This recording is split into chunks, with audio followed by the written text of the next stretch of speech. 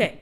Wasn't planning on it. Theoretically. Nobody's wrong. Everyone swear immediately. Do not do that. Monetization speed No. run. Let's not do that again. It's for Fine. charity. It's for charity. We got to get these doctors some borders stat. No, they don't want the borders. You're telling Gotta me get them big erasers to erase the borders. Amazing. Okay, let's see. All right. Okay. We okay. do seem to be live. I see Yes, it. we do. I see it. Subscribers only mode. It's. I'm refreshing. Oh, there we go. I can see it, but it won't let me open it. Come on, man. I need to see the chat.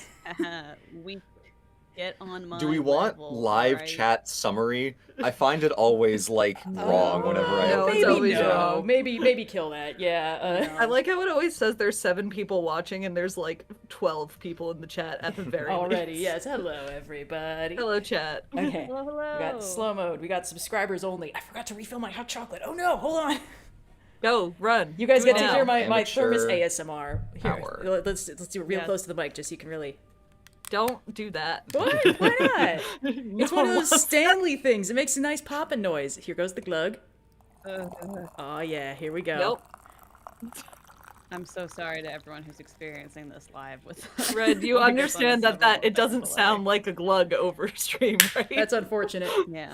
It It sounds a little like piss. Has it been 7 seconds? it's been 7 Piss seconds. is not a swear word. I don't know. YouTube has weird policies. It's like Game Changer cum is allowed as a swear. Okay. Well, it's COME, duh. No, they subtitle it with No, the they U. don't need to do it correctly. Okay. Cool. Great. How's everybody doing Hi, tonight? everybody. Hi, everyone. It's your favorite disasters. Yes, we are here. It's winter. It's cold. It's nearly the end of the year. You know what time it is. Cyan is providing some helpful "It's cold" ASMR. Science providing bronchitis. Yes. It's giving bronchitis. Yes. We should tell the good people what we're here for. Yes, That's we should true. do that. We're playing We are raising- Skyrim. Yeah, no, right, go ahead. Fundraising. We're raising money for Doctors Without Borders. We're doing our biannual, not that biannual, the other biannual, the Megastream that we're doing. And we did one in August, and now we're back. It's December, and we're doing a second one. And it's gonna be great. So this will be fun. I think I'm trying to. It's been a little while since I played on this save file. It's the continuing adventures of our good friend Ebony Darkness Dementia. You can't see any of the work I put into making her look not janky as fuck like a Skyrim character always does, because I am head to toe in heavy armor. But one of our donation rewards actually does require me to unarmor, so you'll get to. Yes, it does. Yes. So I was gonna we've say, got a Indigo, number take it of away. Rewards. Yeah. So we've got, as per our usual MO, and we are raising money for a good cause, a couple stretch goals and then a couple recurring goals. So I'm going to go through the stretch goals first. These are something we're going to be working towards the whole stream. If we hit $1,000 donated, we will go immediately fight a dragon. At 3,000, we will do a lightning round. For those of you who don't listen to the podcast, this is where we take quick suggestions from the chat on items of media that we've watched, read, etc., and we tell you whether we've watched, read, etc. it as quickly as possible. At $5,000, Red is going to go on a crime spree in the game. I think, I don't know, you gotta get 5,000 gold worth of bounty or something. Something like you know? that. I don't think we ever tried that one, so. Yes, crime spree is new. It's in beta testing. We'll see how it goes. But Red will do crime as much as possible. Yes. At 7,000, we're going to do a round of hot takes.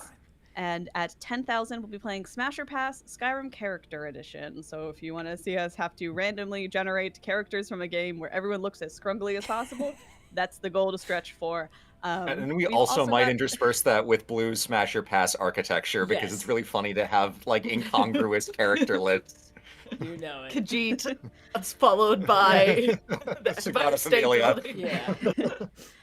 And to the person in chat who says hopefully one of the donation goals won't make Red dizzy again, we have made some slight changes to the recurring goals. So if you donate $100 all at once at any point, Red cannot use magic for 5 minutes. $300, Red can only use magic for 5 minutes. So if those two proc concurrently, Red is only shouting for Yes. 5 minutes. I'm doing my best, guys. And at $500, Red cannot wear armor for 5 minutes. And I will say, just to make everyone keep it easy, I would ask that those be the whole dollar amounts, not like 101 or whatever, because it makes it a lot easier to keep track of when it is just like $100 or $500 or whatever. But thank you to everyone who's been donating so far. That is incredibly generous. And let's look forward to raising money for Doctors Without Borders and making will- Red do really annoying things in Skyrim. Yeah. We will round for like currency, so if it's like €100, like Yes. you're good. Yeah. Indigo, was that 100, 300, 500? Yes. 3. Okay. 100, cool, cool, 300, 500. Cool. Do I'm just we writing have- it down so it's in the description. Remind me, do we have one that requires me to try and advance the main quest line? No. Okay, we great. learned our lesson. Great, amazing.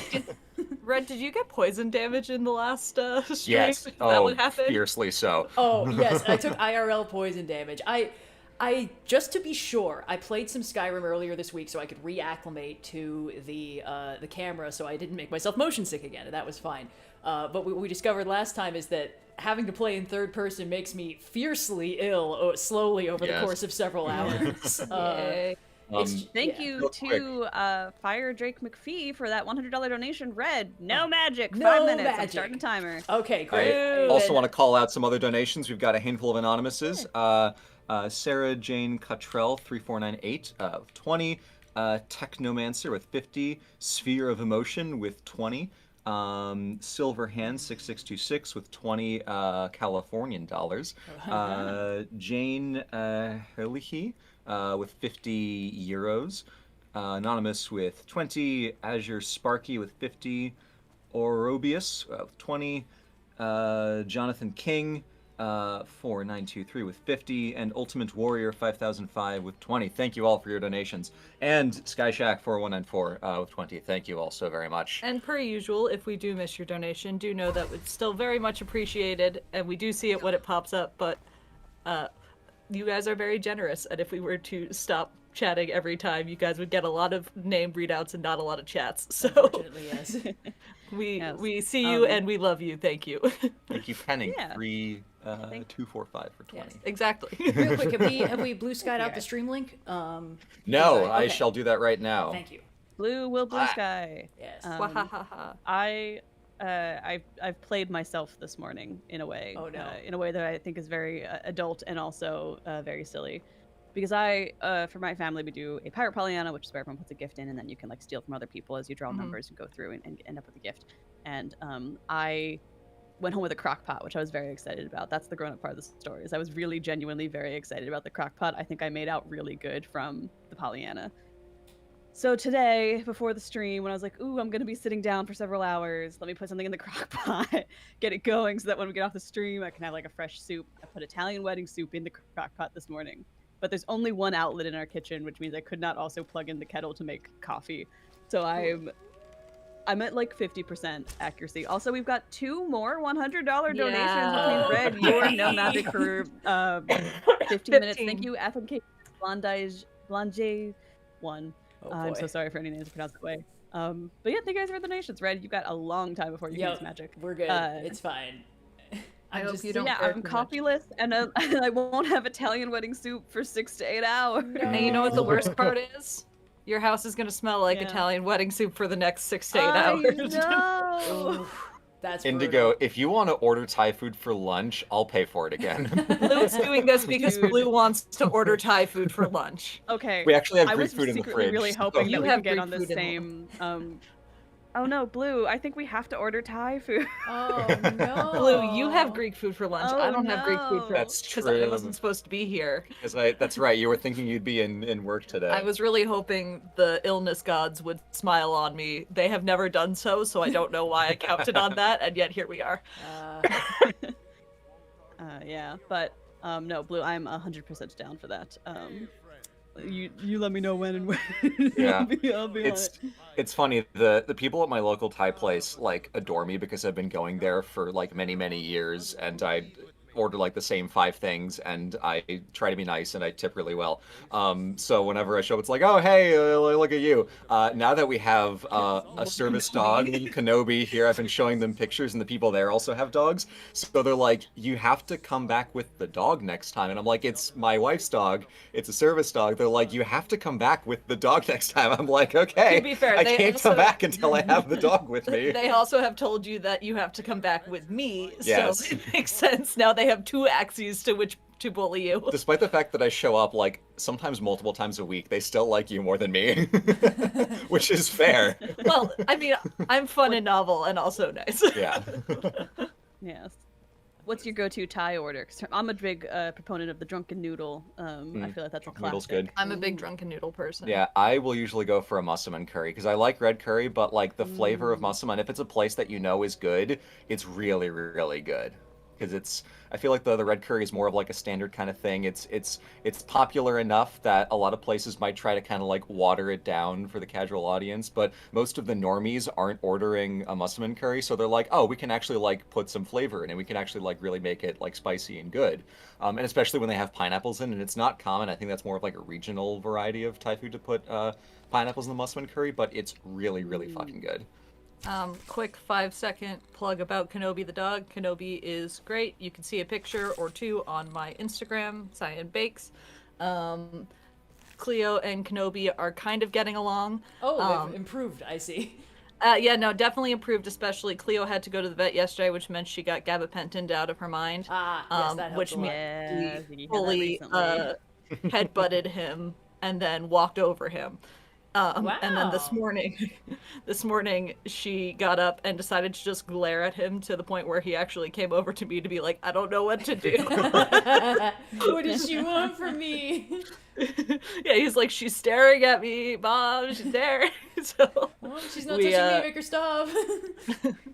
So they're getting along well enough. I don't think we ever posted. Oh no, I did post the cute sweater photo on Instagram. I think you did, yeah. So yeah, you can see them both in their I little saw Christmas the cute sweater sweaters. photo without it being sent to me, so it was definitely on Instagram. Yeah. Yes. So there you go. I'm dreading the fact that means we're probably only a few months out to them conspiring together. Yeah, they're gonna start scheming pretty soon. Good. I can't wait. Hello? What is this place? Ziggy had to go to the vet for her annual appointment recently as well, and once again, it took 3 vet techs to give her the like rabies vaccine. She was She's too strong. She's too I was powerful. like, Ziggy, no. Well, this time my partner went with us because this was his. Usually I go during the day when he's at work, but he's like, I don't know how I feel about this because I have to like. They had put a cone on her so that she couldn't get backwards at any of the vet techs that were holding her down. Yeah. But she was being lured out of the cone with one of the churros, like the squeeze treats. She went through like 3 of them at that vet appointment. Wow. They just kept giving him to him, being like, just keep her moving, just keep her this way. And that distracts her like nothing else. She's very food motivated, which I guess I can relate to. Yeah. They suggested our next vet appointment with Cleo get more It's like, you gabapentin. gave her gabapentin. You should give her even more. And now we have liquid one, so next time she goes, Yeah. we can't give this cat pills. We have to like mix the pill powder in a food because she'll hide it under her tongue and spit it out like minutes later. I don't know Wow. what Yeah. she's getting She's them. smart. It's like fucking David Blaine in here. So we have to like burrito and like shoot the liquid in the mouth and let her run. So She's too powerful, too strong. Oh, someone does mention that there's the Oblivion remaster that's out now. That actually, that could be yeah. fun. I've never Yeah. played that before. I think it have could be played- interesting. I was playing through the remaster when it came out because Skyrim was like my most played game of all time, and I was like, Right. ooh, a little fun for Indigo. And it's pretty fun. It's definitely like a little bit different. It's a little bit less. I don't want to say less janky, but it has a different sort of like looseness to it.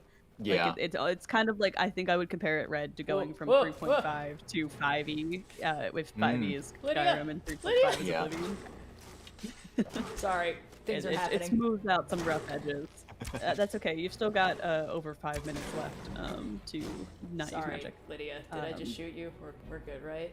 are Not we mad. killing Lydia again? No, it went from the Saber Cat's health bar to her health bar, and I got concerned. We're fine. Aw. Hello, traveler. What's going on? Ooh. Oh. Also, I don't know if we said hi, but Billy, we see you're in the chat. Hi, Hello, Billy. Hello. What a charity are we helping? Doctors, Doctors Without Borders. Without Borders. Keep those doctors border free. Hooray. God. I just took cold medicine too. It's like an hour ago, so it's at its peak strength. 15 years ago, Borders bookstore closed, and the doctors have been able to go wherever they wanted ever since. Yeah. No, it's fun. I've recently for Christmas I got Expedition 33, so I've been playing the sad French game a Yes. lot lately. How is the It's sad very French fun. game? I've been playing sad It's very French fun. Pokemon. I've also been playing a lot of sad French Pokemon. I would say that that's mostly making me sad, but it is still French Pokemon, which is Yeah. fun. Yes. But no, I've been enjoying sad French game. I will definitely say I can see why it won Game of the Year. I do think it's very funny that the Game of the Year is going the way of the Oscars, where if you just make the saddest possible game, you will win a lot of awards. In the same way that if you make the saddest possible movie, you will win a lot of awards. So for Yeah. everyone who's ever given me shit about the Oscars, if you're a Game of the Year's enjoyer, how's it feel, fam? How Yeah. we doing? 'Cause it's like, I don't know where we talked about this, but I remember it might have been on the New Year's pod that goes up tomorrow. But like yeah. the go-to route to win an Oscar is make a movie about how great Hollywood is, or make a movie about Europeans being sad. Either of those is the one-way ticket. For gaming, we have make a game about people being really sad. We don't have that like games about how great Hollywood is, but we're gonna crack that eventually once the gaming Ouroboros goes up its own ass enough. Getting cracked open because there's that one game coming out that looked very charming where you're like a raccoon or something, but you're in a who's from a platformer who goes into other games and has to like platform his way out of it. Is that Oh, the not Badger just game. a game dev? Yeah, is that not just like a game dev being like, wow, isn't it so fun to have the dev kit on when you're in a game? Like, Everyone come on, say bye to man, Cyan real we're quick. doing She's it. got to go back to work. Bye. She'll be back in like 20 bye. minutes. I don't know where you're going. Stay out of that mine. The Badger game did look Everything fun. old is new again. It Yes. did look fun. But no, I think it's a fun game. I've definitely I like strategy games a lot. I'm a big fan of like the Fire Emblem series and like kind of XCOMs that sort of like you have an army and units and a big map, kind of like a digital war game basically. But I've never really clicked with a lot of like the classic JRPG party turn-based systems, just because they're very. I find that I tend to just be like a victim of the RNG more than anything else, and so I was a little wary of that going into this. Cause I'm like, oh, I don't know how much I really care about like playing that kind of a vibe, but it is a very charming game. I think that there's a lot to enjoy about it. It does feel very smooth. I do. Yeah. My conspiracy theory is that the PlayStation controller is giving me a slightly delayed button input, and that's why my parries are missing. It is not that I need to get good. It is simply that the game is wrong. And also I- your dad works But I that at might actually- be a skill issue. Indigo, to give you credit, I have something similar because I have a couple different PlayStation controllers, but the two I use mainly are the default one I got with the console and one of the like special Astrobot colored ones with like the little blue eyes on the touchpad. It's very cute. When I play Warhammer Space Marine, my parries are worse on the Astrobot controller, like noticeably. Sometimes I play with Billy, who is in chat, and like my parrying is definitely worse if my main controller is charging and I'm using the Astrobot one. Like they didn't tune the triggers quite as well on that No. one, so I am worse at the video game on that controller. And Expedition 33 just introduced to me in my gameplay another form of parry that like you can only use one particular button for like a gradient parry or whatever. First of all, they're adding new stuff way too late. I'm like, I have just barely mastered the idea of I can dodge in this turn-based game. Please do not Dark Souls me further. Oh my god, yeah. But, yeah, they did a great parry, which is on the is it R2 or R1 that's like the trigger button basically, and Yeah. and that button for sure cannot comprehend when I am hitting it. I'm like, no. Unfortunately, Which I've I've also been playing. Oh, I just experienced something similar. I got one of those like fancy Switch controllers that has like the Twilight Princess rearing horse silhouette on it. It is by far the worst controller I own. I don't even bother to use it no. anymore. Yeah, but it's still a very fun game. It is like comically melodramatic at points. I'm like, oh, I don't necessarily feel sad playing this game, but the game is designed to be as sad as possible at all times. And I think Yeah. that that's just that French malaise going on more than anything else. I'm like, I'm not going to assume that this will turn out well for a single character in this game, so I will simply not get attached to them because it's probably going to be bad all the way through. Yeah. They keep referring to their blood as ink, which means, I don't know, dude. I think I have a pretty good guess about what's going on in this game. Oh no. Lydia, I'm Lydia, where excited are to you? either play it or watch the playthrough of it at some point.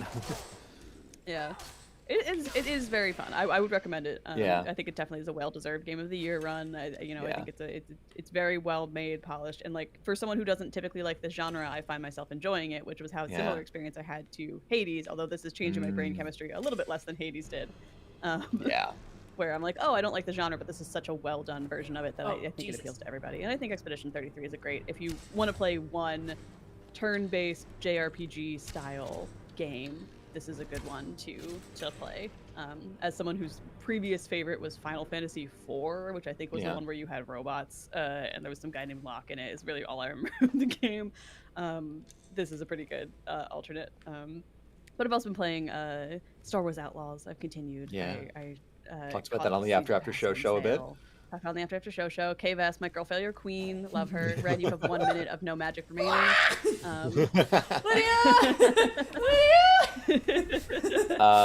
No, I have not seen Jacob Geller's video on it, asks Lukey Dookie. I was going to wait until I played it first. I've gotten a couple, like, random spoilers just from, like, video titles and stuff, and, like, little clips and stuff here and there. But it's still kind of in enough of an ether that I don't have anything to anchor it on, so I can still go in mostly blind. I think that's probably the best way to do it. I did actually, in the mail yesterday, I got a copy of Batman Arkham Origins, the prequel game that no one liked when it came out, but everyone's kind of come around on afterwards, because at the time it was like, oh, Arkham Asylum and then Arkham City just came out, and those are amazing, and Arkham Origins is just kind of the same thing, but in winter, and a prequel, and the voice cast is a little different, and then going back like 10 years later, it's like, oh, no, this game is still like super, super good, and I want to play like a fun wintry game, so I'm gonna fire that up next. I just finished Ghost of Yotei like a week and a half ago, and I have thoughts. I don't know if we want to get into that right now, but I have a lot of thoughts about Ghost of Yotei. I mean, you know, feel free to dish. Red, you are able to use magic again. Oh, thank God. Okay. Come to me, my undying ghost. You know what? Fuck it. Yeah, we're talking about it. I'll go on my Ghost of Yotei thing. Yeah. I love Ghost of Tsushima. I think in terms of like the quote-unquote like the Ubisoft goddamn? formula derogatory, no game did it better than Ghost of Tsushima, because the way in which all of the world elements kind of tie together, and you don't have a mini-map, you just have the wind, and it lets you be like atmospheric and vibe, and the story is good and cool, and Jin is a great character, and yada yada yada. Okay, great. Going to Ghost of Yotei, I was really excited for it. I think Erika Ishii as Atsu was like a super fun choice. I was really interested to see what they did with that. And when I saw the video of like, Atsu has all these different weapons that you can switch between, like, subtext instead of the stance system, I'm like, oh no.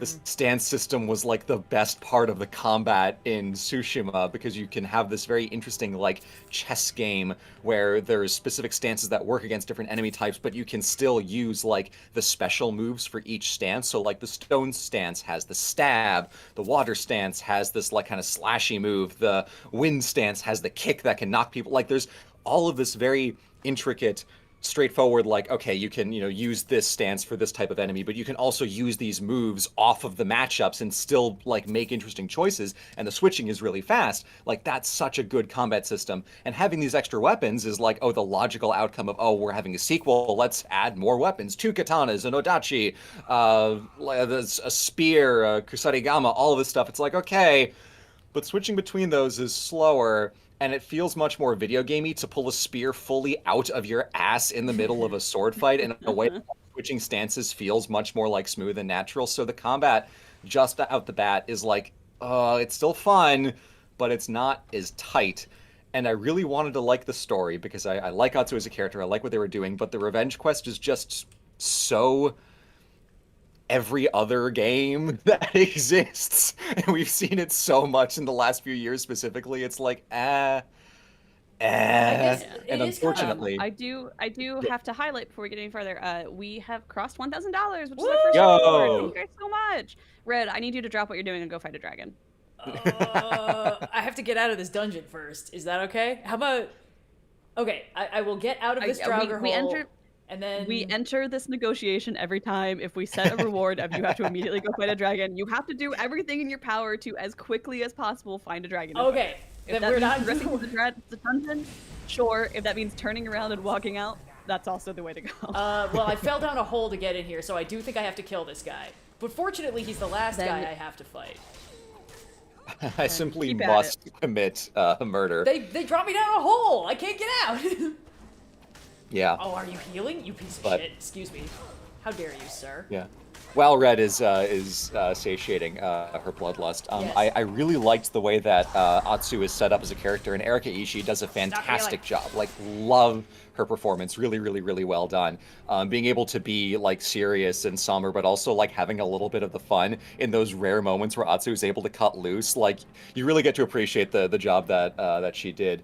What I don't like is that there are way fewer characters in this story in a way that's like actually kind of startling. Like in Ghost of Tsushima, there are all these side characters who have their own like multi-mission quest lines, like Sensei Ishikawa, who has his student Tomoe, who goes rogue and goes to the Mongols. You have Lady Masako, whose whole family died, basically doing the Atsu plotline one game earlier, whose whole family died, and she enters worst mode, including Jin Sakai, I will kill you if you get in my way, best duel in the entire game, and a whole bunch of other characters sprinkled throughout that really make the different facets of what Jin is going through, like kind of kaleidoscoped out and work really well within the story.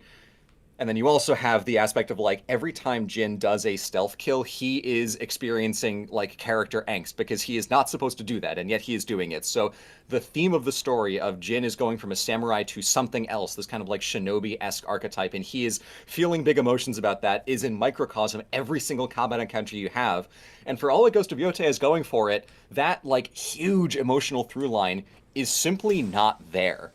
And I don't know how they could have had it there because there's kind of no replacing it if you're changing the like the plot to something else. But jumping back, if I can do a little bit of spoilers for the very end of the game, there are basically three side characters who matter. There is your brother, Jubei, who is a great character. I like the interaction that they have where he's like, I thought that Atsuyu died, so I like went and became a samurai with the Matsumai clan, and like I had a daughter named oh geez. Oh god, what's the daughter's name? Ghost of Yotei daughter. There's got to be a dragon around here somewhere. Okay, we're just gonna.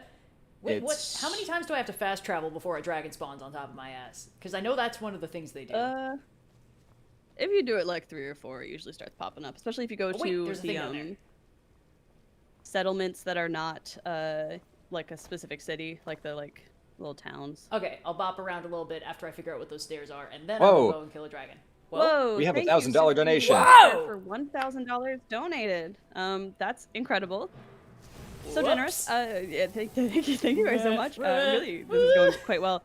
As a reminder, while Red is panicking, we are currently streaming to raise money for Doctors Without. You're allowed to panic. That's part of the appeal. Great. We are currently streaming to raise money for Doctors Without Borders.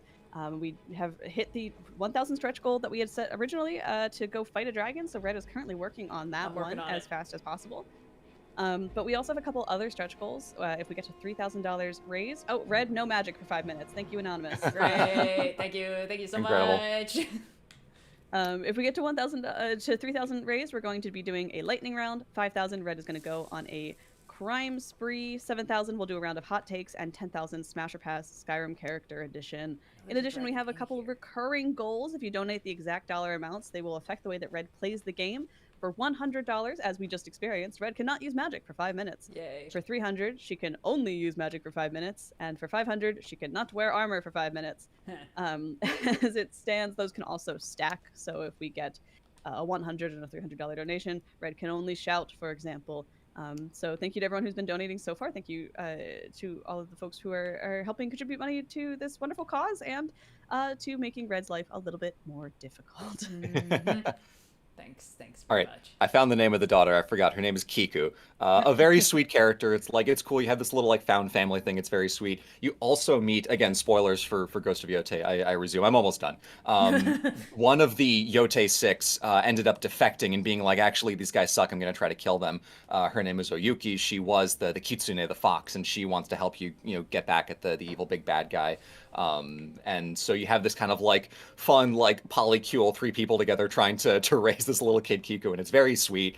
And the way that it basically ends is Atsu is like, yes, revenge is bad, and I need to learn to live for something rather than just wanting to kill people, and basically like learning the lesson that Jubei learned like fully 15 years ago in game time, where he's like, revenge is bad, I'm just gonna have a daughter and try to like be my best self. And then in the final fight against the big bad guy, Jubei saves your ass and he gets stabbed and he dies. So Jubei, the one character who learns the correct lesson, which is revenge is bad and doesn't actually help you, dies. Whereas Lady Oyuki, who was the Kitsune and is like, I am like trying to atone for these bad, awful things I did, just gets to live. Like, I feel like rules of writing, she was the one who should have died. And maybe like I was surprised, but it just felt like it didn't connect in the way that I wanted it to and think it should have, and it's just unfortunate. It's still a good game. I still had fun, but I was frustrated by the way they put the story together because it feels like none of it connected as smoothly as it did in Ghost of Tsushima, where like everything fits together so seamlessly. The story fits with the gameplay of Jin's constant character angst over like I have to be a samurai because it's the right thing to do, and my like adoptive father would be really sad if I wasn't, but also I have to be like a shinobi ninja guy because if I don't, the Mongols are gonna win and everyone's gonna die, and then if I let that happen, what was the point? Like that's gold. That's character gold, and it they don't get that in Yote. It's still a great game. I still had fun, but I found myself very frustrated by the way they put the story together. It is That's my funny how Yote they've thoughts. reverse engineered like a standard video game thing with the rapid weapon Yes. swapping and the et cetera, et cetera. Fucking Yeah. dragons. Blue, I think we have a couple other donations in chat. If you could just check on Yes, those we real quick for me. do. Yeah. Okay. So we've got Anonymous with 100, which we got. John Weiss with 50. Rambam 3000 with 10 pounds. Anonymous with 20. John Reiher with 20.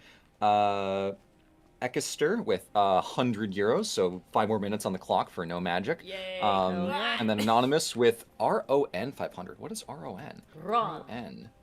To USD. 100 whole Rons. Romanian Lou. Wow. It's about that's $100. That's we'll $100 just bucks. keep So we can fast add 5 traveling. more minutes on the timer for that. Awesome. Thank you. Alrighty. Romania not on the euro. I learned. Okay, we're just I gonna- learned something today. Okay, there was a dragon here at one point, and I found a place where a dragon's gonna come out of later, but there's no dragon there now. So then after that, I went back to playing Ghost of Tsushima, and I'm like, oh yeah, no, the combat's a lot better in this one. Oh no. Come on, you bastard. Which, hey, that's okay. The game is still there. It's still great. It's still, I mean, even though it's designed with the PS4 in mind, it still looks absolutely gorgeous. Art design truly is eternal. I mean, it was only 5 years, but like still. So yeah, Ghost of Tsushima, my beloved. Ghost of Yote, I enjoyed. Amazing. Ace in Space with $20, and Don V. Shah with 5 euros. Very cool. Thank you guys all for the donations for Texas Without Borders and for Red's Pain. How's it going there, Red? You found a dragon yet? I'm ringing the dinner bell over here, and nothing's trying to kill me yet. Just keep going. I figure, like, if I point myself at a part of the map I haven't explored yet and just kind of go, I will eventually see a little dragon pop up on the map. Ooh, Red, thank you, Super Easy Walker, for that $500 donation. I believe you need to not wear any armor for 5 Okay, minutes. check this out, everybody. Here it comes. Everyone gets to see my character design work. Okay. Red, okay. you're looking very character designed right now. Thanks, man. Thanks. Okay, let me just favorite these so I don't forget. Goodbye, my gauntlets. Goodbye, my cool mask. And There I Stitch Witch am, 3 baby. with 50. Why won't it let me? Fine, whatever. You just have to trust me that I look cool. Oh, this is gonna be fucking brutal. This is 5 minutes? Cool. Yes. Also, Maybe you it know, should you be gotta 5 minutes from when I find the that dragon. dragon. Because I can tell people are trying to stack status effects on me, and I No, feel bad. no. You have to stack the status effects. That's what they're No, designed to do. but that's what I mean. I mean, if I take too long to find a dragon, then people have to donate more to stack more status effects on me at the worst possible time, and then I feel bad because I'm not sufficiently, I don't know. It's for a good cause. You are playing the rules as, hey, we're being a rules lawyer about this. You're playing the rules as written. Red's doing her best. Oh god! There's a 5-minute timer. You'll find a dragon when you find a dragon. Did I'll you find a dragon? when I find it. No, I kicked a wolf in the face so hard it died. Oh, that's fine. It's fine. Oh, my Thai place opened up. I might be putting an order in. Whoa, oh no. It begins. I see a mammoth. I've been here before. I didn't like it very much last time. I always get dragons in Dawnstar a lot of the time, or like Morthal. If you fast travel between those two places, they tend to, because those are not like new loading zones, so they do tend to just kind of like spawn them in there. Okay, let me see. I might. Wait, what the fuck am I? Okay. Oh, that's like a wood sprite thing. Okay, Dawnstar and Morthal. Dawnstar is like really far to the east, right? Let me check. Have you been to? I actually can't remember if you've been to Dawnstar. I mean, like fast No. traveling between the two of them would definitely get them to spawn for I'm you. looking on it. Winterhold. I can't remember if you've been there or not. Is I've what been I'm to now Dawnstar. realizing. Oh, yes, I've been to Dawnstar. Been to Dawnstar. Wait, someone just said there was a dragon up that hill. Come on, guys. No. Oh. That's okay. We can go back there. If I fast travel enough times, something's gonna come and take a bite out of my extremely unarmored ass right now. There's a request in chat for traffic on the 4 with Indigo. That's me in the background going, go to Dawnstar! I'm at Dawnstar! I'm waiting for the loading zone to Dawnstar! Go to Morthal! Okay! Back So now to that we hit, Dawnstar! now that we hit 3,000, what was the goal for that one? Oh no. For 3,000, we are going to be doing a lightning round. Mm. So what the lightning round is, for those folks who don't listen to the Overly Sarcastic podcast, and what are you doing? Listen to the Overly Sarcastic podcast. Every couple episodes, we take suggestions from you guys, our lovely listeners, and these can be any media property. We've had people submit like works of architecture and food items as well. So really just anything you can think of. Yeah. And we'll tell you if we've experienced it, whether that's watching it, reading it, playing it, etc. And very quickly, did we like it in like a yes/no format, although often this goes off the rails quite quickly. So I'm going to start another timer. Oh my separate God. from the no armor, which, Red, you've got 2 minutes left on the no armor timer. Great, and, awesome, thank you! about 5. You Five-ish spawned in and left got on the spat on by like the Dragon! Nedry There's a snake from dragon! Jurassic. We're Yo, so dragon! ready! There's a dragon! And I have no magic and also no Red's in armor? it. Wait, do I have magic yet? No magic, no armor. Still Nope, no magic! No armor. Ooh, good. And let me just Still real magic. quick, I'm just gonna quick save real quick. Because otherwise, I'm in trouble. Quick save, quick save. Hello, sir. But yes, we are going to be doing basically 5 minutes of a lightning round. I'll start my next timer, and what I want for you guys to do over there in chat is to drop those media properties. We'll read some out as we go, What and do you you mean guys I've been can poisoned? let us- and we'll How let have I you been know. poisoned? What's happening? Oh god, sorry. Blue, look away from the screen. All right. No, it's fine. Skyrim spiders actually don't bother me that much. Oh good. Why are there so fucking many of these guys? What's happening? Lydia! Jesus. First up, we have Silk Song. No, I'm a fake gamer. I would die. I am also a fake gamer. Yeah, I tried Hollow Knight. It was too hard for me. I stopped. Lydia, please, I'm begging All you. right. Avatar, the Lydia? blue one. So I assume the movies. Oh, No, I no, watched not the the blue first one. one a while Cultural back. phenomenon. Yeah. Mighty McMansion Hell. Nine. Red, you've actually sent me some McMansion Hell. I have sent you some McMansion Hell. It's fun. I watched the Mighty Nine. I honestly, I've got Hey. one episode left in the season. I am really enjoying it. I wasn't sure if I would, but I really actually liked it a lot. It's curious to see what they tie up because there are kind of a lot of threads, and with such a winding story, it can be easy for the season to end without feeling like they really accomplished anything. So I'll withhold the judgment until I finish the last episode. But so far, I've really liked it. I'm Yeah, 3 I episodes watched into it. it, I and I've listened to the also really original. liked it. I listened to the campaign, but I haven't gotten around to watching the show yet, although I'm very excited to. I listened to about 2/3 of the original campaign, and it's a good time. Also, Red, you're allowed to wear armor now. Oh, thank God. Please hold. Dragon Age, love Dragon Age. Haven't been able to play the first 2 games yet because I'm a console-only girl. Someday they'll port them, and I'll be living my sweet best life. I do see Dispatch Indigo. You said that you like Dispatch? Dispatch a lot. I do. It's a fun time. The writing is, I think, indicative of a certain kind of millennial humor, but I enjoy it nonetheless. It's a very fun game, and yeah. I like the characters and the roster is very cool. You good, Lydia? She's fine. Fallout, the TV show. No. No. Zero interest. I heard good things about it, but it's not really my franchise of choice. Yeah. People commenting min-maxed. It hasn't happened yet. It's the D&D campaign with Jaxie Whipper, Sellsword Arts, Instructor Bensei, and Blumenek. It hasn't happened yet. We're obviously very excited for it. Yeah, like we're we've super heard about jazzed it. about it, but it's not made. It has not happened yet. The new Knives Out film, Wake Up Dead Man, we have all seen. Oh my and all God. liked a So lot. There's an good. after show currently uploaded that you should definitely watch about our thoughts There on that is because an we will not be entire- spoiling the movie. Entire half hour of Ooh. ass. Yes, Red, another anonymous donation for 500. So please take all your armor off. Okay, give me a second. I'm Thank leveling you, up. anonymous. Okay. The Last of Us show. Also, no. Yeah.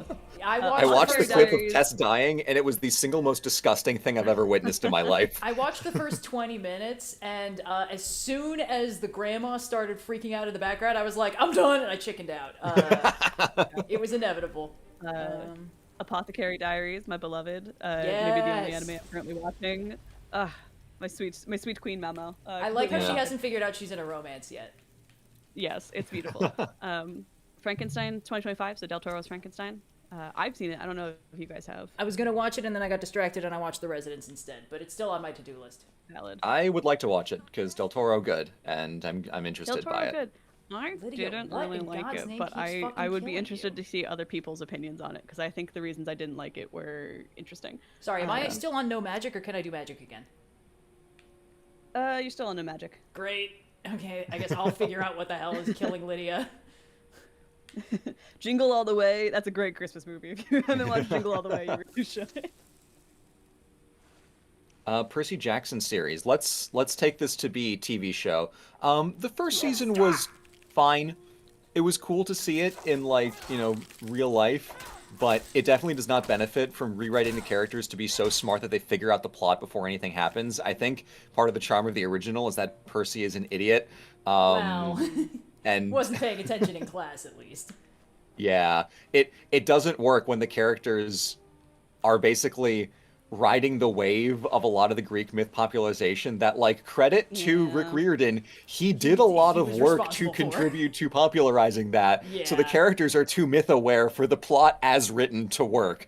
Which it's an interesting challenge to write around, but it ends up being a little weird in practice watching it. So I'll probably watch the second season, but I'm not super jazzed for it. Yeah. Yeah, Percy read his own book, exactly. Read his own book. I experienced the first season largely through. I'm the editor for Dominic Noble, friend of the channel, who's got a wonderful series of recapping every episode basically as they came out, which means that I experienced it through a certain resentment of every time one of these episodes comes out, I gotta fucking go and edit this video in the next day, which is not a reflection of the series and just a personal association I now have with it. Yeah. So that. I don't know that I'll be chasing the second season because he might do that again, and I'll have to do that shit again anyway. I mean, it was but I love that 2 series months as a of kid, great so. content for him, so I'm It was 2 I'm months sure straight. he's jazzed. Hey, amazing series. If you haven't watched it, it's a great way to get some Percy Jackson content in your life. I can't Yeah. recommend the editing on it enough. It's very well edited, but yeah, it's definitely a fun time. I think we got 1 or 2 more in us. We've got Batman: The Brave and the Bold. I remember watching that on Cartoon Network as a kid. I think that was I don't right think I at the ever tail end watched of my Brave and the cartoon Bold. days. I haven't, because that was the very Adam West coded one. Yes. Yeah, I've seen clips I from it remember 'cause there it got being an memed on. episode where the Birds of Prey do a little song about their team, and I remember liking that a lot. But that's I think all that I could pull from the show. I've seen the clip where Joker captures Voice oh actor Mark God, Hamill. Mark Hamill, and then he does the voices to confuse Well, everyone. It's so funny. Everyone in that clip is voiced by Mark Hamill. It's Joker, and I think Yes. Trickster, and also Swamp Thing comes to the rescue, and they're all voiced Yeah. by Mark Hamill. And at the end of So that, funny. Swamp So Thing is funny. like, what you don't know about Mark Hamill is that along with being a celebrity, he's also a talented voice actor. And Joker says, "What's a voice actor?" So good. Yeah. Yes. Someone mentioned the Thrawn Red, books. I'm you gonna are- go. Sorry, go ahead, Indigo. Red can now use magic and also put armor on. Okay. If so inclined. Yay! And I think we have time for 1 more, maybe 2 more items from the Yeah. lightning round, and then we got to move on. Someone mentioned the Thrawn books. No, but I'm going to go lateral and say that the Revenge of the Sith novelization had its 20th anniversary re-release this year. Cyan got it as a gift for me for our anniversary, and it's really good. It's got a whole bunch of footnotes and commentary from the author, which is really fun, including one note that I thought was really cool, where it's yeah, a lot of these characters get a bunch of internality and almost first-person moments of narration inside their head. The one character who we don't get that for is Palpatine, because the point of Palpatine is that we cannot ever know what's inside his head. So that was an authorial choice to never give him that omniscient, narrative internality that the other characters get to preserve that mystery. It's that's really, really cool. What a genius. Best science fantasy book ever written. So that's my contribution to that. I haven't read it yet, but I was just gifted Gideon the Ninth for Christmas, and I'm very excited to get Oh, into it's so it. I heard good. the word read. a friend of mine is like, this is the book that changed my brain chemistry forever. And I was like, very exciting, thank you. But it's currently on the to-do list right behind one of the West Coast Avengers compilation books that are really hard to find. But yeah, I think we got one more going here. It's Always Sunny in Philadelphia, of course. Any other? I love the lightning rounds that gasoline we salesman episode. Oh, so good. Listen, no, It's Always Sunny. Always Sunny is a great show. I think it's so Yeah. funny. It's like the least Philadelphian show about Philadelphia ever, but in that way, it does not become more Philadelphian. I don't know. But it's great. It's a really good time. I love the Abbott Elementary crossover they did recently. That was a fun time. Both of those are great shows. Hey, this is a great year to be a Philadelphian in comedy. We're really nailing it. It's big for us. We're very funny people. There's Deli Boys too, which I haven't watched very much of, but like, it's the funniest city in the country. Yeah. Also, one more I'll give a free one for Yeah. Eternal Strands. It's basically like Monster Hunter meets Shadow of the Colossus, says Star Gazir. I really liked it. Sign and I played through almost all of it, and then we didn't finish it because we were going away for a vacation, and then we never got back to it. We should. It's really, really cool. You climb around on giant monsters, and there's the kind of like elemental combat system like in Breath of the Wild a little bit. Super, super fun. Music by Austin Wintory. I enjoyed it a lot. Very cool. Well, thank you to everyone for participating in this lightning round, and for everyone who's donated so far to get us over that $3,000 stretch goal. As a reminder, we are raising money for Doctors Without Borders, and it is really genuinely so heartwarming to end the year with all the generosity from you guys for our silly antics and for a very good cause. We have a couple more stretch goals coming up if we manage to hit them. At $5,000, we're going to send Red on a crime spree to do as much crime as possible. Red, please no magic for 5 minutes. That's fine. That's great. Thank you, Runic Thank you, Arcana. Runic You know Arcana. what? Magic makes it too easy. You're all doing me a favor. Fuck. Yeah, so at 5,000, Red's going to go on a crime spree. At 7,000, we'll be doing a round of hot takes from whoever's on the call at the moment. At 10,000, we're going to be playing Skyrim Smasher Pass with all the characters in the game. We're good. And we have a couple other recurring goals, as you've just experienced. If you donate $100, Red will not be able to use magic for 5 minutes. For $300, Red can only use magic for 5 minutes, so if those two happen concurrently, she can really only shout. Sorry, we're good. Oh, that was not worth And- it. That was not worth the lot of things. And for $500, Red cannot wear armor for 5 minutes. So those will be recurring throughout the entire stream, regardless of what stretch goal we're at. And thank you to everyone who has donated either to cause Red pain or to support a good cause, or both. Yes. Both is valid. Quickly, a couple more donations. Iggy's Dust with 20, Eric of Space with 50, Rami and Gray 1177 with 20, and Unknown User 4692. Well, we know you now for having donated £20, and we thank you for it. We thank you. Yeah, this is a fun time. Oh man, I'm currently putting together my tie order in the background. Yes. My What are you brain thinking, simply Indigo? cannot function. I think I gotta go drunken noodles and a Thai iced tea as per usual. Yeah, but I might yeah, get yeah. an app just to like really, since we're on stream for so long, you know, I might Yeah. get some. Can this fast travel location some show up on my dumplings or damn map something. already? I would like to get out of here. Oh god, what is that? Corn cake. I recently found a pretty good Thai place around me because it was the kind of Nice. takeout that I was jonesing for but had not locked down. It's dangerous to know that is available to me now. Where the hell is Lydia? I Hope I didn't fuck up again. I'll open up a slightly lateral conversation. Yes. I hope everyone had nice holidays. I was just wiping off the face of a watch that I got for Christmas. There is a watch company from Venice that used to be called Meccaniche Veneziane, Venetian Mechanics, that rebranded to Venezianico, and I had my dad get a watch for me as fuck? a sort of like Sorry. congratulations on finishing the Veneziad thing, and it has one of those batteries where instead of like a regular battery, it's movement based, so it charges from you moving it, which also has the fun corollary effect of if I just kind of like rattle my wrist around, I can hear all the gears whirring for a few seconds, and it's very tactile and fun. Yes. I know that I'm not going for Popeyes this time, chat, but to be completely transparent, I may or may not have had Popeyes yesterday, so I do think it is very alert. Oh, I but thought Indigo. about it. I was like, ooh, but the spicy chicken sandwich is so good. Yeah. we have just crossed over the 4,000 donation goal thanks to a couple anonymous donations. One from Wow. Persephone, S8H, and or Gluzman 561 Peace. We are over There the she is. $4,000 mark. Thank you all so much for helping us get there so fast. Wow. This is crazy. So, in unrelated news, Mike. I absorbed a dragon soul about 30 minutes after killing a dragon. And I still haven't been able to, quote unquote, discover this fast travel location, even though I'm standing on it. Thank you, Bethesda.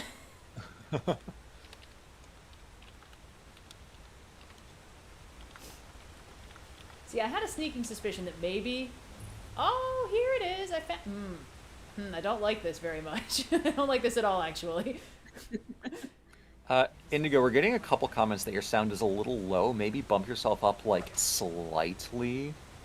A I little swoosh. would. I think that my gain is as high as I can manually make it, so Red may need me on the stream's end. Sorry, I'm contemplating some things. Yeah, I'll do that real quick. Yeah. No worries. Red, do a flip. I mean, I can do it. I pushed you up 12% on Discord, but I'll give it a full. Sounds good. There you Everyone gonna get those in about 30 minutes to an hour. So Okay. sweet sounds of me eating my lunch. So, I already quick saved, right? That feels like a me thing. Do it again for good measure. Sure. Just be Yeah, safe. yeah. Just to be safe. Just to be safe. Let's fucking. Quick save, quick save. Alright, let's find out what this does. Wow. Crack. You know, I had a feeling. So that's what that feels like. Yeah. Cool. So this whole thing was a gigantic waste of time.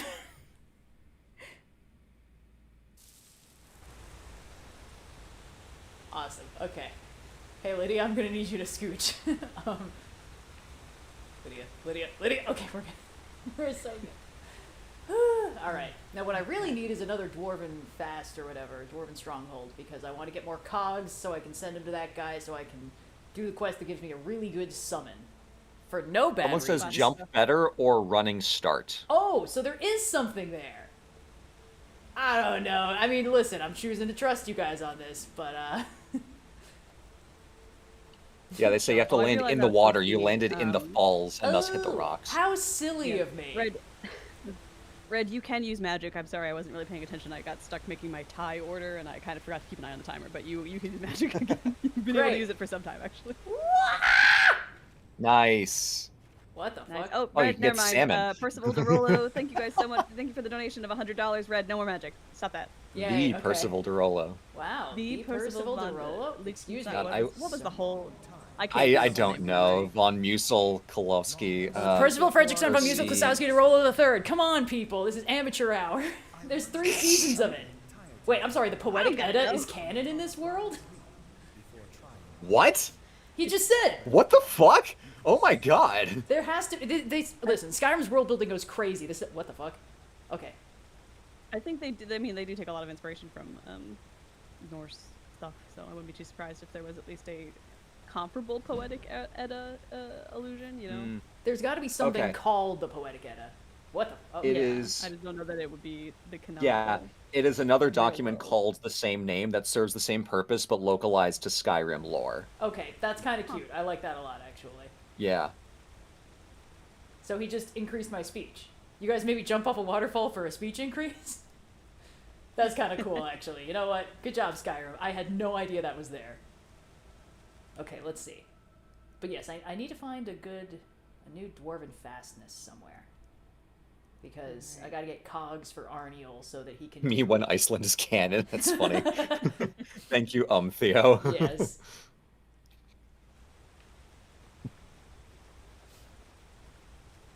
It's like from Kirby Air Riders. Rick is here. Iceland is here. I love Kirby Air Ride. That game was I- ride or die when I was a kid. We didn't have Mario Kart for a long time, but we had Kirby Air Yeah. Ride, baby. Hell yeah. Yesterday, Sign and I were watching a bunch of Failboat's Best of 2025. That man is so fucking funny. In the Kirby Air Riders, like the 2 trailers, one of which was like at midnight, so he had to use a soundboard because he couldn't shout because it was like 1 a.m. Of It was course. really funny how angry he was getting at some of the character reveals. It was like Waddle He was like, no, no, no, God damn it, God damn it. Soundboard comedy is, maybe I'm basic for this, possibly the funniest thing humanity has ever created.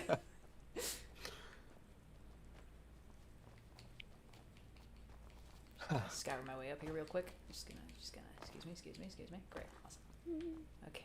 Good noodles, Where's a iced good tea, here it dwarven comes. ruin? Speak to me. Share your wisdom.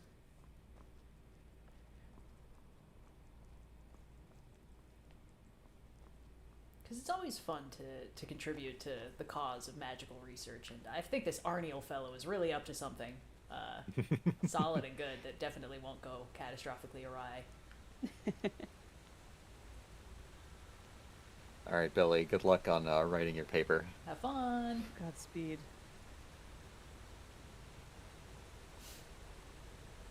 Okay, let's see. Great. We should get a soundboard. We should Oh get a my soundboard. God, we should get a Discord has It's harder when there are multiple soundboards. voices on stream because the potential for crosstalk lets everything get lost so much more easily. Just for the record, Discord has a soundboard, and I think you Yes. can access it. Yo. It would take a lot of time to program it though. No, I've definitely put some things in there. At least Oh, I've put stuff in the Olynthy soundboard, for sure. okay. I once created some shenanigans because I hit a button that said pop because I assumed it would play a little pop sound effect, and instead it played a loud sting of pop music that went on for seconds. So that was great. So fun. Yeah, there's a few moments of Karik's soundboard. Oh, I see that it was Noir himself who said Karik's soundboard in the chat from our Rolling with Difficulty current campaign. But we, as far as I know, do not have a soundboard for him during the actual recording of the session, even though we do play on Discord. What so the who knows? fuck? Maybe someday. What? Excuse me? You doing good? You got to talk to Ghost Guy over there. Oh, There it's the Bard is- College quest line. What? Uh,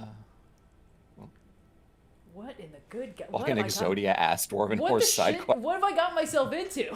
What is this? Speaking of D&D soundboards, there is a funny moment with a Kenku in Mighty Nein that is voiced Oh, by, I yes. think it was Sam Riegel's son. I think. Aww.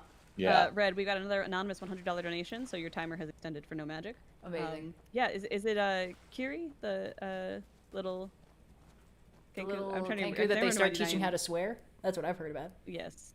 It's just like a little one-off person at the big carnival before Liam rolls that nat one. Oh, hey, to be fair, that was Travis rolling a nat one and barreling into him mid-fireball. But it was that's what happened. Okay, gotcha. So it was Travis's nat one rather than, okay, got it. I'm curious to see, like, I have no interest in watching the whole campaign, but I'd love to see, like, some side-by-sides of, like, the table moment mapped to the actual show. Yeah, it's fun to see what they keep in translation and what they lose. I watched a lot of Vox Machina, and that was maybe the only campaign I've listened to in its entirety, and just seeing like the way that they translated D&D mechanics to storytelling mechanics was very interesting.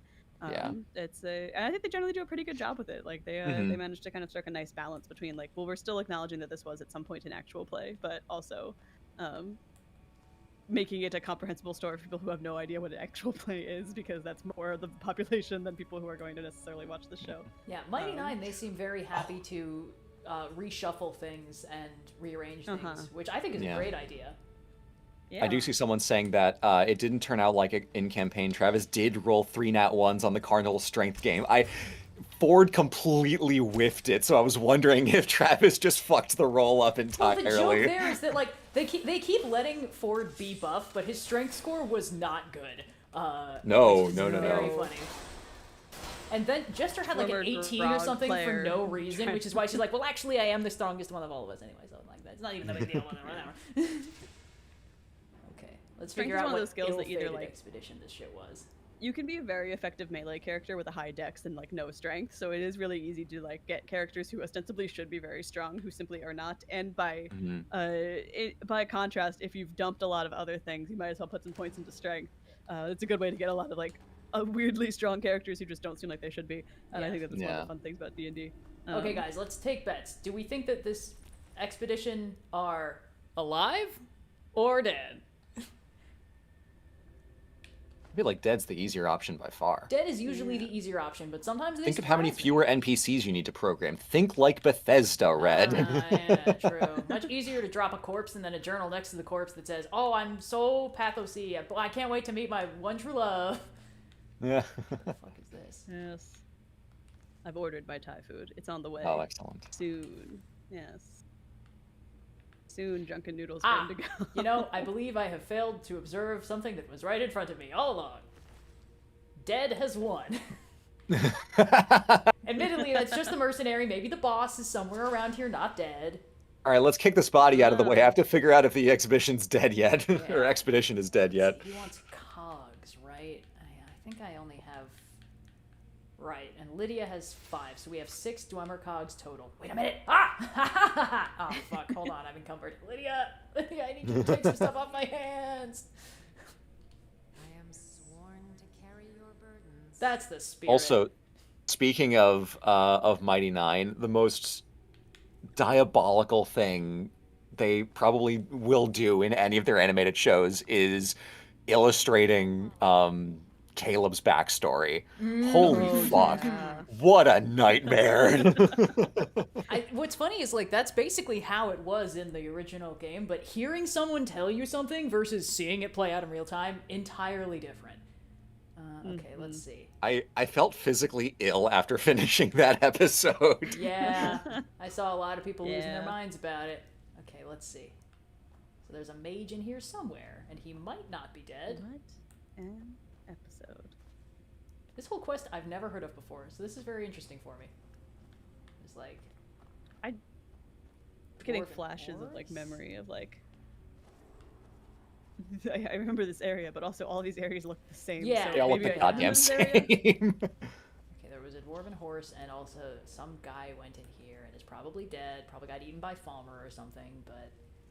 I watched a really Classic. compelling video essay earlier about how the player character in Skyrim is like a shard of a dead god that was killed in the lore or something.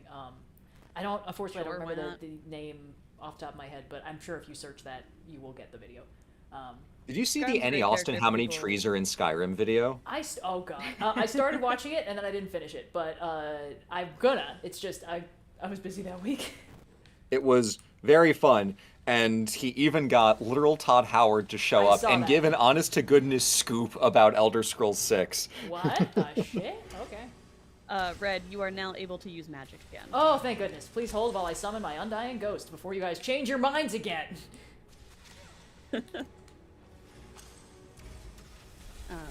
Get him, boys! Oh, Fun time. we got Cyan back. Yay! She returns. Cyan, they're stopping me from using magic. It's not fair. She can't hear you. No! Your pleas fall on deaf ears. No! Please? Brett is complaining that they're stopping her from using magic. Those awful, evil the- commenters anymore, giving you're money to allowed to charity. Now. The timer has run out. You can do it again. It's up to All I'm you. saying is, chat, you could make it so that she continues not to be able to use magic and continues to complain. That is within your power. That's true. That's true. That's true. They're That's in, true. like- As a reminder. Doctors Without Yes. Borders is in like the mountains of Peru. Like, hey kid, this vaccine is absolutely going to save your life, but I hope you know that a lady in America couldn't use magic for 5 minutes for this. Okay. All right. I've got 8 Dwemer It made cogs her total. Her over 10-year-old game experience even worse. It made me slightly inconvenienced. Okay. How dare you slightly inconvenience her. I know. Yes. I'm suffering more than Jesus over here. All right, let's see what we got.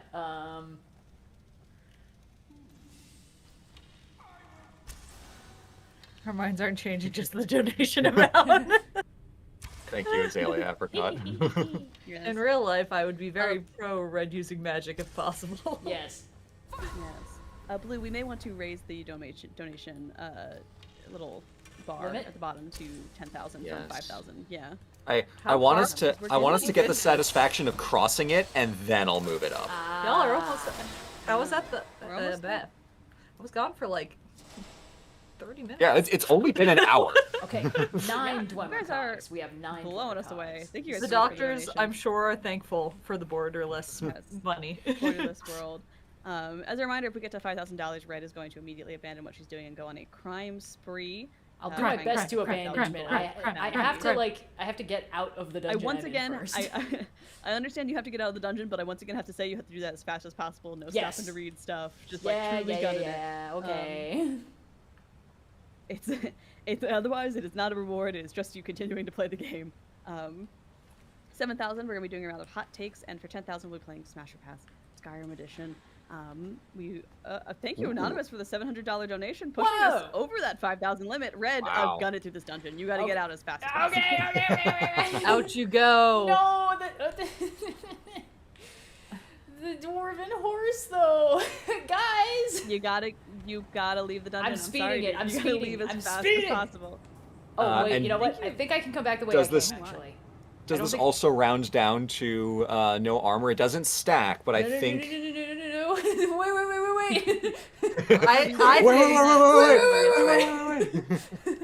Wait. We weren't doing that previously. Also, I'd like to thank you, Runa Carcana, for $600. Oh my gosh, that is incredibly generous between the two of you. That's crazy. I Thank think you I both. think so the much. combination should. Guys. I don't want this to get too complicated because people donate lots of generous amounts. Unless it is the exact dollar amount of 100, 300, or 500, we're not going to count it for the Okay, rewards. okay. Just because otherwise it becomes too difficult to parse out Yeah. what combination therein you wanted us to do. So I really amazingly generous donations. We're about to do some crime as a result. Oh. Crime Now spree I is will the change the next. donation goal because we have achieved Yes. Great success. I'll be back for this great dwarven horse success. thing. So I have to go to a city and start just doing crime. That's the deal. Or Yeah, I crime think the idea PvP. is to get a 5,000 gold bounty if possible. But yeah, Okay. just do as much crime as physically possible. you guys might need to walk me through this because I am a certified You're not- good boy TM and I don't tend to do crime in Skyrim. First of all, let's well, pick a punching city guards. to do our crimes. And pickpocketing. Solitude. Pickpocketing. You can also go into someone's house and just steal everything. That's true. That's fun. Okay, what's Although a city? she has encumbrance turned on Oh, because I do have she's a playing Anonymous for vanilla. $100 donation. Red, no magic. No magic. Great. Crime but no Uh, magic. What's a good Yes, city to encumbrance is rob? the thing that you'll.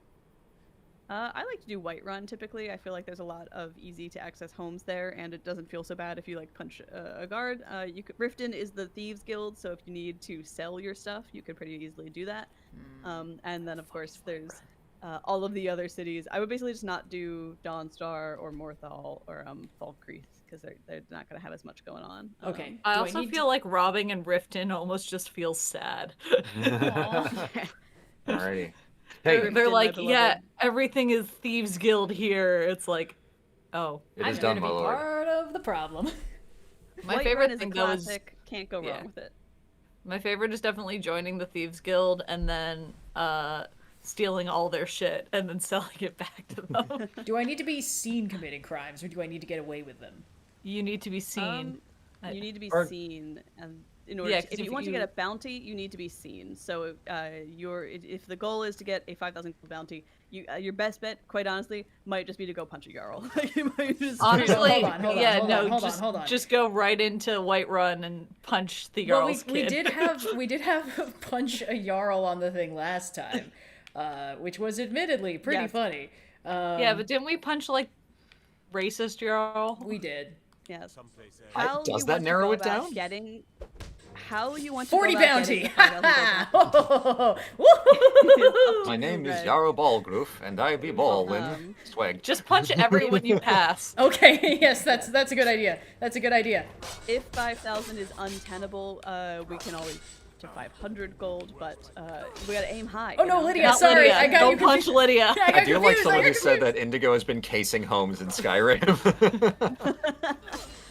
The Thieves Guild questline is my all-time favorite Skyrim questline. I really love doing it. Okay, Oh, that's Um, 80 40 bounty more. total. Things that are not go place kill person for the most part. Oh, you have and wound so up. I am actually quite familiar with a lot of these. Where is everybody? Jesus Christ. Aha. Punch. Oh. Oh. Another hand touches the beacon. Guys, Skyrim says I'm not allowed to do crime. Okay, this time That's so funny. in You this can also try timeline- stealing a horse. Oh, really? Okay. Let's see. I think I'll try punching a. Oh. Thank you, Red. There's been a $500 donation from Burnboy37. Thank you very much. If you could, no armor, please. Okay, great. I'm gonna go in town, punch a Jarl, no armor. We're so ready. I don't need these gauntlets or this hauberk or these pants to go smack a Jarl. I think specifically what I'm gonna do is I'm gonna go in, and then I'm gonna take off all the armor, and then I'm gonna punch him. I think that really contributes to the insanity at play here. Hot Howard, you narc. Thank you, Noir. Somebody tell Wizards of the Coast. Okay, let's see where the fuck it saved me. I hope it's mid-punch. With 7 guards already on my Someone ass. asked, why are you playing on Switch? That's always what she's playing. It's Red's on. console of It- choice. it's the console I have. I might have to get a beefier one next year. Do not get the Skyrim port for Switch 2. It is super broken. It's really bad. As opposed to Broken this as one, in which is bad, working great. or- Like, the input lag for, like, just playing the game is unusable. It's like a full second in cases between pushing a button and something happening.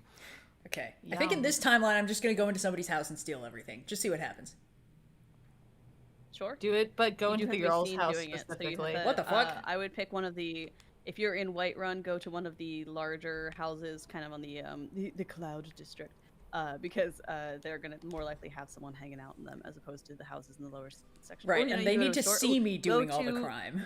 If you Go go to to, the go to inn. one of the stores, go to Balthazar's because that guy sucks and steal all his shit. Balthazar's? Okay, great. Yeah, you might need to guide me, but I'll do my best. It's Indigo, the general was store there in the center of town. Okay. was there a like chat goal for 6,000? I forget.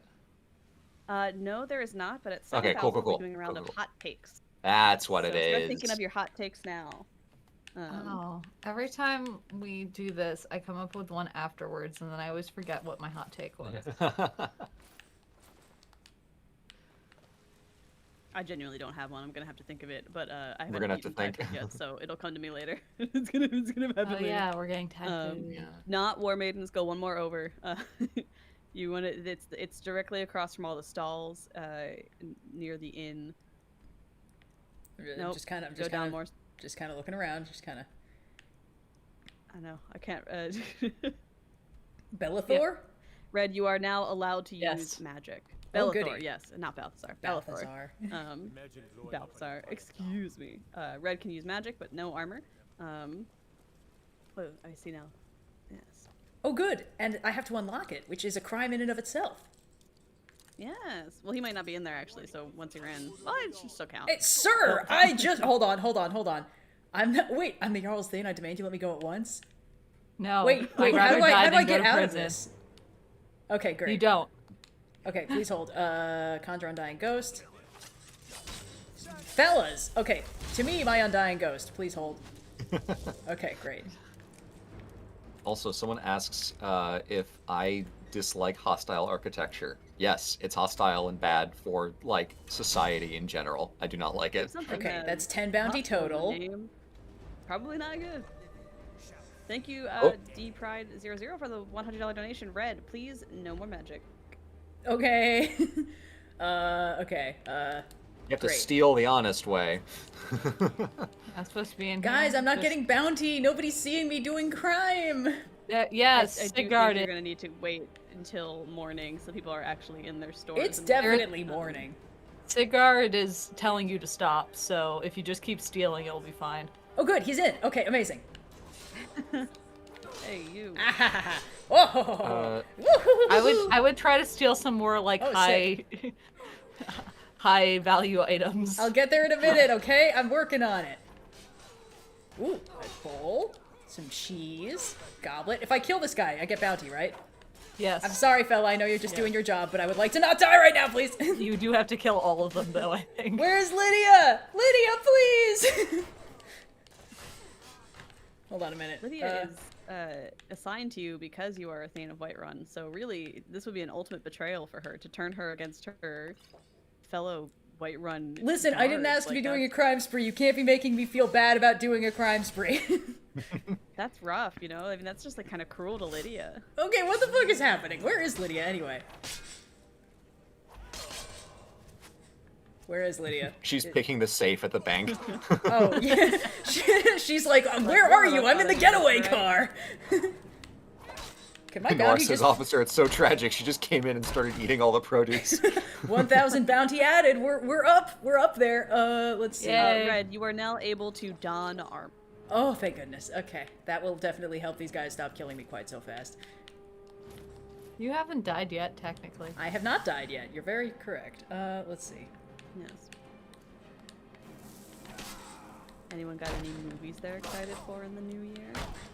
I have extremely conflicted thoughts about the Odyssey movie. It doesn't look like it's gonna be Your good. hot take? Yeah. Okay, that's I think I 2,000 might save bounty. that for the That's hot 2,000 take. bounty. What's my food situation? I'd have to eat a lot of ash yams to get through this one. Cheese. She Cheese, stole the cheese, produce cheese, and then cheese. gorged herself on yams. Jeez. Yeah. Oh yeah, Project Hail Mary. That could be good. I yeah. haven't read it, but I saw my Lydia, sister's read she's it and really here! liked it. I thought she'd abandoned me. If you wanna boyfriend read hear that and my- really liked it. Arzadu says, "Blue, please spill. You gotta get us to 7,000 so we can give the hot takes." Yes, we'll have Blue go first because he's the one who's got one ready. Okay, I'm up to like 3,000 bounty. Oh, I also read this. We own this. Yeah. Yeah. No, you said my sisters read it. I remember specifically your sister getting it in a bookstore, and then like a month later, she's like, "Yeah, no, this was super good." Yeah, no, Yeah. I liked it. I Yeah. read it. I didn't realize it was going to be a movie. I don't pay attention to Yeah. much media, apparently. I saw the trailer was on YouTube. I didn't watch it. Apparently, the trailer spoils like a big twist that happens halfway through the book, like immediately in the trailer. So that's fun. I really do. Oh no, Lydia. If I miss and hit Lydia, she permanently dies, which is always the scariest thing in these games. Come on, Lydia, kill him. I'll take the bounty. You can do it. I believe in you. Thank you. Red, you can now use magic again. Also, if you steal everything from the guard, that helps. Great. Okay. Well, I We've now got have racked up body. a 5,000 bounty. We've So got what do we do body. now? Run. Really? Now you're done. Yeah. Your crime spree's done. You can go do anything else you want to do. Can I mean, you could always pay it that. off. Can I serve my sentence? Hello, good sir. Technically, If you yeah. want, yeah. A soldier's life, but when I hold my daughter in my arms. Wow, that's amazing, dude. That's The so Dragonborn's cool. like, "I just needed to get this out of my system. You Yeah. can take me in and lock me up for like Yeah. a week. It's fine." Hey, can you tell me how to get better at killing guys with swords? No reason.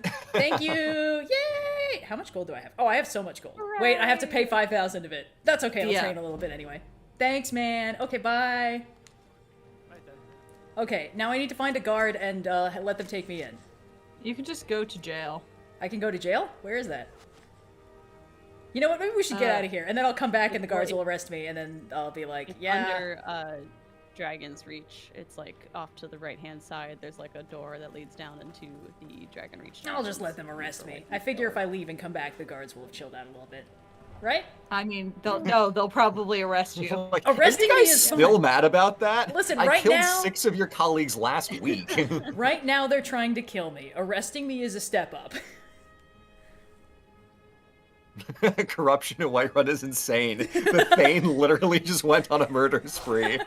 Thank you, Noir. Sir! Sir! I surrender! Take me in!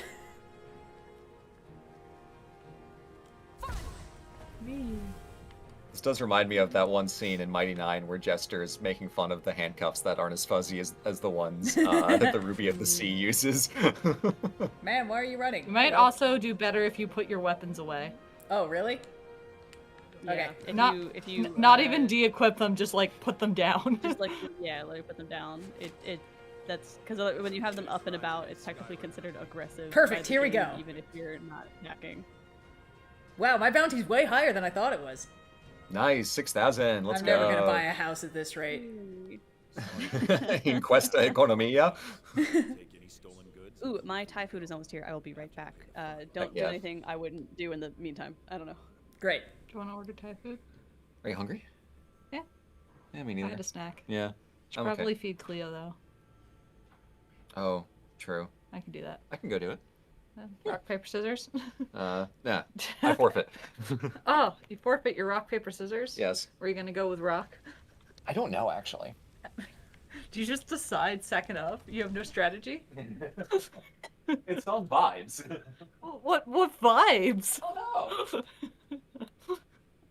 Let's go talk to the Jarl, see how he's doing. I mean, you paid your bounty, he's probably fine. Jarl, my man, you won't believe what just happened today. You know, you can say you were doing a public service. You were basically forcing yourself to pay a whole lot of taxes. Enemies have no end of spies, saboteurs, and take your pick. See? They're fine. We're so fine, everybody. Just the physics. Every day he deals, well, not yet. Great, that's so fun and crazy. Hello, my man. Oh, you got my eyes on you? Why would you do that? I've done nothing wrong ever in my entire life. Hello, Jarl Balgruff. What's crackin', big smackin'?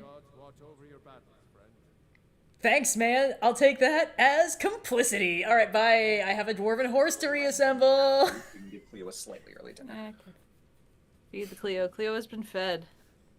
The beast is One time you sated. won 7 rounds of rock, paper, scissors in a row by picking rock every time. So did that printer that Failboat made. Oh my god, that's right. Stay I out told of them we were watching that video yesterday. Imagine blowing up an entire town. That's fucking crazy, dude. Indigo, fine, and attacks aren't the same thing. Well, unfortunately for you, this is cyan because I'm just sick as hell. Hey, let's see if they cleaned up Have the you guys- bodies yet. Have you guys seen that that meme of like anime games always have bad writing, and it's a screenshot of a character in an anime game saying, "If the punishment for a crime is a fine, that law only exists for the poor." And it's like, holy fuck! Technically, What is it then? All we right, just Pop? killed people for $1,000 a pop. Everyone is so chill. Hey, that's were guilt, all right? That's traditional. All right, let's go assemble that dwarven horse. Really wonder why they have no Balgruff the Lesser somewhere. He died. My name is Jarl Yeah. Balgruf, and I be ballin'. I'd be Swag. ballin'. Old Skyrim poops from, what was that, Machinima days? Jeez, I don't even know. I think it must Those have are been. old. So is Skyrim. Yeah. Oof, I hope everyone can hear my spine crack. Unfortunately, all my joints crackle to signal a new day oncoming, so I mean, even if it did pick it up, I don't think I would have noticed. that's true, yeah. I probably would have just assumed it was me. Oop. I'm getting like weird spam. Like, you know how you used to always get like spam calls and it would usually be like whatever your home area code was? Yeah. Nah, I've been getting all these like random area code spam. Huh. That is the best part about talking- having a phone number from a different area code than where you live. Except for it's not helpful when It's not in the- this yeah, spam no. is from different area codes. Yeah. That line is from Final Fantasy. Thank you, chat. Which line? Oh, that makes sense, yeah. Oh, Final Fantasy you were has out. a I lot was of- making the joke of like the meme where it's like, oh, anime games always have bad writing, and it's a line from Final Fantasy Tactics where a character's like, if the punishment for a crime is a fine, that law only exists for the poor. Holy fuck. I mean, as I understand, a lot of Final Fantasy games are very, like, the rich in their ivory towers are bad and destroying the planet, and us scrappy poor folks are the yada, you know, it's very standard for Final Fantasy. It's not that weird. I think it was like Sweden that has laws where the punishment is a fine scales to your income. So Oof. someone got like a speeding ticket that scaled to like $60,000 because they were like a multimillionaire. So Holy fucking shit. funny. Really good, someone really asked- strong. What game this is, who's playing, what's going on. Well, some of that is in the description, but Yes. this is OSP. They're playing Skyrim. I And specifically it's a am playing fundraiser. Skyrim. Red specifically is playing Skyrim, and it's a fundraiser for Doctors Without Borders. Donate, keep those borders off of those doctors. You know it. It's from Manslayer. Just make sure. I've still got... Oh, this Give fucking them hits, good, dude. good erasers to erase all those borders. Blue, I can't give you enough permission to order Thai food, bro. Cyan and I aren't actually hungry yet. Well, I can order it now, and that way it gets here, because we're not going to be able to go pick it up. Can I Fair use enough. magic again real quick? Well, twist Uh, my arm, why don't you? Indigo, can she use sure. magic? Yeah. Yeah, Oh, why not? Finland. Thank you, chatters. Whoa. What was that? Oh, we're good. Oh. Red Discord is cut off OSP. half of that. Red is half of the conglomerate that is OSP. I'd be Can you sarcastic. call a like 3-person operation a conglomerate? I think you can do anything Legally, you it's want a- forever. Where's We Lydia? actually had a Oh, she's fine. conversation with one of my friends where we were talking about legally changing your name. They're like, yeah, and you can't just add like a number on the end of your name. I'm like, I'm pretty sure you can. But like, why would you? Josh Why would you 69. legally have to add like a number 2 to your name every single time? Introducing Steve 2. To the like, person oh, in yeah. chat who asks, are there fun things happening when we donate certain amounts? Yes, there are. Sorry, I was shoving my face full of noodles briefly. Yes, so we're streaming for Doctors Without Borders, and we have a couple of stretch goals when we hit certain dollar amounts and certain recurring goals. So when we hit $7,000, we're going to be doing a round of hot takes. Blue has already alluded to his Odyssey hot take he plans to share. And at 10,000, we'll be playing Smasher Pass, Skyrim Edition, but also recurring throughout. If you donate these exact dollar amounts, they will affect the way that Red plays the game. For $100, she cannot use magic for 5 minutes. For $300, she can only use magic for 5 minutes, and yes, those two can stack. And for $500, she has not allowed to use armor for 5 minutes, so no armor for Ebony, Darkness, Dementia, Ravenway. Yeah, thank you to everyone who's been donating so far. We genuinely so heartwarming to see how much we've been able to raise in such a short amount of time. This is a wonderful way to end the year, and thank you guys so much for joining us both to cause Red pain and to genuinely support a very good cause. So Yeah, we appreciate really it. appreciate you guys. Someone asked if Red and Blue could do the Team Rocket pose. Like, In I real mean, life, they could, but You like, won't see it. you won't be able to see it, but but like technically, yeah, they are physically capable. I'm actually doing it all the time. You just can't see it. Let's see. Jesse. James. I guess that makes me Meowth by that logic, but that's Oh, you're absolutely. You're doing it, definitely that's fine. Meowth. You're 100% Meowth. I'm sorry. Well, this is good. Meowth would start a because- podcast. I feel like we almost did this bit on an OS Pod episode one time. Okay, but I think the thing is, Meowth has to only have Pokemon on as guests, and they all can't talk. They can So talk, tell me they're just about not that. saying How things was that? we can understand. Yeah. It's a podcast for Pokemon by Pokemon. Yeah, that must have been pretty rough, huh? Pikachu. Oh my god. Okay. Now, the good news is we have 10 Dwemer Cogs, which means we can go and help Arniel do something that's definitely very sensible and won't go bad. But in the meantime, let's figure out if we can find those dwarven horse parts here. Yeah, Wow, Brandon Indigo Hall is says, I Giovanni, think you did Cleo talk is about that. Meowth. You making me I know I'm Italian American, but I am not a crap. Please. I'm pretty sure it's more the other way around that Cleo is Giovanni. Oh. Red, no magic for 5 No. minutes. Okay, that's fine. That's how long it'll take me to open this fucking lock anyway. Yeah. I've actually got a little plushie at the bottom corner of my TV, so I can't see how many lockpicks I have left. It's Swedish Krona. Let me look. Thanks, Blue. Blue is in charge of doing all of the conversions. That into is USD. That is over that's 100. $200. Roughly. Yeah, roughly. So that is all another magic, fine. but no magic. Great. Unlimited Great. games. Yeah, for red. Oh shit. So okay, then it no, would be sorry. like 100. My bad. So that doesn't actually. Yeah, that doesn't proc to any reward. Phew. I mean, it's close enough to 100 with conversion.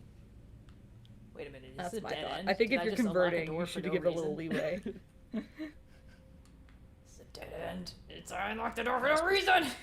I like what continues to happen is that the chat has assigned me more and more Pokemon characters as time has gone on, which means slowly but surely it's going to be a real like Nurse Joy situation, except every character in They're all Pokemon is you. Indigo. Yes. They're all me in different hats. Meow, that's right. Alright. Ooh, we just thank you Anonymous for the 111 donation. We Hey. have passed $7,000. It's hot take time. Woo! First question is, should I get rice or should I get noodles? Is that a hot take? I mean, I'm Oh no. No, that's Oh, not a no, hot no, no. take. That's just a question. Wait, sorry, was has the there... Thai food order related. Wait, can I use... Sorry, I just summoned a thing. I forgot if I can use magic or not. You Red, you can't. cannot use magic. Shit, get over here, we Undying passed Ghost. 7,000.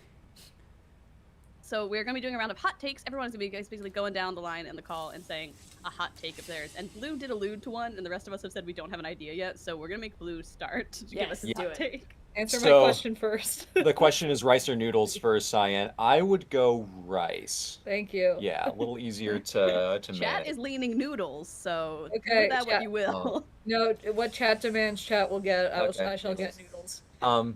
So here's the thing. I have seen the trailer for the Odyssey. I've seen some stills from the like extended like preview thingy they did for the Avatar premiere, where it's like the first 5 minutes of the movie, like Sack of Troy and all that shit. So I've seen bits, but I haven't seen like all the media that's out there. There are a handful of very spicy opinions being thrown back and forth about the costumes, because they basically took like 300s, 400s BC Greek armor and like Rise Son of Rome did into like hyper geometric, super like angular and aggressive. Agamemnon has this like way over designed helmet with so many fucking polygons and like a horse spine cast in gold going down the back of That's kinda neat, down the unfortunately. back of his helmet, which is super weird, which is a separate consideration from the fact that the design of Troy from the one of the screenshots that I've seen is basically like a Greco-brutalist kind of thing going on. So they basically put like 1900s fascist Italian razionalismo into Troy circa like 1100 BC. And a lot of people have been like, oh, like it's a fantasy story, there are gods, what do you mean historical realism? And other people who are like, yeah, but like the Bronze Age existed.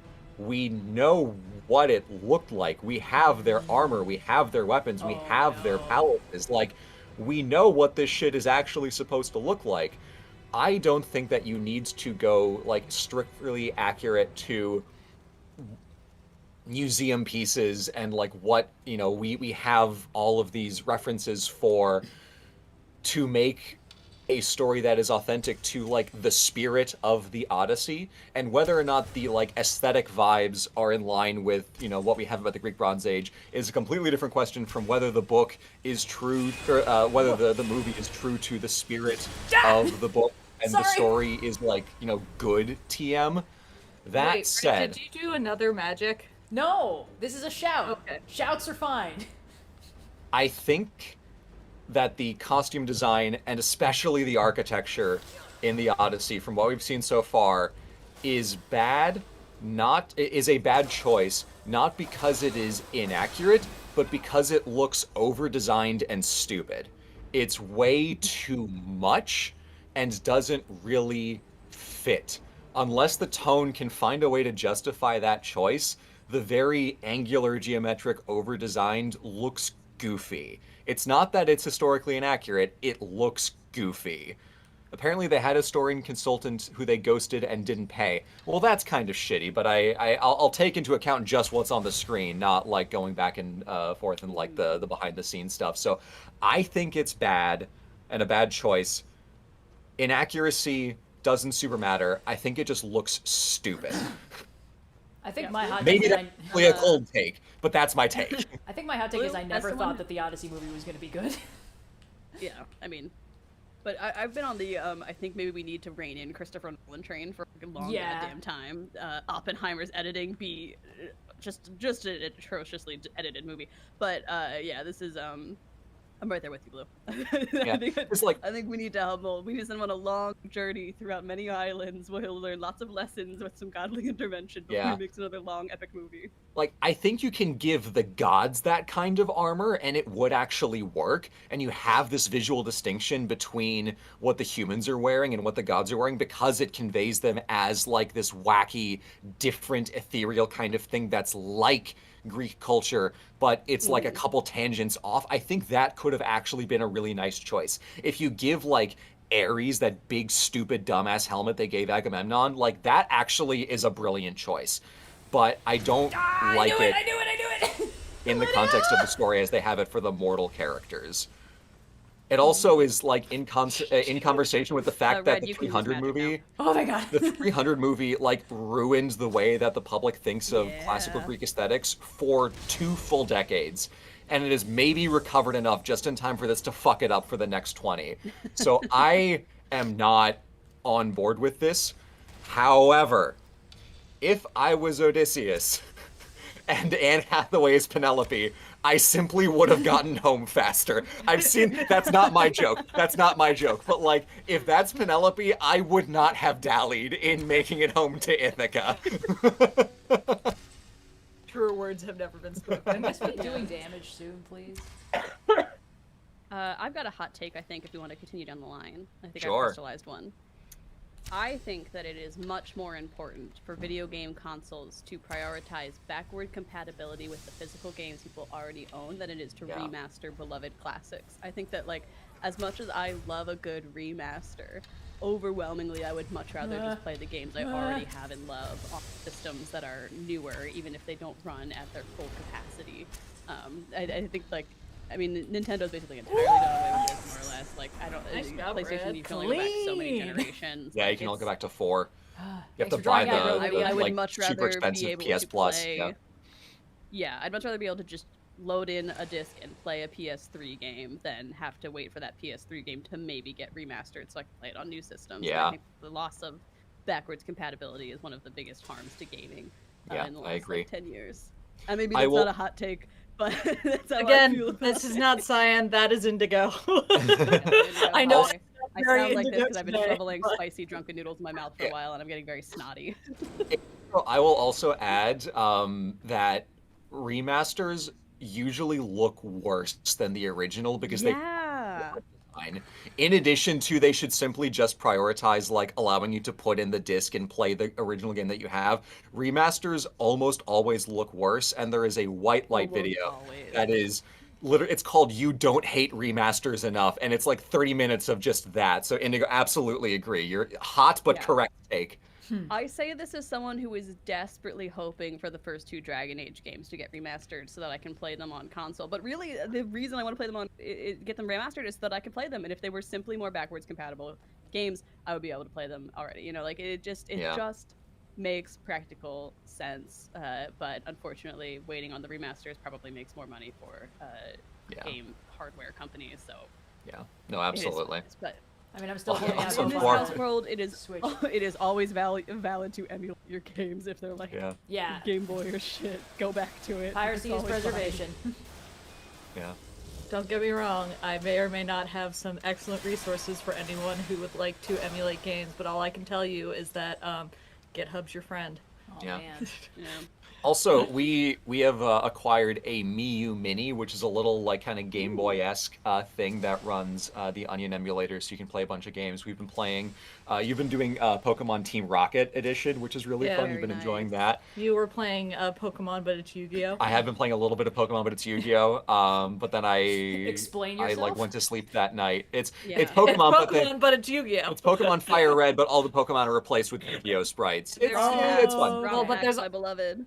There's Yeah. also a version where instead of capturing Pokemon like you normally do, you can only get them through opening card packs that you get from defeating bosses. Which is also like pretty fun. So if I get my red eyes or my blue eyes, I'll be all set in that game. But yeah, I do also Yeah, no. I have to call attention to Noir saying the concept of Anne Hathaway rewriting the definition of what an Odyssey is to quote the fastest as the crow flies journey you could possibly take.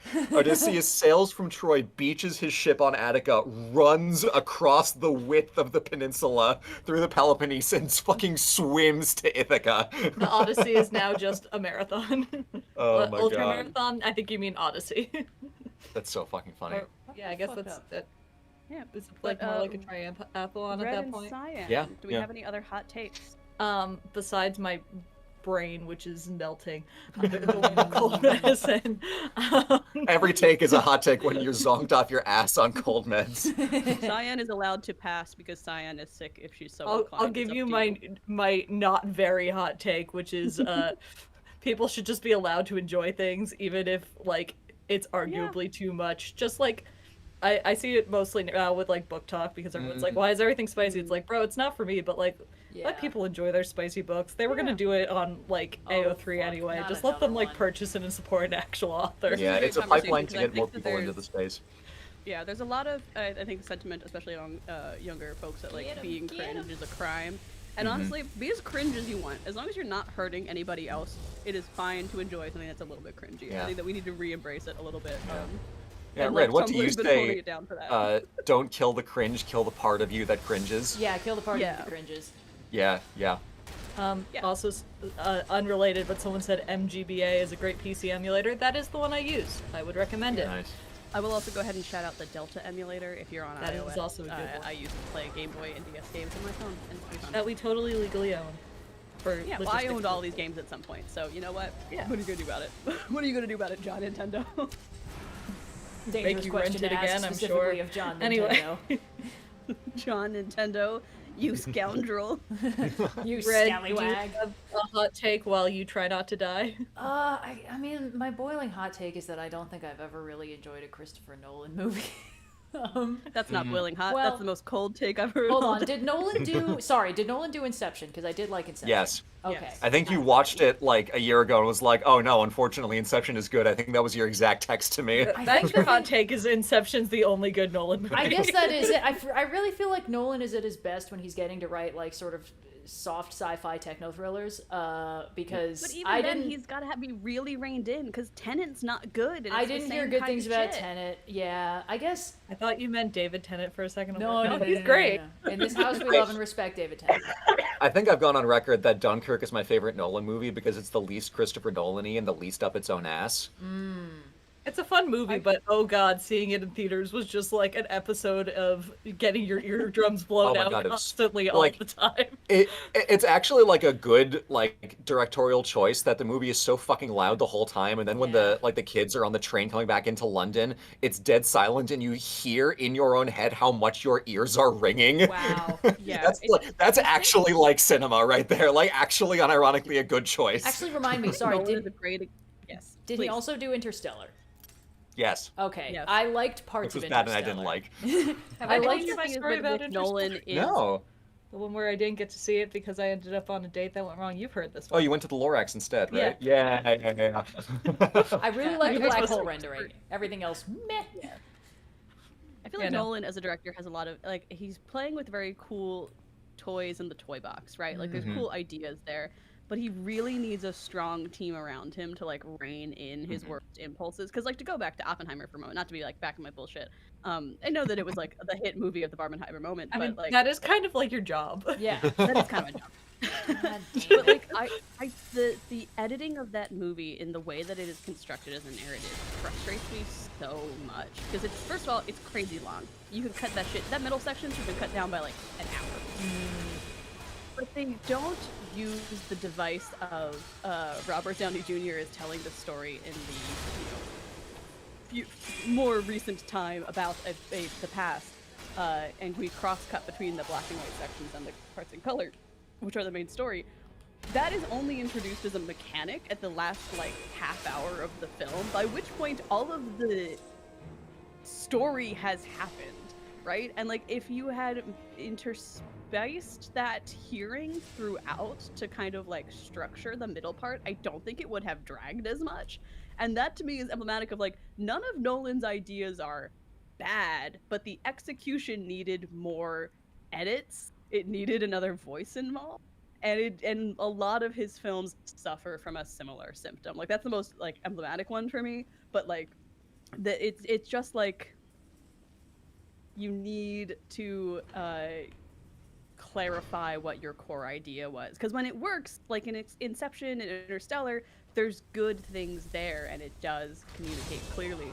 But when it doesn't work, he just kind of creates this like mushy action guy moment. Red, no magic for 5 minutes. Thank you, Anonymous. Okay. Well, I got that. Thank you, conjured- Anonymous. Thank you. Thanks for letting me get the Undying Ghost off first. Yeah, there's a story in filmmaking about editing specifically, and I'm an editor, so this is a thing that I think about a lot. But like that in Jaws, originally Spielberg wanted to show the shark more, and his editor was like, "Don't do that. The shark looks kind of silly. Leave it a little bit secretive, and it'll be scarier." And that has fundamentally made Jaws one of the most long-living best movies of all time, because the shark is very cool looking for practical effect, but it does look a little bit silly. And so by not showing it on screen front and center throughout, it is a scarier movie. And I think a lot Nolan needs to learn the shark looks a little silly so badly. So badly. I Someone said loud metal pipe sound effect whenever the machines are hit. Instead, I'm going to interpret that Oh, no. as my brain did as loud metal pipe sounds every time Nolan does an effect way too many times in a row. that's funny. I tried Inception to. bomb followed by loud metal pipe. I jumping back to like The fact the that there is an exception womp and everyone knows what you mean. oh like, yeah. Like I mean, I talked about this in my my detailed diatribe on how historical is Assassin's Creed really. Like, I'm not one of those people that's like, oh, this has an historical inaccuracy, therefore I am smart and this is bad and dumb and you should feel bad. Like, I don't care if it's not like strictly accurate to like the letter and detail and museum pieces of like what exists in the Ashmolean and like the fucking Met Gala. Like, I don't care. Yeah. Like the important thing is what tone is being set and what message is being conveyed by the choices to include or design things in a particular way. Ghost of Tsushima is a very historically inaccurate video game because all of the aesthetics they're pulling on are from like 400 years later. Like the katana didn't exist in the 1272 point in time that game is set. Kurosawa films, not the Yes, historical era exactly. setting, which is And a cohesive that's aesthetic. exactly, and that's the choice. Like haikus didn't exist, but we're drawing on that to sell a particular like, and that works. I'm not one of those like up my own ass. History has to be like exactly specifically the thing that it says, otherwise it's bad and dumb. But like, Nolan can definitely, from what I have seen in the trailer of the Odyssey, display a certain apathy to like, oh well, I can simply do it better. I can make it look cooler, and it's like, no. Like, I'm not going to pretend that Bronze Age Mycenaean armor is threatening. It also looks goofy, but like you can work within that medium to design armor that is actually fucking bronze that makes the point of the story clear. Even if you just spray paint it wrong. That's my hot take. I don't need it to not be geometric. It can be geometric and stupid. Just make it fucking bronze. Bronze? In my Bronze Age? That's all I'm asking More for. likely than you think. Apparently it's less likely than you think. Wow. He Sorry, died Ziggy just real entered fast. the room. Ziggs. Ziggy, you wanna come Yeah, that's say my hot hi? take. Just make it fucking bronze. That's what I'm actually mad about. Please, it's not he or she ate her lunch and then ran away. Kenobi is taking a nap. Kenobi is a croissant most of the time. Yeah. Kenobi is a very Please turn sweet up the boy, brightness? and I love him very No. much. I'm sorry, this It's is Skyrim. Skyrim. There's only so much I can do. Yeah. You can If it makes you feel any make better, your red screen also brighter. can't see anything. Yeah, this is immersive for all of you. You're feeling If we what make I'm it brighter, you have to see the graphics, and you know you don't want that. feeling. Well, hold on. Let's see if there's settings that I can do to actually make it brighter. I mean, there are, but Is 1917 better than Dunkirk? I haven't seen 1917, but they do the one-take camera, which is cool. They do the one-take camera, How which is very about cool. that? I would like. Blue, you've alluded to this in your conversation about the saddest movies or movies about Hollywood winning Best Picture, but I actually have watched almost every Best Picture winner, mostly in order, and a lot. oh yeah, didn't are you do that as like a whole thing a couple years ago? I did. I got to 1970, whenever the French Connection was, before I kind of stalled out. But a lot of the post-1970 movies I've just kind of seen anyway because they're slightly more recent. They're post. There's a long history of war movies winning Best Picture and often cinematography categories, and I think that there's something really interesting in the idea that like something about the war really makes people in camera departments just absolutely pop the fuck off.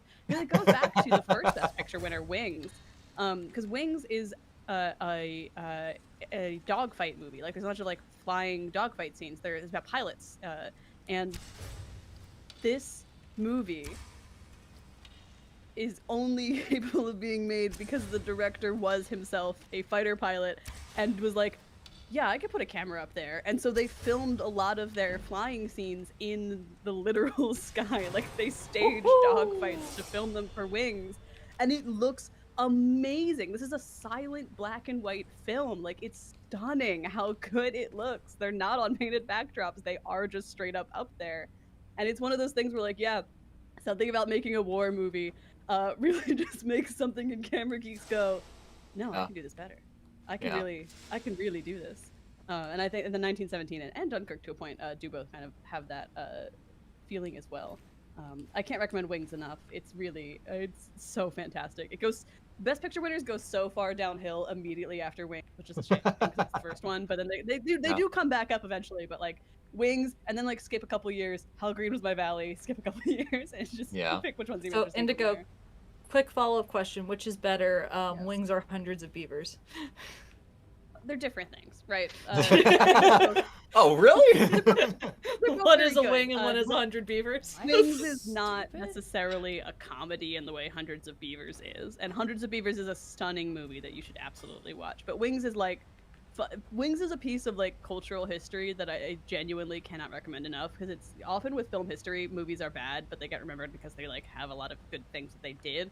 Wings is good and did interesting technical advancements. Wings is just solid. Like I can't say Wings is better than Hundreds of Beavers, because I think a modern audience will probably respond to Hundreds of Beavers better because it's a more recent comedy. But Wings is like historically important and also fundamentally a fantastic film. Red, you can use magic. Okay, great. That might be helpful because I don't know where I'm supposed to go in this room. Oh. Also, I'll throw in for the movie Midway, which I honestly really liked a lot. I know it got some flack at the time because it was like, we are portraying like the Japanese high command as actual people with thoughts and feelings. And it's like, yes, Imperial Japan did like Mondo war crimes. Oh, yes, God damn like it. given Skyrim. What the fuck Todd. is happening in here? But what I like about Midway is that it really goes through a lot of effort to portray the thinking and strategy in like how Japan fucked up that badly. I was gone for 3 seconds and it crashed? Yes. I don't know what's happening. Skyrim, baby! This fucking room. I think there's something with like the floor geometry that's making it freak out. Because the last time it freaked out, I tried to aim a bow while moving, and it was like, ah, and it died. So Yeah. I thought the last time it freaked out, it was... Oh, did I miss a freak out? You in the might have middle missed of a There were freak out. 2 earlier crashes when you were out. Nice. Yeah. I saw the one where it crashed after punching 3 people. but Yes. if I have to There kill was this dwarf in another the one in Ballista between. again, I'm gonna McFreaking lose it. I think that maybe you need to freaking save a little more often. I guess, but then I feel like I'm not trusting the game. You shouldn't be! Fuck! I didn't. That's Cyan. I don't have the level of XP. It's gonna make me kill everything in that room again. God damn it! I don't even know what the point of this room is. I don't know where I'm supposed to go. I don't know.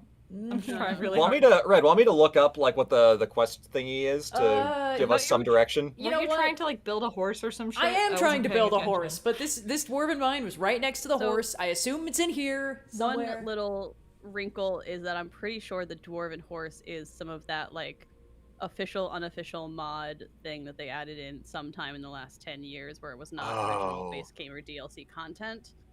So it might be particularly buggy. Oh, and not no. to It say might that be you busted. can't soldier through, but I wouldn't be surprised if this particular quest is probably going to prove a little bit challenging in some ways. Okay, Yeah. well, quick saving a lot. That is Dun, dun, dun. not to like slander an entire game studio in Please- a please single slander the game studio. breath, but Bethesda does that thing since they introduced the Creation Club and like paid mods and stuff, where their idea of like let's fix the game is let's let modders do all of the work to fix it, and then we'll repackage it in the anniversary editions and stuff, and then it'll be fixed, and we don't have to do it. And that is, I will not use the word lazy because like lazy devs gets thrown around a lot and usually doesn't like actually mean anything, and most people are misinformed about how game dev works, but it's like it leads to bad outcomes because it is one team making the game and a separate team making the mods that get added into the creation kit. And even if the mods work,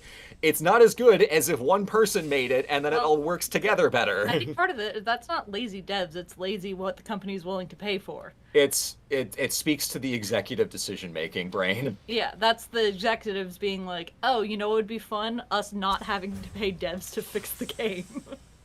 Yeah. Can't see shit, that's the true Skyrim experience, baby! Can't see shit happen. Yeah, I also can't see shit. None of us can see shit. We're all in this together. This it's- dungeon is insanely buggy with survival mode turned on.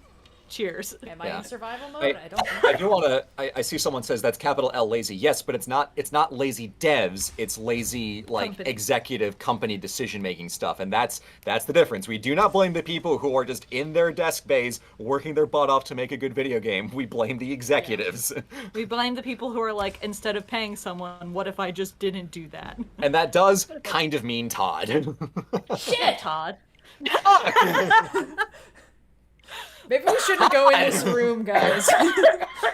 Maybe you should stop invoking his true name. I think it's having deleterious effects on my game.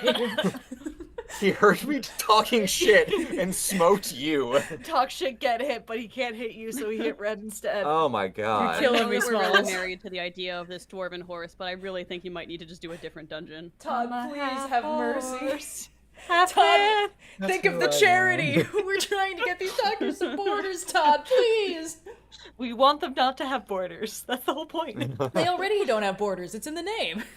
No, but they need more borders erased. They need fewer borders. Specifically the financial border. Your yes. money goes to help doctors get around financial borders. So here's what we are supporting Doctors Without Borders, whereas Bethesda is supporting Code Without Borders. Also, Indigo, we have a friend in mic check. Yes. Wow.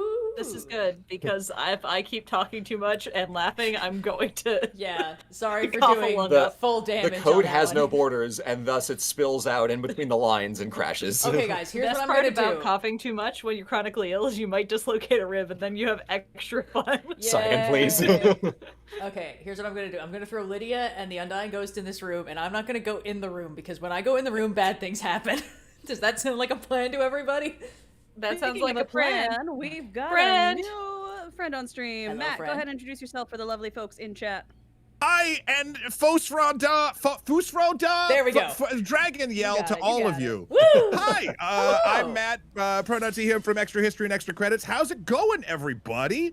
Hello, Good. hello. Red Well, Rocket the game has Brigade. only 3 crashed times in the 4 last half hour. No! This Four times room, total. man. It this, has now been 4 times total. This Yeah. room is fucking devastating. No! Yeah. All right, first of all, catch me up. Red, Blue, Indigo, how is everybody doing outside of Skyrim before I only talk about Skyrim? Pretty good, all things considered. Yeah, we finished up our videos for the year. We had the Journey to the West go up the other day, which was very fun.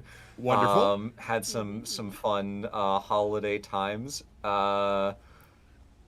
What the fuck Yeah, is the point of that that's room? most of it. So I have Alright. bronchitis, but Yeah. otherwise things are looking good. Sorry. Okay. We have been talking about movies and went on about a half-hour screed about Christopher Nolan, but that's been Amazing. that. I think we might have closed the thread on that one. Well, I'm not going to continue it. I did just finish literally 3 minutes ago recording a podcast on Marty Supreme. Oh, I've been hearing a lot about Matt, that. I have to.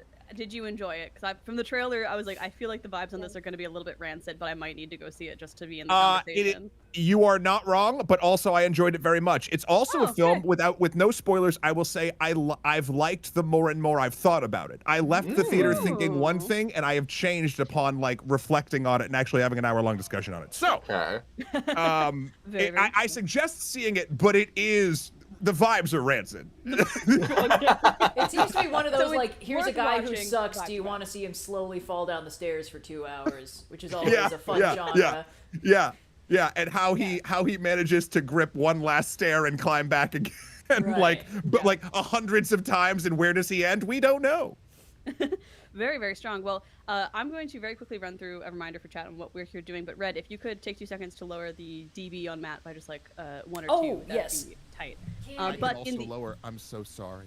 no, you are so fine. Just a couple notes Actually, in yeah, chat. if but, you can lower your gain just a smidge, that also works. I can do both. Oh no! Sorry, I saw that. I'm watching the stream on YouTube, not in the Discord chat, and I watched your game crash once again. Yeah. But yes, Matt, as a heads up for you, as well as a reminder for the audience, we are currently raising money for Doctors Without Borders. Everyone who's donated so far has already raised over $7,000, which is incredible. Thank you Yeah. guys so much. We do have a couple stream rewards we're working towards. There is, oh my god, I actually closed the tab I had it open on because I opened my list of movies I've watched in 2025. Priorities. We are currently working towards our final stretch goal that we pre-planned, and we will add more stretch goals afterwards if we pass it. But at $10,000, we're going to play Smasher Pass with the Skyrim characters. I've got a random generator for Skyrim characters, and we will go from there. But there are also a couple recurring goals. So if people donate these specific dollar amounts, they will affect the way that Red plays the game. For $100, Red can not use magic for 5 minutes. For $300, Red can only use magic for 5 minutes, and for $500, Red cannot use armor for 5 minutes, and all of these can stack. Yeah. So, thank you to everyone who's donated so far. If you want to make Red's life more difficult, or you want to support a wonderful cause, consider donating. One of those two things has got to be a priority. One of those two things has got to be a motivator. But yeah, that's what we're doing here today. It's not just dunking on Christopher Nolan. We are actually trying to raise money for a good cause. Oh, what? Did the trailer not move you? No. We talked about that, and then it kind of spiraled out from there. We won't rehash. I know. I would love to talk to all of you about that at another time. Yeah. I don't want to have chat have a repeat just for my. No, it's okay. I'll give you what I came to as like my final, like I've achieved Zen and like distilled all my thoughts of like I don't need the armor to be historically accurate, but like it's the Bronze Age. Can we at least, at a bare minimum, make it bronze, please? That is all I'm asking for, and they failed that low bar. You clocked that too, huh? I won't. Let's talk about the historically accurate Skyrim. Yeah. Unfortunately, we have made Matt too quiet now. Matt, can you bump yourself up just a smidge? Yeah. Right, I got you. We're gonna get this right. Everybody, I promise. We have mic checks so that someone's not like twice as loud or twice as quiet, but then we have to kind of finesse it once we're in the balance of everybody else. Well, yeah. To be fair, when Indigo and I were in the mic check room, we just chatted very briefly, and I was talking at a normal register. And then I instantly, this is the first, I'll even say, I don't know, we're all friends here, but I'll even say like semi-professional thing I've done since I've gone on holiday break. So I think all of the pent up energy of excitement of being like, hi everybody. Yeah. Hello. Yeah. Exciting. It's a good time. Yes, but no, we're back at it. We're back in the Skyrim mines. Let's see. I genuinely tried to look at what Red was doing, and I was like, "Oh right, it's Skyrim. I can't see it anywhere." It's still Even if I Skyrim. looked, there'd be no way to know. Have you left the room that crashes the game? I've left the room that crashes the game, and now I'm sort of confused. Save the game. Yeah. Okay. Save good point. the game. Yeah. Matt, I do want to ask you, I guess this is a question in two parts. What have you been playing lately? And what are your thoughts on the Elden Ring Night Rain? Oh my god. We're getting out of this dungeon now. We're leaving the dungeon. Thank you for making me save. Of like the new Elden Ring Night Rain DLC, because I asked J-Mate about it, who will be on the pod or on the stream later Matt, today. you could make yourself another like 3 notches louder if you wanted. I'm going up. I'm cranking it to 75%. Is this good? Giving her all she's got, maybe Captain. like an 80, 85. I'm also getting a lot of Indigo is quiet, and I actually can't adjust that on my end. So Red, if you could, I'll push you up further. You know what's so fun about this exercise in Blue? I will answer your question. I'm very excited to do so. Because there might be a slight delay, and that delay might be different for everyone, we're pulling and twisting knobs like mad scientists and trying to follow chat. I did want to comment this as well.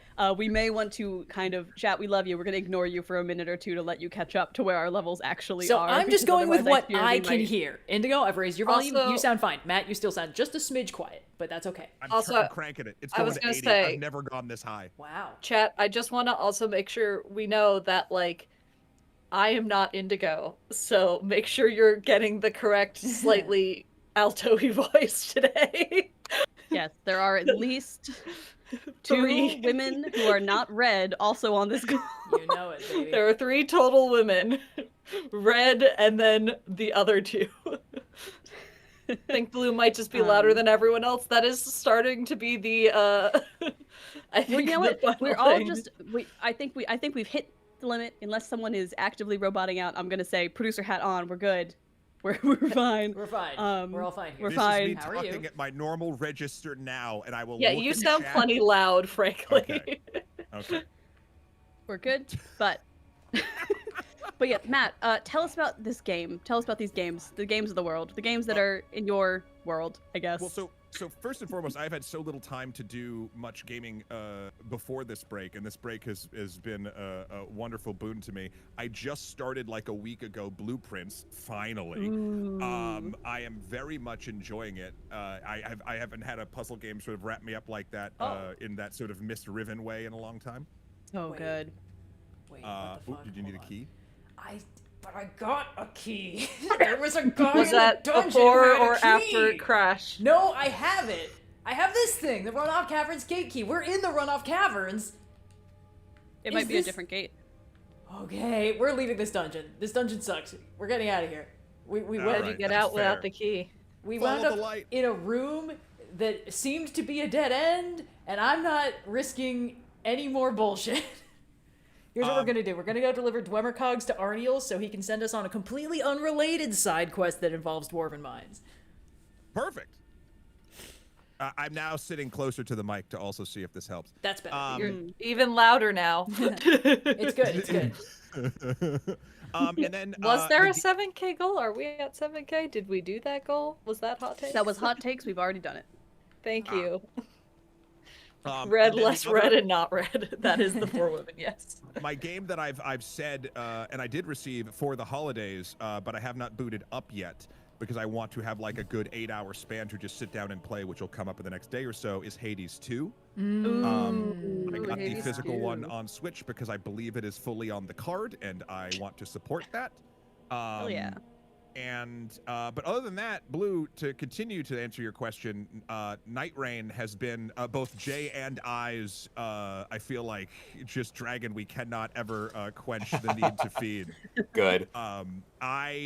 Who here has anyone here dove into the Reigns of Night? No, I I'm remember too much of looking a at the fake Night gamer. Rain Dome at PAX East, but I did not make it into the dome, and I have not played the game since. So. Yeah, it Also, is. Thai food has arrived. Yay! Night Rain is, I think, the exact kind of game that I want, and I will continue to want. I have been loving it. I've been loving the DLC. Amazing. It is also the thirstiest DLC in any sort of Soulsborne, Oh. I think, ever.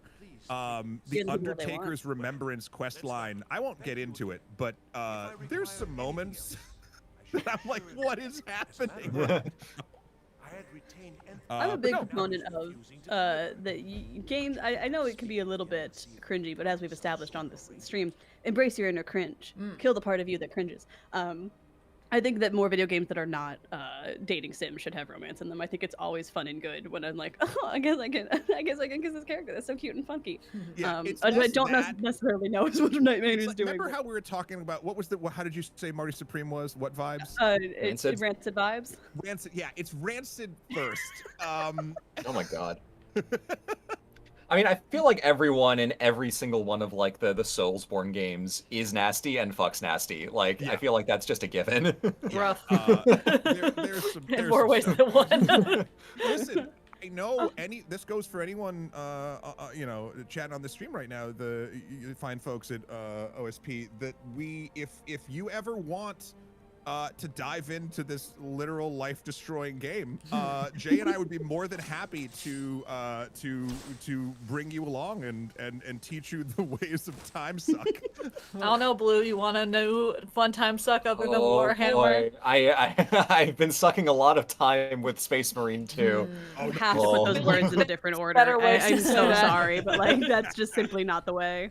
That's not the way to say that. I said what I said. I was Yeah. teed up for failure. Yeah. But Matt, I'm very excited for you to play Hades 2 because that's I think my favorite game of this year. It's a fantastic sequel to the original, but I think you'll have a good time with that. I'm so looking forward to it. And again, I've followed my I've wanted to play it since it was early access, and I fought it off. I fought the urge, plus time, honestly, not having it helped. And yeah, I cannot wait. I also got and I did start playing. This will be my last little thing on this topic, but I got the Switch 2 remakes of Dragon Warrior 1 and 2. Ooh. Which that game has a weird place in my sort of heart. Back in the day, because I'm 1,000 years old, Nintendo Power was running a promo where if you subscribed for something for like 2 years, you got a free NES version of Dragon Warrior. No, I said Dragon Quest. I mean Dragon Warrior 1 and 2. Sorry. I think they just printed too many, and no one was buying like a hardcore JRPG in the US at the time, and they were trying to get rid of them. But that was sort of Atari my ET mode. yeah. And that was my first sort of entry into it. I saved up like, God, so many months of allowance to try to get that, and like, it finally came, and the second I booted up this remaster, remake, whatever, it looks gorgeous, but the music was like, I was sitting literally in my childhood bedroom where I played the original, playing this game, and the music hit when you're in the castle, and I like teared up. That's great. I was not expecting it, and I know that's not going to be like for everyone because that's a very specific tie. But I've been liking that remake a lot so far. Awesome. That's fantastic. Earlier we were talking about how most remakes remakes have a better track record, but remasters are usually just bad. But when a remake is good, oh my god, it's the best thing ever. Yeah. Like, there is one good remaster, and it's the Shadow of the Colossus from 2018. That's it. That's it. Yeah, I feel like it's the difference between like trying to, if a game is old enough that you are fully doing a remake and not just a remaster, you know, you're fundamentally changing something about it to make it play smoother. That is a very different category for me than a remaster where it's like, well, we have updated the graphics. Doesn't it look all nice and shiny now? Do you like how smooth it is? Remember polygons? No, forget them forever. You can't go 2 feet without a whole bunch of bloom obscuring everything you're actually trying to look at. Lara Croft's tits are round now, and you all have to deal with that. I can't wait till they go full circle and they go back to not being round. It's going to be super high poly, but it's just going to revert back because everything old is new is old again. Instead of 2 polygons, it's like 100, but they're still pointy somehow. She's just wearing one of those like 1950s cone bras or whatever. Yeah. I was almost going to say that, but I thought it would be in poor taste if I said it. I'm allowed. Okay. Oh, the wolves. Listen, I'm not proud of this either. Did you ever just? Hey, Red, save now. Okay. I've spent more time along this river than I care to imagine. To admit, really. Haven't we all? That's why we're here. I'm doing everything I can to avoid the main quest line, but I will do it for $10,000 donated to Doctors Without Borders. Technically, no. Technically, $10,000 to Smasher Pass. $10,000 I will also advance the main quest line. We will do Smasher Pass, and I will be forced to engage with the plot. You'll be forced to Red, climb what that side mountain. are you on? What side am I on of the main plot? I'm on my own side. All these people suck, and I don't like them. Yeah, it is very funny to me that like the one quest line I almost never do whenever I jump back into Skyrim is the Civil War. I just simply ignore it. It doesn't happen. It's not real. I'm on Parthenax's side. He's cool. I like him a lot. Yeah. I'm on Mario whatever himself. god is that glowy orb that sends you up to the sky to talk to you and eventually freezes my game. Oh yeah, we already started that one actually. Nice. His name is Todd Howard. Yeah, stop invoking him! Blue! We're on such a hot streak! He already has 4 times. I cannot wait for the YouTube short of all the times the stream crashes today. You're all welcome. I'm gonna do it. Love it. I'll get on it.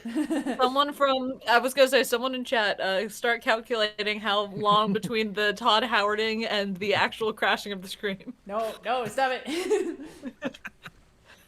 have to spin around and say his name 3 times in front of a dwarven mirror. I really wanted that dwarven horse too. I'll have to look up what the fuck is up with that dungeon, because you all saw, right? Like that room, it was the culmination of everything leading up to it, and then there was nothing to do in there, and there were no doors out of it.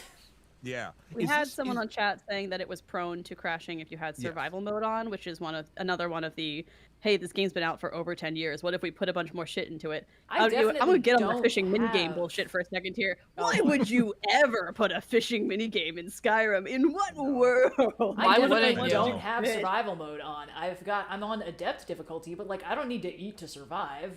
The fuck am I playing? Minecraft? You're playing the Switch the Switch unmodded version. Switch? Yeah. Okay. I know that there was an update to it for like when the Switch 2 version of Skyrim Jesus got announced, there was an update for every version that I don't know. And I heard and again, not that specific dungeon, but like lo and behold, some things started crashing that didn't used to. So maybe there's something there too, but there might be something there that wasn't there before. Because for Fallout 4, they had the next-gen update that completely bricked the game, and they fixed it 6 months later, and it made it worse. Yeah. And we're all really surprised about Starfield doing great. God, I wanted to like it. I Yeah. really wanted to like it. But I Do we don't know. think Squadron 42 is actually going to come out next year? They say it will. The Star Citizen single player game. Don't clown makeup yourself. Listen, I'm not excited for it. I don't give a shit about this game. I'm just curious if it is actually ever going to come out because this time they're making sounds that like it's going to happen for real this time. The Vegas odds are more interesting to me than the actual game. Maybe. I mean, it has to. Well, I guess it doesn't. Logical fallacy number one. Oh no! Wizards. Did you just kill a man? Okay, to be fair. Oh, he's a she necromancer. Yeah, Yeah. He can bring himself back, right? Ooh. that's usually how that Doctor, works. I think. physician, heal thyself, but necromancy? Revive himself up by his bootstraps. Love when it goes from steal to take on books. Yeah. Yes. Mm. Okay, great, awesome, cool. If your Yeah, inventory but is why would you want to over-encumbered, fish in Skyrim? You can jump changes- into any random river and just pick up a fish. I don't need a mini game for that. Get the shit out of here. I feel like some people are missing the 10 fact that years Indigo after. hates all fishing minigames. Yes. 10 years after the game came out, you put a fish. That's insult to injury. You thought you were safe, and then they pulled you back in. Yeah. If you're reeled you in, even. to be fair, it's our fault for still playing this game in the true. year of our Lord 2025. Year of our Todd 2025. Stop, stop. Stop. We're on a hot streak. Then you should probably save.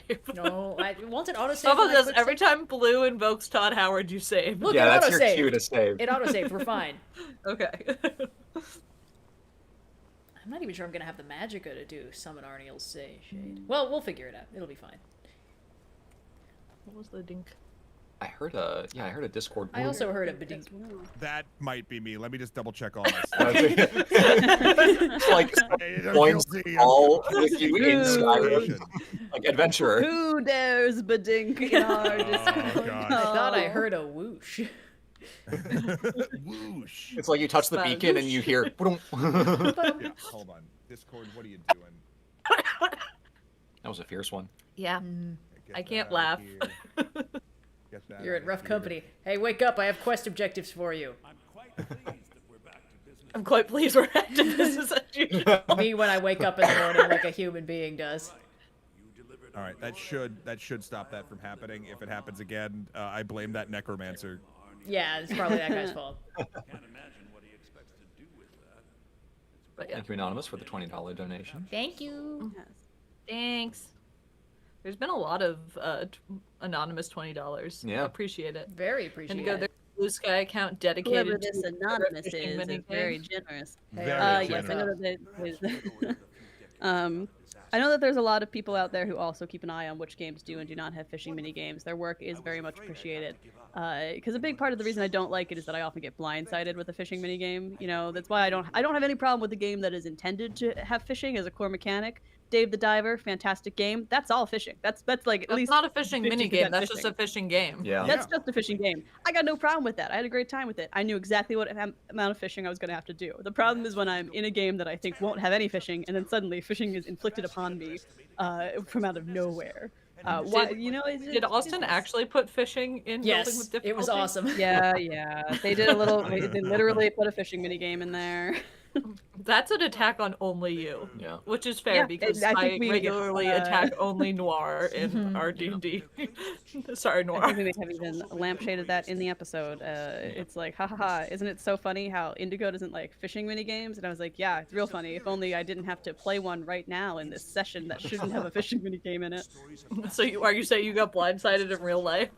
Yes! I rolled really good and fished up a really apparently big fish. also has fishing. Oh, of course. Hades 1 had fishing. Hades Also, 1 had fishing, Hades 2 has fishing. I like Slight the fishing tangent. in Warframe. But maybe that's just me. I didn't know there I was played fishing in Warframe when it comment. first came out, got confused, put it away, and then they pulled a No Man's Sky and added like free stuff. And apparently it's really good now. It's that is a machine that will not die, and I don't want it to. I am a big, even when I fall out of time with it, I am such a fan of that game and how it has evolved. I actually want to check out Soulframe, and I haven't had a chance to do that yet. Apparently, it's a slower paced, but still sort of same kind of feel game. You're not like Sonic spinballing your way through Space Ninjas. Well, we all know the space ninjas, you know. Yeah, those darn space ninjas. Someone asked if we can get a fuck, marry, kill rolling with difficulty characters. No, Oh, no. those are No. people.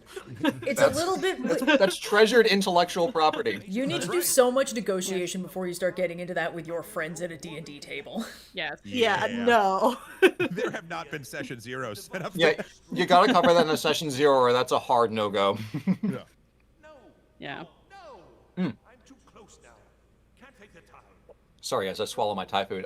I did want to say, Matt, congratulations on the relaunch of the extra credits videos. I've been enjoying seeing those. I liked Thank you very much. the legal one with Nintendo's patent, because I had been very much in camp, oh my god, this patent is so broad, Nintendo's going to be able to use it for so much evil. And after watching the video, it's like, oh, this patent is so broad, it's practically unenforceable. Okay, interesting. So very, very well done on that video, and I'm excited to see what comes next. Thank you. Yeah, no, that was such a fun one to put together with Aaron, and it's what I'm really liking about the EC stuff right now is a lot of the ideas are, not all of them, but a lot of them are sort of spawning from Games for Breakfast, our weekly sort of talk show that we do, which we have to get all y'all on at some point. Any morning you want to come talk about whatever the week's gaming and tech news is, and just either gush or rip it to shreds. Let's go, yeah. But Blue has And opinions, then I'll tell you that much. as well. You get to eat whatever breakfast you have in front of you. Ooh, my overnight oats with style. I know. Whoa. Oh, wait. Hold on. I gotta stop this story Yes, because there's holy moly. There's I don't what? even know what that is. What the? Filipino peso.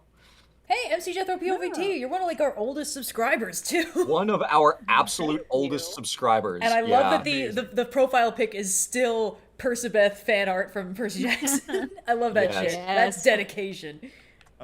Amazing. Yes. But like we'll talk about a story and then we'll dig into it and then we'll just go try to find like an expert about it. Like we're not patent lawyers, especially in the video game space. It just so happened that Jeff's best man at his wedding is, and we're like, let's go talk to Aaron. And it was just really fun to dive into that. We're doing some other interesting, longer, different sort of swing stuff. I'm excited to get out there. I'm so happy to be back to it. Heck yeah, I'm super excited to check it out. And someone asked in chat where James is. James is working on the Cyberpunk Legends card game, which is a narrative, like a licensed cyberpunk game that it is it's literally an RPG in your pocket, and I'm blown away how well it works. Like it's story based, and you get to play it cooperatively with 4 people. It's very cool.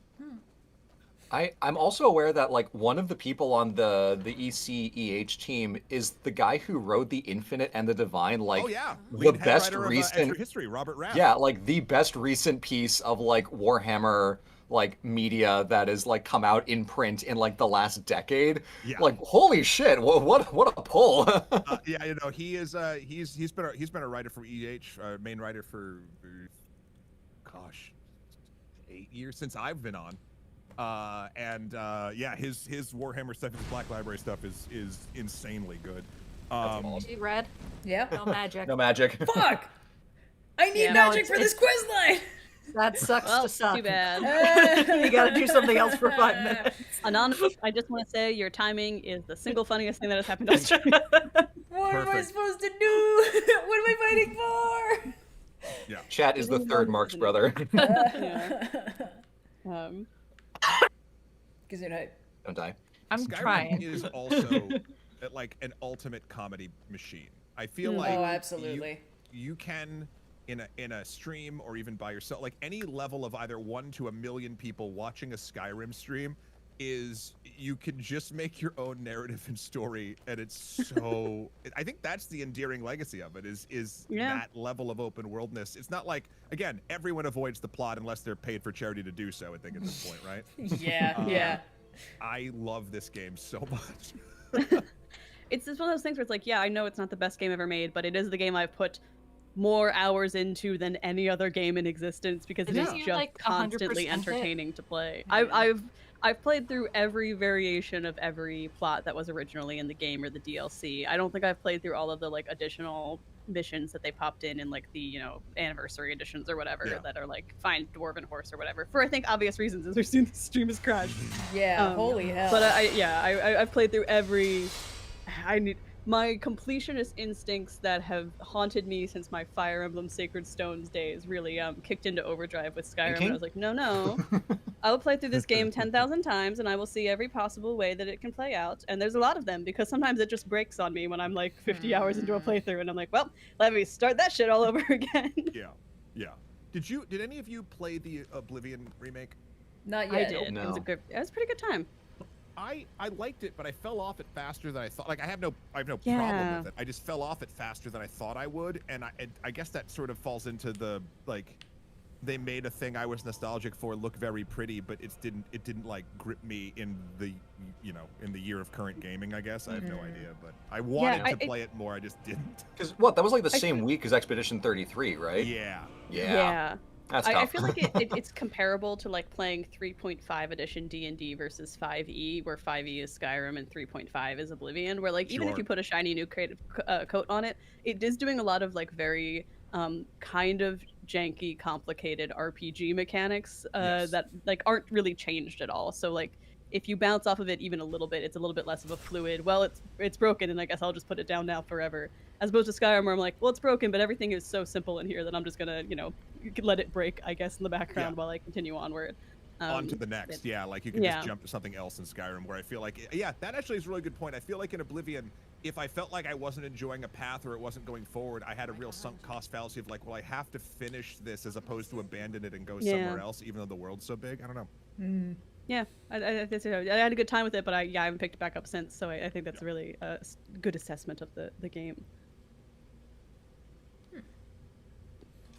Just so, Red, what like in this playthrough is there a general structure of character you'd like to run, or is the charity nature, which again everyone should donate to modify this however you see fit? Is the charity nature kind of taking you can't really plan what you'd like to do? Yeah, well, I mean, at 5,000, she had to do $5,000 of crime. I did, yeah. I've never in my life done that much crime in Skyrim. I am normally a certified good boy TM, and that means that normally I don't do crime. I think this was for charity. Yes, I mean, also this character is a loving recreation of Ebony, Darkness, Dementia, Raven Way from, of course, the hit piece of seminal work of literature, My Immortal. I haven't really been RPing her. People are like, when's Ebony gonna finally become a vampire? It's like, do I really want to fucking deal with that is the thing. Yeah. Do I want to deal with not being able to go out in the goddamn sun? Probably not. We could make that a stream goal. No! Ooh. Well, first we that's have to gotta be something big, like 30,000. Yeah. Sophia, how much time do I have left on the no magic timer? About 30 seconds. Okay. Amazing. Come on. Cleo keeps running up to Kenobi and then sprinting away. For context, Kenobi is napping on his octopus. Fully asleep. So this is just Cleo playing by herself. Amazing. In case you're worried that she's still frightened by him, he's not moving and she's just doing laps. Yeah, I've never gone a full like just steal everything. I've done the that's all I do in Skyrim. I steal everything. I turn off encumbrance, steal all the shit, mostly books, and then do the Thieves Guild quest only so I can sell all the shit. Amazing. I do see. Yeah, Indigo. Yeah, you use magic. Fire. Okay. I do see someone with a hot take, not to dunk on this person, who says hot take fanfic has been the death of literature. I will not call them out. I disagree because fanfic is the birth of literature. There are two phenomena we have to consider in this, and I think it's actually a worthwhile discussion. Red, you've alerted me to the rule that 90% of everything is shit, and this is absolutely true. The abundance of fanfic and the proliferation of it simply allows us to see more things, which means we will see more shit, because 90% of everything is shit. That's life, that's okay, we're all growing as artists, that's fine. However, we must also consider that most of the great art in history is fanfic. Virgil's Aeneid, fanfic. Dante, fanfic. Every big piece of literature is on some level a fanfic. We just forget about it because it's the good stuff that survived. I mean, Here's the other thing frequently, I'll say. half of Socrates is written down fanfic. Plato wrote a bunch of Socrates fanfic. Yeah. Here's the other Also, thing. Saying just fanfiction one more is the death of clarification. literature is like saying sketchbooks are the death of fine art. Like, Yeah. you gotta practice somewhere, man. Yeah. As someone who's been reading fanfic for way too long, also sometimes that's just all you need to get yourself back into reading when you're in a reading slump. Yeah. You're like, I want to read some bullshit, and so you read some bullshit. Also, thank you to the commenters, but Kenobi is not a cat, Kenobi is a dog. Kenobi is a service dog. We did not get a new cat. No. We Yes. have a 50-something pound croissant that helps me with He's my amazing and medical I love him needs. very much. Zoe, Red my Dot- 17-pound croissant cat is under my desk right now. Aw. I do have a Aw. cat present.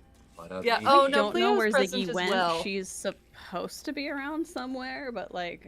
Leo's anyway. human. Cleo's Also, probably Indigo, also we've got a conked- friend. Oh, she's gone.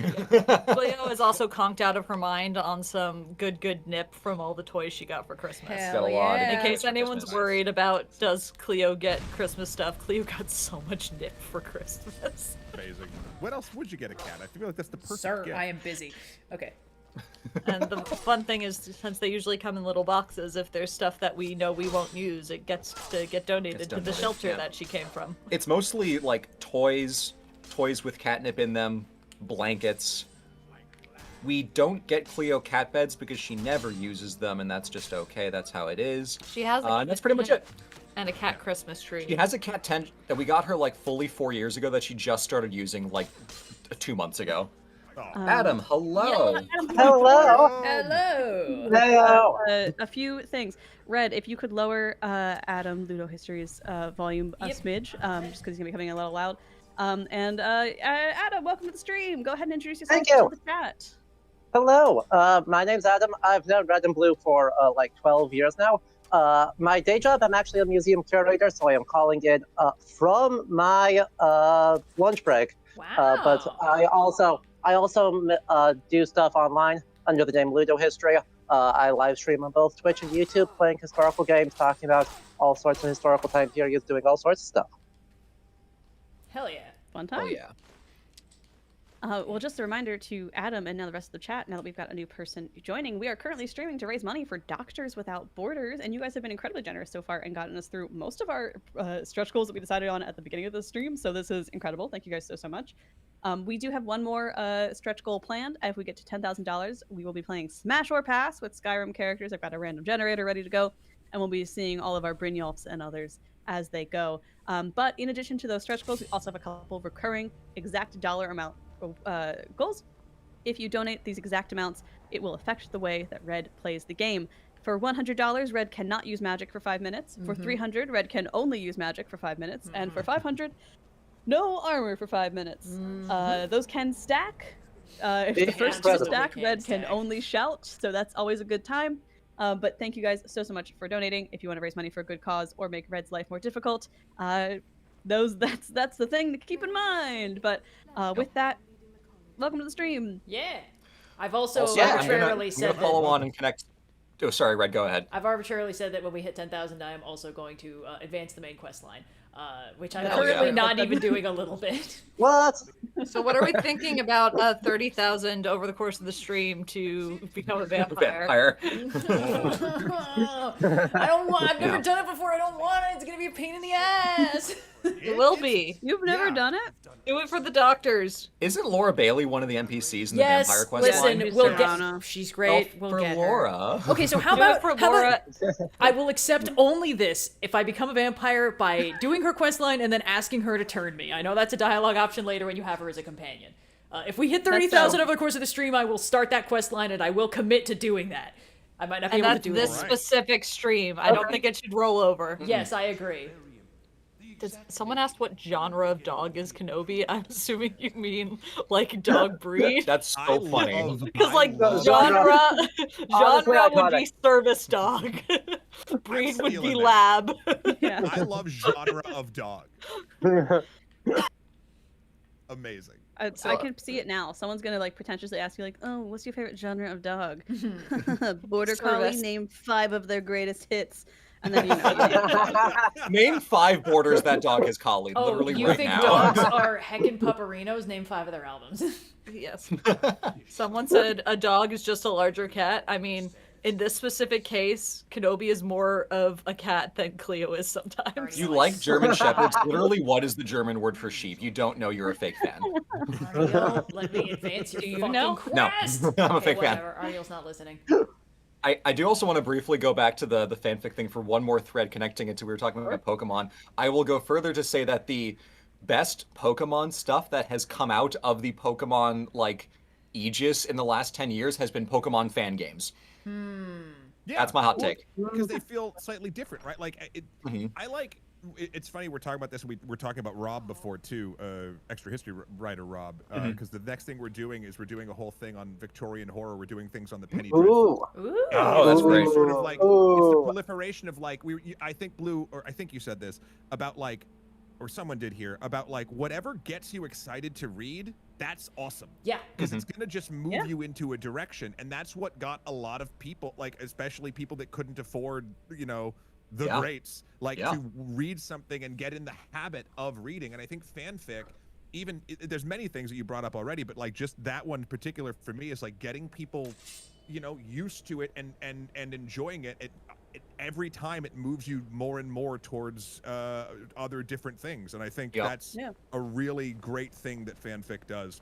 Also, I've read some great fucking fanfics. Yeah, not gonna lie. Yeah. Like, you get like mostly stuff that's just fine, and then every so often you get one that's like, oh, It's so much the phenomenon of like when you're younger. Sometimes there, at least for me in like public school, it was like, oh, sometimes the implication is like comic books are not reading in the same way that like I'm glad you brought that up. I wanted to bring up exactly that. You're still reading if you're reading a comic. It's just that it's also got pictures in it. That's not bad. Some of my favorite shit I've ever read is comics. And if it gets you into reading that, maybe you're gonna read, you know, that fantasy novel you want to pick up that's of a similar genre or the sci-fi or whatever. Like anything that you are reading is good, whether it's fanfic, comics, etc.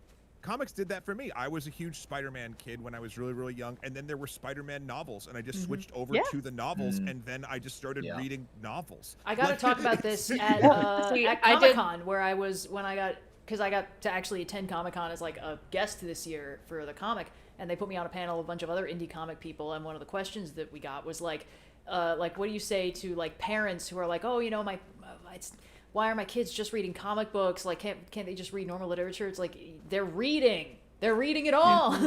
People should be reading comics because it is reading. And like, also just like, if you force your kids to always read novels, and this is coming from someone who read mostly novels as a kid because that's what I enjoyed, but like, you're gonna burn out at some point. Like, and then you 100%. Need it's really hard to like go from reading like big books back to reading with big books, especially like, you know, high school or college when you're being forced to read all sorts of stuff and never have time to read for fun, and then suddenly you're done and you're like, now what? Sorry, read $100 from Anonymous. Thank you. No magic. Oh, wow, I got that Undying Ghost out just in time. Not to go like kind of like doomer about it, but especially in the context of like the post-COVID world where like a lot of kids basically like missed the equivalent of like 3 years of school because the switch to Zoom school left a lot of people behind. Like, yeah, if you had like a school that had the resources to do Zoom class, like, okay, sure, like it's, you know, it's order of magnitude of like an in-person education, fine, but like a lot of kids got left behind really fiercely by that. Any amount of reading will help push back against the like generational loss in literacy that has been like suffered by kids in the post-COVID like schooling ecosystem. So like, let the kids read, whether it's fanfic or comics. Just let people enjoy shit. I've got some comic recommendations. If anyone's got comic recommendations, we could share those now. I've said this one before. Have you heard about this thing called Aurora? Aurora. Lord's work, Adam. Lord's work. Always a classic. I've been reading, and I've recommended this before, but the current Batman run that just started, the new #1 with Matt Fraction, is very, very good, as is Uncanny X-Men, which remains very good, and now Unbreakable X-Men, also written by Gail Simone, also very strong. Old Man Gambit, my beloved. Truly, this is the second year of Gambit in a row that we've had. But And I know that I am biased towards this character, but I've also been reading there's a Casey Jones solo series currently yeah, classic. ongoing that is very, very good. I was surprised by how much I enjoyed it compared to just the regular TMNT run. It is actually quite charming. Yeah, you specifically were very fed this year because it was Casey Theirs was Jones, it was huge. Racer X, it was Uncanny Mad X-Men. Crane is doing. They have the Speed Racer IP, so they've got a Speed Racer series and now Racer X series. And I will say, I didn't like the Racer X series as much as I like the Speed Racer one. They're both fine. Neither of them are bad, but just I did prefer Speed overall. Thinking Ryan, of, you were going to say something, yeah. Thinking of some of the ones that I have on our shelf right now, they're more like originally webcomics that got turned into print ones, not quite in the same way as Aurora, where it's a serialized story, but shout out to Emily's cartoon. Oh, yes. 10 out of 10, especially her more recent Nun series. The Nuns comics. Oh my god, they're so those. funny. Very good, sister. Yes, I'm Hot in This. Again, another really good set of comics. I'm trying to think what else. I'm like half looking over to the shelf that's over there, trying to remember. I'm picking up. Hold on, I'll be back. Two Star Trek comic runs currently that I've been enjoying is Voyager Homecoming and Red Shirts. Red Shirts is so incredibly charming. The covers are some of my favorite things that I've ever seen because they're all just different ways that Star Trek Red Shirts have gotten murked over the years. It's incredible. And I love it. if you jump into the series late, there's a page in every issue where they just have a list of all of the characters that they started with, and then just like all of the characters who have gotten murked over the course of the series because they had like 50 red shirts, and of course, red shirts don't last very long. Two more Kim Reaper series, very fun. And anything by Assigned Male Comics, also in French if you're a French person. Française. Uncensored because it's mostly Quebecois French. Oh god. Mon Dieu. French gets a censor bar. Quebecois French gets to live, mostly because I am afraid. I'm trying to think. I've fallen off of the comics thing, but I'm going to go a little bit slightly older and then very older. A friend of mine. Hey, 5 more minutes, no magic. There was a series that was renamed a little bit through. It's just it's a 4-off series. It's actually by a friend of mine who used to work when I was at MTV, Carly Udston. She wrote this thing called Heavy Vinyl. It's called the cover of it says like Hi-Fi Club, but it's basically almost like, I can't even describe. It's like it came out, I want to say, God, like maybe 6 or 7 years ago. It's a short read, but it's very, very good. It's basically like a high school. It actually, you know what, Sophia? It feels very Slug Blaster. Ooh. Hell yeah. A little bit to it, and I would say that's very good. And also something that I have. I missed. It's sort of like the black hole in some of my comic literacy is a friend of mine, Patrick Willems, has been letting me borrow his Alan Moore Swamp Things. Oh, classic. Which I just had never done, and that I've been really enjoying those. Yeah, I've been going through the West Coast Avengers, which is one of my all-time favorite comic runs because it's a team where truly half of the team is divorced from the other half of the team, and that dynamic is really fun to watch play out in just an incredibly dated comic. But it's similarly filling in the gaps in the previous knowledge. Those volumes can be really hard to find for some reason. Because they're really unpopular.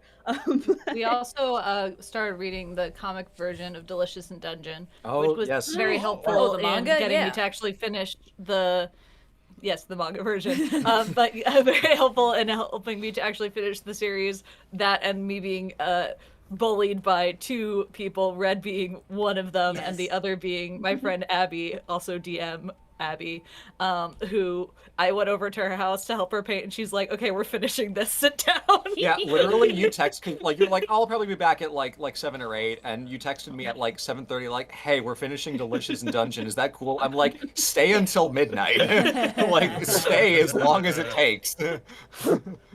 Abby's probably not here because she has a concussion, but if for some reason you're in here, go take a nap. If for some reason you're in here, get out. Oh. Yeah, I read the manga for Delicious in Dungeon before I got invested in the anime because I don't get into stories before they're finished unless they're webcomics. Webcomics are the one exception. But this is to avoid the dread of Schrodinger's bad writing, where things Yes. happen, and then you're like, either this is good foreshadowing, or the writers don't know what they're doing, and I don't want to find out which of those things is which. So I'll wait till Game the of story- Thrones. Yeah, listen, I've become so vindicated ever since Game of Thrones proved me exactly correct. Yep. The fuck? Yeah. Someone's Sorry, been Game of littering. Thrones stands. I was reading some of it, and I eventually had to stop because the show existed. What an interesting cultural moment of Game of Thrones when it was the series and even the books being this like thing that everyone was so just cared so much about. To a series and a half of bad television just being like, I don't even who's this? Like what? Yeah. Like no one cared anymore during a pandemic. No one rewatched it. Yeah. And the God, thing is, I felt so ahead of the curve when I decided that the books were bad in high school. that's fair. Nice, powerful. My favorite moment was when I was reading, I want to say it was like the third one, and I was working over the summer during this time, and one of my coworkers had just started watching the show. I feel like it had just started coming out, or maybe it was like on like the second season. Yeah. And I'm explaining what's happening at this point in the book, and I was like, oh, and Danny, and he's like, no one calls her that. And I showed him the page where that's literally what they regularly call her in the book. Yep. And he was like, well, no one's going to know who you're talking about. I'm like, I can't do this. I can't be in this. The I have a insufferability lot of of the affection. fans. I mean, like, I have a lot I'm of- glad they enjoyed it for what they did. It was not for me, the show, personally. Yeah. I ended up falling off the books as well. But, like, I'm glad people enjoyed it for when it lasted. Gave, like, you know, mainstream Super Hulock vibes for a bit there. Like, That's possibly the most truly, hurtful like- thing you've ever said to Game of Thrones fans. independent of like the books, if I was George R.R. Martin and I saw the ending of that show, like I would put out a hit on the showrunners. Like I would want them dead so hard. They thought they were gonna get that Star Wars money. They did. They really did. It's one Meanwhile, of those things where, like, sorry, Indigo, go ahead. Yeah. but no, yeah, I had a lot of affection for the show when it was coming out. I really liked it in the first couple seasons, and I watched it at a very particular time in my life where I really had nothing else going on. But then the final season was coming out while I was in Shanghai, so I had to watch it in very weird circumstances. So even though it was a terrible season finale, I kind of have a weird affection for it because I watched it in a really weird spot. Because in order to watch it uncensored through the firewall, we would go to at like 2 a.m. local time to a like bar that just catered a lot to foreigners and had a VPN that would stream it for you, and we would watch it in this big group, and week after week the group got smaller and smaller of people who would actually show up to this bar, and it was just such a very particular experience that I've never had with any other show. And so it almost kind of saved it for me a little bit, even though the ending of the show is terrible. An But interesting, something like, about that experience. I was gonna say an interesting similar experience I had, I felt like, was with The Witcher. Like, I've read a lot of the books, not all of them. I took a break over the summer one year and haven't picked them back up. But, like, I've read a bunch of them, and, like, the first season, I was like, oh, it's an interesting, like, vibe they're taking. And then the second one, I'm like, okay, I have no idea what's happening anymore. And then I never picked it back But up. for context, when the second season came out, we watched the whole thing in a day. Yeah, no, we did because do that. we got to the end of every episode, and you're like, "Can we do another?" I'm like, "Yeah, I'm having enough fun." And we basically like one more episode at our way through the entire thing, and then you have not talked about it until today. Talked about it when they decided they were gonna make the worst decision ever and replace Henry Cavill. Well, that's because Henry Cavill was principled enough to leave. Yeah, no, we're proud of him. Anyway, but yeah, no, I just remember watching the first season and I'm like, oh, cool. Like, I like how they're, like, it's an interesting adaptation kind of thing. And the second season, I'm like, I have no freaking idea what's happening. What are they doing? I'll say, having read some comic adaptations of Witcher stories, and also having watched a couple of the movies they did, I Oh, now right, the Netflix understand movies, the yeah. appeal of The Witcher. I get it. Because Hey. because I nobody really told enjoy the me books. nobody told me they're detective stories. Like, Yes. that's the Yeah. whole fun thing about them. That's my take on The Witcher, is that the actual like main set of novels is kind of not great, but the short stories are phenomenal. When it's just vibing around doing little mystery vignettes that happen to also have monsters, incredible. Peak writing. I'm quite Just fond of the before movie, that. which is just The Witcher crosses over with The Little Mermaid and tries to help the plot happen. Oh yeah, I didn't finish The Lady of the Lake. I'm like midway through it, and that's kind of where I put it down and haven't picked it back up yet. My reaction when the lady is in the lake. Me when I see a lake. I have not. I think I fell off of The Witcher on season 3. Again, not because I wasn't like enjoying it. Just it's one of those things that just other stuff happened and I forgot. And then by the time the Liam Hemsworth, which I think that season is out now, right? Like that's Yeah, the 4th season is the Hemsworth season. Yeah, I don't know. Netflix releases things with in such a fervor and with God, all what of a the mess. pomp and circumstance of a wet noodle that I just I can't keep up. Yeah. Like I couldn't believe I was so happy. And actually, this goes back to Sophia. I think you were saying about like where you saw the last season of Game of Thrones. Like I got to. Luckily, I'm in New York, and Netflix, the juggernaut, who is so graciously. Because they want Oscar nominations, bought the Paris Theater, which again, in New York City, which is a single theater. It's got they show a lot of their Netflix high-profile films there, and I got to go see Frankenstein. I got to see Guillermo del Toro's Frankenstein there, and that was such a treat because like the movie's good, but like seeing it like where you see something and in what context you see it, I think very much matters and can change how the longevity of it or like the actual experience you have. And, absolutely. That made me so happy. And then I also, again, same thing. I went to the Museum of the Moving Image to see a screening of Wake Up Dead Man. And both of these Netflix movies, which again are good on their own, I felt like have like elevated themselves to a far grander place of remembrance for me because of how I saw them. And with all of the stuff that Netflix is dropping, again, I'm not surprised I did not even truly know that The Witcher season 4 is out because they've released 9 things since I started this sentence.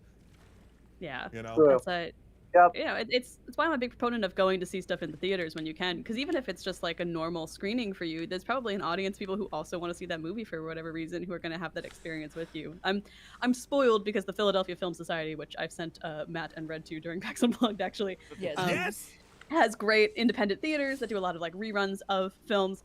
So I just saw Muppet Christmas Carol at their new Film Society Center last weekend. So good. Great. I love that you guys theater. went to the East, which is an old city. One of my favorite theaters in all of Philadelphia. It's an incredible theater. If you ever want to go see a movie, it's just like a quintessential classic movie theater experience. No frills, exactly as comfortable as you need it to be. You can get some popcorn, you sit yourself down. There's 2 screens. It's wonderful. It's perfect. I love it.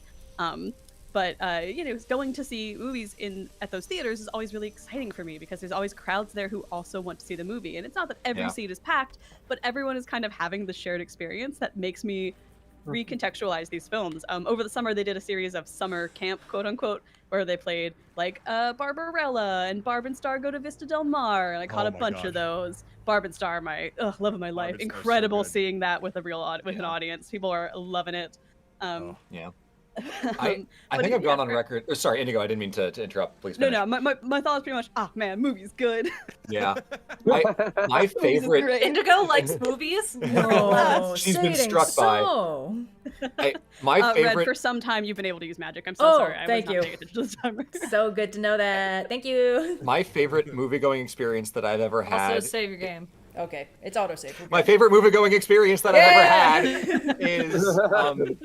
in winter of 10 years ago, 2015, going to see Star Wars Episode 7, I know, in theaters, when the possibilities were so numerous, and it was a packed theater. I was basically in like the back row, or like second to the back row, but everybody in that theater was so just innocently, honestly excited about Star Wars. It was the best theater crowd energy I have ever seen. Like, Endgame can eat shit, Avengers Infinity War can eat shit. That Star Wars screening was the best film experience I will ever have in my life, I think. Yeah, I also saw Endgame when I was in Shanghai, and that was a much less exciting experience in some ways than the ending of Game of Thrones was, because there was a lot of people sitting very silently and meekly in a theater. Yeah, I also had a similar experience going to see Episode 7 in theaters. I think it was my freshman year. Is that when it came out? It was. It might. It would have been. I think your last year of high school because it was my freshman year. Okay, yeah. So my my high school orchestra teacher is probably the biggest Star Wars fan I've ever met. And if you think you're a bigger fan, I would actually have questions. But as a result, there was a group of us who were involved in a variety of orchestral and band stuff. And he basically said to all the seniors, especially the ones who knew his daughter, who was a year ahead of me, like, "Hey, I'm gonna go see it. Obviously, I can't invite you to go see it with me, but if any of you also want to go to this showing, we can kind of make it a group outing. You know, you're all adults, you can make decisions."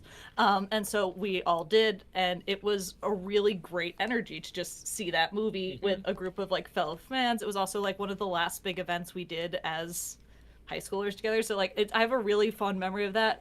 And then nothing else in that section. Also, hey, look, another 100-euro donation. Thanks, everybody. It's another anonymous. Anonymous hates you. Thanks, Anonymous. I'm gonna jump on the Star Wars. I'm gonna jump on the Star Wars train too, but from a completely different side of it. In the last, I think, a year and a half ago, I went for the one night only to go see Phantom Menace in theaters. Oh, wow. And that is an audience that understands the assignment. Hell yeah. Everyone laughed at the right moments and cheered at the right moments and booed at the right moments, and it was so cathartic to watch that movie, no matter what side of the coin you fall on it on.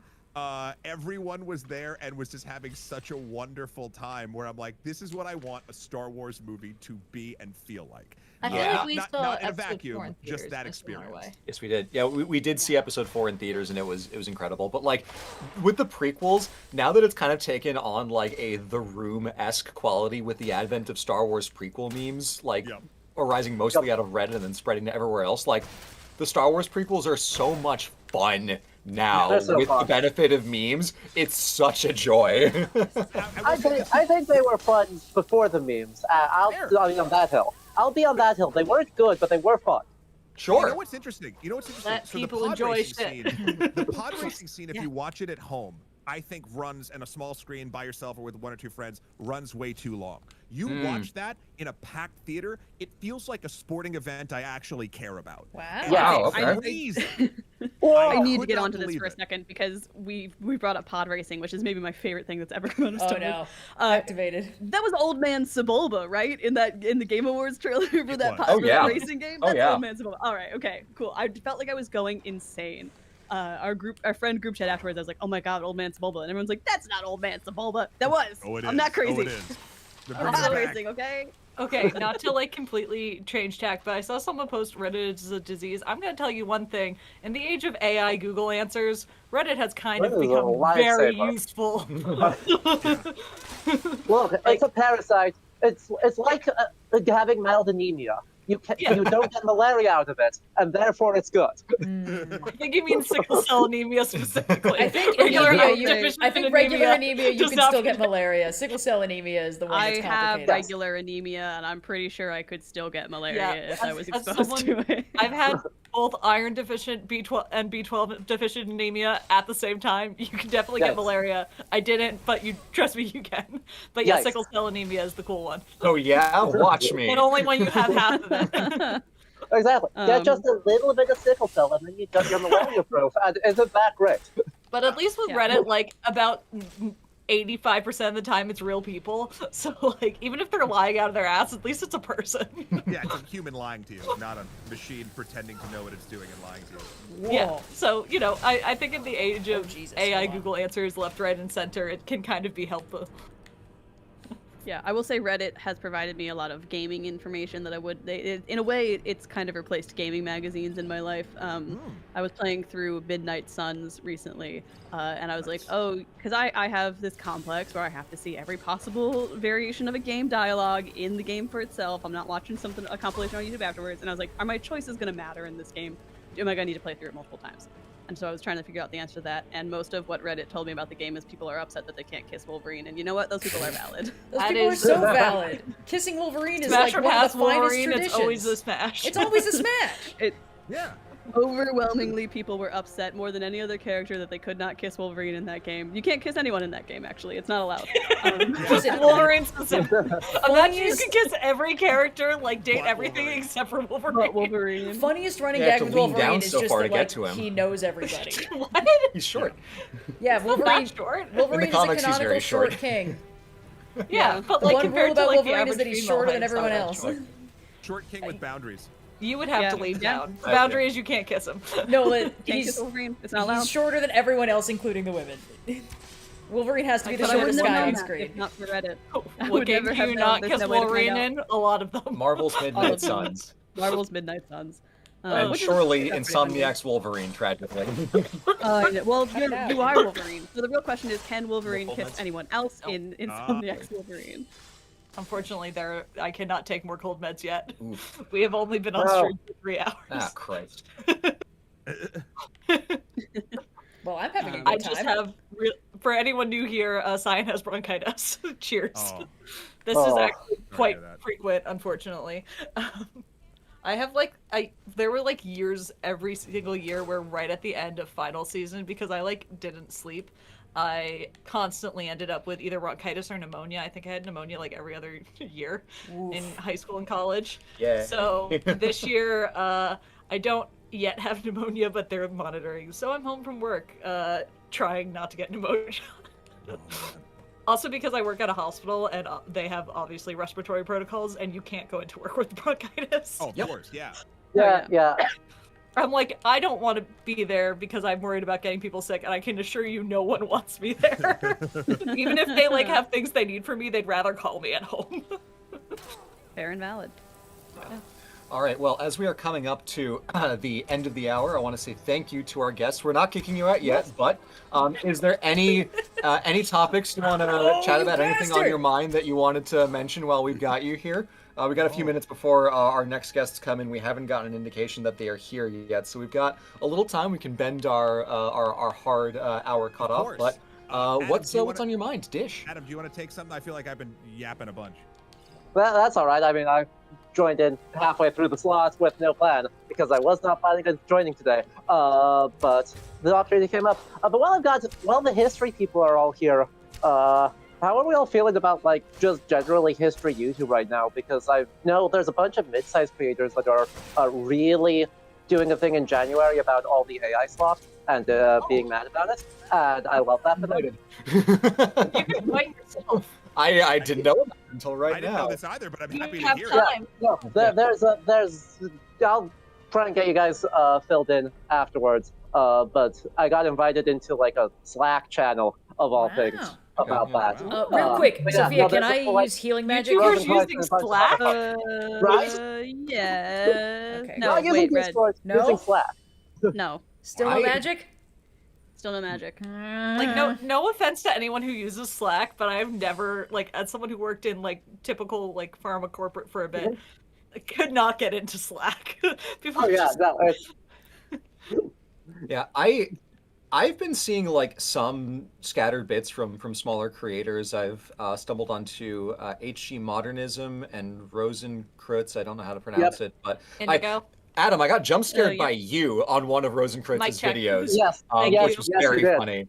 But I've like the mid-size history creators have been doing some really good work, and all the stuff I've seen, I've been really impressed. Like the big channels, I don't super watch. I feel like Mini Minuteman is Breach Containment. He's a big channel. He's good. Oh, he's a doing big good channel stuff. now, yeah.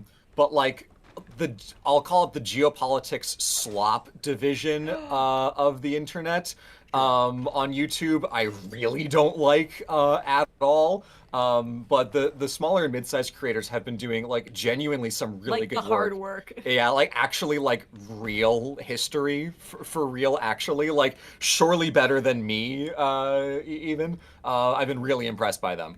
Yeah, Yeah. find yourself a good like hyper-focused history creator if you're into that specific thing and just binge their videos. Do it. Hell yeah. Yeah, That's your Christmas homework. awesome. Yeah, Ancient Americas is another one of just the that squad does incredible work. Yeah. Well, as we welcome two more guests in a second, where can the audience find you both after today's stream? I'll go first, I guess. You can find me over at Extra History and Extra Credits. Also, the erroneously titled only podcast about movies. There is an asterisk in there somewhere. I'm pretty sure there's one more on the stream right now. I don't know what you're talking about. Don't worry about it. Me and Matt have already fought about this multiple times. It says it right there on the One-on-one box. It's the kickboxing. only Are podcast we about calling him a movies. liar? Sophia, you will I be ain't on calling our him a Hundreds of truther. Beavers episode. Don't you worry. It's Yeah. going to happen. It's definitely going to happen. But Do the please, Wings episode too. check out all my stuff over there, and please keep donating to this wonderful cause. Also, just y'all, thank you for doing this. This is awesome. I popped in and you'd already raised so much money. Yeah. And I think this is so helpful, and I'm glad to be a very small part of it. Thank you for putting it on. Thanks Thank you for being joining here. us. Always a Yeah. pleasure to have you here. Yeah. Yeah. And yeah, you can find me Twitch and YouTube. I live stream both places at the same time. So if you see me with the moderator symbol in chat, you can just click on my name and subscribe over there, Hell or yeah. follow at twitch.tv/ludohistory. And then yeah, there may be some IRL stuff later in the year. So yeah, I just want to second what Matt's like. Like, this is an amazing cause. MSF is such an important organization, and so keep donating, keep making Red suffer. It's what we're all here for. Yep. So Just keep make it donating happen. $100 Speaking at a of, time. I should be able to use If you magic stack soon, it, she won't right? be able to use Yes, magic Red for can an now hour. use magic. Aha! Guys, we can't let this happen. Go, Someone my has to undying do it. ghost. Let it keep going. We donate $100 at a time in order for her not to be able to use magic for a full hour. And chat, I believe in you. No, Awesome. no. Thank you But, well, both so much for joining us, and we will have you on hopefully the next stream. Yeah. Bye, friends. Sounds good. Thanks, all. Bye. Yep. Bye-bye. All right. Nora, Excellent I'll job, leave We've that got a on few more you. Undying folks Ghost. who are about to join in a moment. I told them to join when the others left, so let's see who clicks fastest. Wow. Oh, Noir! Noir, fastest. no. More on the click pro. Noir beats Wally in 1v1 combat that they didn't know they were doing. Noir and Wally. That's the thing we were doing? We were We taking took bets on bets which to one of you would jump in first. Yeah. Oh, there's 5 minutes. No Thanks, magic. Anonymous. No! Magic. Noir and Wally, welcome to the stream. We're going to have you guys introduce yourselves in just a moment, but as a reminder for both you and everyone else who's currently listening along in the chat, we are streaming to raise money for Doctors Without Borders. We've raised over 8,000 so far, which is insane. Thank you guys so Over much. 8,000? We Guys, cleared nice. 8,000 when I We're wasn't looking? over 8,000. It's Yes. over 8,000! Sorry. We're I'm over $8,000. going through it all. We've got one more stretch goal that we had previously planned on, and we will add more stretch goals if we pass this one. But we are working towards $10,000 raised, and we will play Smash or Pass with Skyrim characters. But in addition to our ongoing stretch goals, we also have a couple of recurring goals where if you donate these exact dollar amounts, it will affect the way that Red plays the game. Currently, she's under the effect of the $100 anonymous donation. Thank you, Anonymous. For $100, Red cannot use magic for 5 minutes. For $300, Red can only use magic for 5 minutes. And for $500, Red can use no armor for 5 minutes. Yep. These can stack, Yep. and if you donate during one, they will add time to the ongoing timer. So I hope that you guys have been enjoying the stream. I thank you guys so much for supporting a wonderful cause, and thank you guys so much for causing Red infinite distress. Yes, on a but with all whim. that said, On a whim, I've added a couple other uh, things just to say. When we do Smash or Pass, I will also, if we hit 10k, I will also go and start advancing the main quest line. And I will also, if we hit 30k today, I'm not sure if we will, but if we hit 30k today, I'm going to commit to doing the Dawnguard Vampire companion quest line and let her Laura turn me into Bailey. let Laura Bailey turn Bailey me into. I mean, twist my arm, why don't you? I'll let Laura Bailey turn me into a vampire. Yeah. yes, but Wally and Noir are Red and I's fellow players on the Actual Play podcast, Rolling with Difficulty. Why don't you two introduce yourselves, tell the audience who you are and what you'll what you do. Okay, I'll go first. Okay, go ahead. I got it. Oh, boy. I don't care who goes first, but someone has to. I know. Hi, I'm Noir. I'm one of the talents on Rolling with Difficulty. Currently, I play a little Kenku boy. Little Kenku. Called Karik. Little. Boy, asterisk, fucked up boy, parentheses.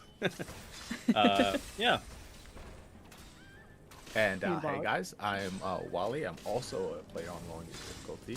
I'm also the character artist as well. I'm currently playing Bugbear, very antagonistic Bugbear on the current. Oh, we like him. He's fun. Speak for yourself. I like him. He's fun. Dark romance main character, dark romance protagonist. That or is my whatever. favorite running gag that we've come up with about this guy. I Yeah. pretend to not see it. Yes.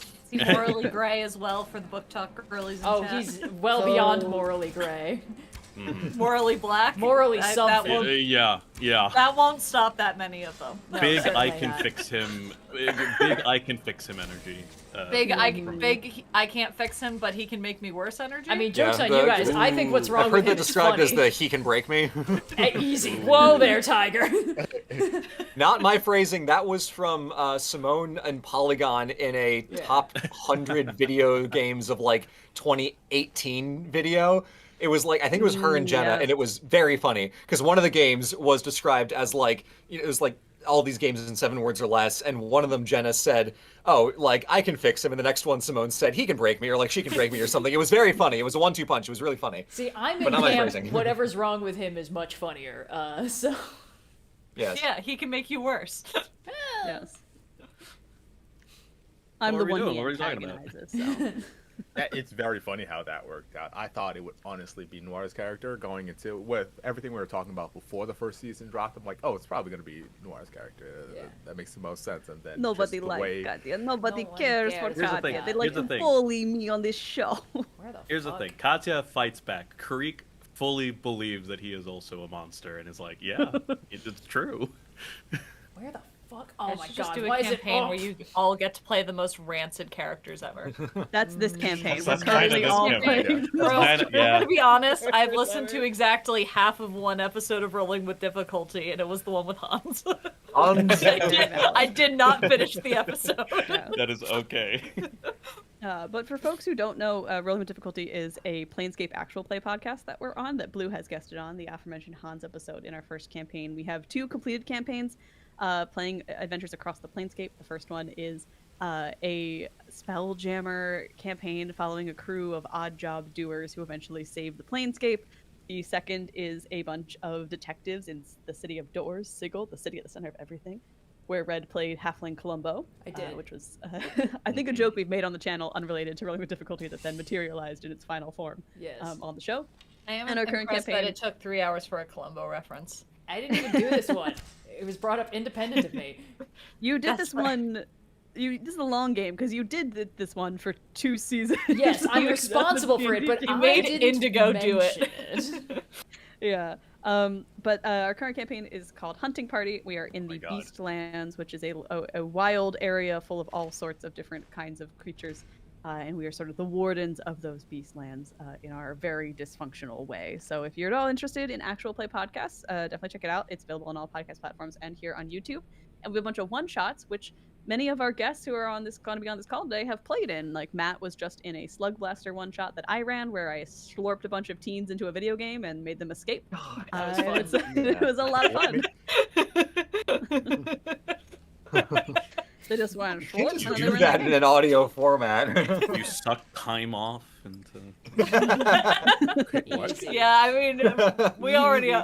Put it on my tombstone. I'm pretty sure we unlocked this like multiple streams ago. There's literally a bit in the Zelda one where I just scream into the void. Like... Red, you can use magic again, by the way. Ah, thank goodness. Okay. I will say, I might end up making Rolling with Difficulty my new data entry listening material. It's good. Because We're great for long car rides, jobs where you need background noise. But the episodes are like 4 hours long, so I can't recommend putting us on the background enough. Oh yeah. I have to do a lot of data entry as part of my job, and I'm behind. We're all behind. We're understaffed right now, which means when I am in the office between bouts of bronchitis, I've been just sitting down and like going through binders and entering data that should have been entered in like 2023. So, Well, we'd be happy to have you as a listener. I will find you on my preferred podcasting platform. Hell yeah. We are on Or all of them. YouTube, where there are animated battle maps, which I only plug because I'm the one who animates them, and it takes fucking forever. Yeah. I It will. takes so goddamn long. I don't think I would properly be able to appreciate them while doing data entry, but Yes, this is why we're also on podcast platforms. But yeah, it's a lot of fun. We've been our DM Austin will be joining us in a little bit, but we've been recording the most recent season, and I don't know about you guys, but I've been having a pretty good time antagonizing everybody. Yeah. Well, I'm not antagonizing people except my enemies, but I'm trying to. Good lord, I'm trying to hold this team together with duct tape and hopes and dreams. I am trying so hard not to be too antagonistic. There have been moments in episodes where I'm just like, okay, Wally, you can only go so far. Just peel it back. Take it back now, y'all. You've been getting like the renegade interrupt prompt every other conversation. Yeah. Yeah, just quick check in. How much longer do we have for someone to donate $100 to extend the no magic? Yeah, Red can use magic. Okay, guys, now's your time. I'm talking to a goddess right now. Also, do we have like a recurring bit of like I have to go kill a dragon again? If we can make that have 15,000, 10,000, we will. Well, before we start assigning dollar amounts, let's if we make it past 10, I see someone on mic check. If we make it past 10,000, we'll loop through our rewards, and in that case 11,000 would then be go kill a dragon. You have already killed your first dragon that was required, and you're not on the hook for any more at the moment. Okay, cool. I do see Adam popping in chat calling me out for our home game. You guys are doing great. They're grad students that are no longer going to be completing their PhD for reasons. Tell me when you are. You guys are doing fine. So many dragons, so little time. They're putting my ass in this. They're sending my ass to a Daedric dimension. Watching over you. Oh yeah, you go. Is this Azura's star? I'm doing Azura's star, yeah. In the comments of my Boethius video, some people were saying that there's a Daedric prince named Boethius, apparently. There is, yeah. Yeah. But we also are joined now by the DM for the aforementioned Really Difficulty podcast, Austin. Austin, say hello and introduce yourself. We're all here. Hello. Hello. Roll initiative, folks. Oh God. Whoa. Don't make me Why do would this. you I'm do on this? so many cold meds. I rolled a 1. Fuck. Good shit. Yeah. Hey everyone. Yeah. Austin, DM for Rolling Difficulty. I play with the rest of these folks. Sans, Blue, and Cyan. Once upon a time we did play, but This is true. Noir was our first DM. Yes. Yeah. I actually just found session notes. Today Whoa. I was cleaning things up and I found. Actually, wait, hold on. I should totally pull those out. Like, Yeah. Yeah. They're Indigo. And I was also Indigo on this, it was our wrap. Yes. I did. It was our college D&D game that Noir ran, that Blue, Cyan, Austin, and myself and a couple other friends were all in. And I was playing a bard who went by the name Scarlet Red, which has only become confusing now in my professional life and not at all back in college. And my bit was that at the beginning of every session, as the notes taker, I would do a wrap-up rap of the events that had happened, usually set to some sort of song parody. There's a long history of Indigo doing song parodies. My second character, in Rolling with Difficulty, Ingrid Starling, did a lot of off-the-cuff parodies. You were the template. Because that was the template. Scarlet Red was the template, Ingrid Starling was the proper execution. I will say, I did very much enjoy my first D&D character in that group, but I've accidentally ended up playing a very similar character in the campaign that I'm a player in with some of my friends. Completely by accident, because we switched midway through to the 2024 rules, which don't involve half-elves. So my totally a normal age half-elf character once again has become a young elf with no brain. I'm like, don't make me do this a second time. All that is old is new again. Yes, I do. As a frequent half-elf player, the tragedy.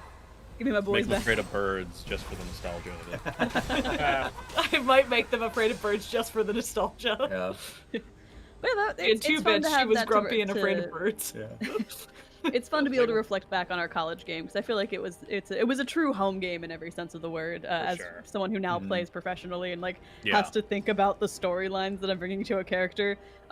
Noir, you ran a fantastic game, but I truly did not have a plan for 90% of the time. I mean, it was my first time. It was my first time running any kind of D&D game as well, and obviously the Critical Role inspiration was very heavy, because that was what I was watching, and I was like, I want to do that. Yeah, I mean, you're from that generation of right, exactly. Yeah, so a lot of it was just kind of meandering when we happen to there is a plot line that you guys can follow, but oftentimes like the execution in like a quest is can take multiple sessions. It's not like I am kind of a fan of how Austin runs games, both in Rolling with Difficulty and our like home draw steel game, where it's like arcs, basically like 8-session arcs, and then we take a bit of a break, and then we return for another arc or something like that. But basically just like having an overarching storyline or quest line, and then like the further tightness of every episode, every session being like its own like adventure, basically, as the nature of the episodic nature of Rolling with Difficulty. I enjoyed that a lot. I've only just started GMing a triangle agency game for some of my friends back in California, and the intention is to run it with some friends here in the East Coast as well. And definitely like that mindset of like 10 episode season, quote unquote, every episode being a Monster of the Week condensed adventure is something I'm absolutely taking. Or if you ever want to take over and run a one-shot / DM a little like 2 or 3 shot, please feel free if you want to take over this group. Oh, sure. Magic Rat's whole plotline isn't going anywhere. It'll always be there. This is a good question for the group because I think all of us have played a lot of TTRPGs in our day. Do you have a favorite D&D or other TTRPG character that you ever played, whether it's for actual play or not, just like a character that you really loved? I played Shaggy once. That was pretty funny. Pretty good, pretty good. For a one-shot. That was a pretty fun one. And then I also am currently my backup character for the character I'm playing, because sometimes we need to swap characters out, is a really kind of just grumpy character who is just the only plot point that we've gotten to in her story. She's very into twinks. This came out of absolutely nowhere, and everyone's like, "Why'd you only like him?" And I'm like, "Yeah, it came out of nowhere. It's like, crazy." I'm like, Katie loves twinks, and they're like, "Of course she does." So that's the Classic only Katie. that's the only thing we've gotten so far. Oh boy. Very funny. I'm sort of sidestepping this question because I don't have an answer. Every character I've played because I like them. But what I did realize recently is that pick between your children, Red. Come on. No, fuck you. What I did learn is that if you make your own campaign setting, you can just come up with all the characters you want, and then you get to play all of them. So that's fine, and I'm not going mad with power, but I am excited. So yeah, but then they have to Have you lose. considered making them all related? No, I'm making some of them like good guys. No. Every time Cyan brings up that giant family tree, I get a freaking conniption of like, oh god, it's how are they related? It's how are they related, and how is it spelled? Oh my god. Yeah, Cyan does adversarial spelling for all of her characters. Like every vowel you think it is, fuck you, it's a diphthong of a different value. Yeah. That's how you get out of true name magic. You have to spell it adversarially. You can't get red teamed in your spelling. Sorry. Someone tell me where Arniel is. Yeah. Arniel. I want him to be advancing his fucking quest line. I think Adam in chat also having a conniption.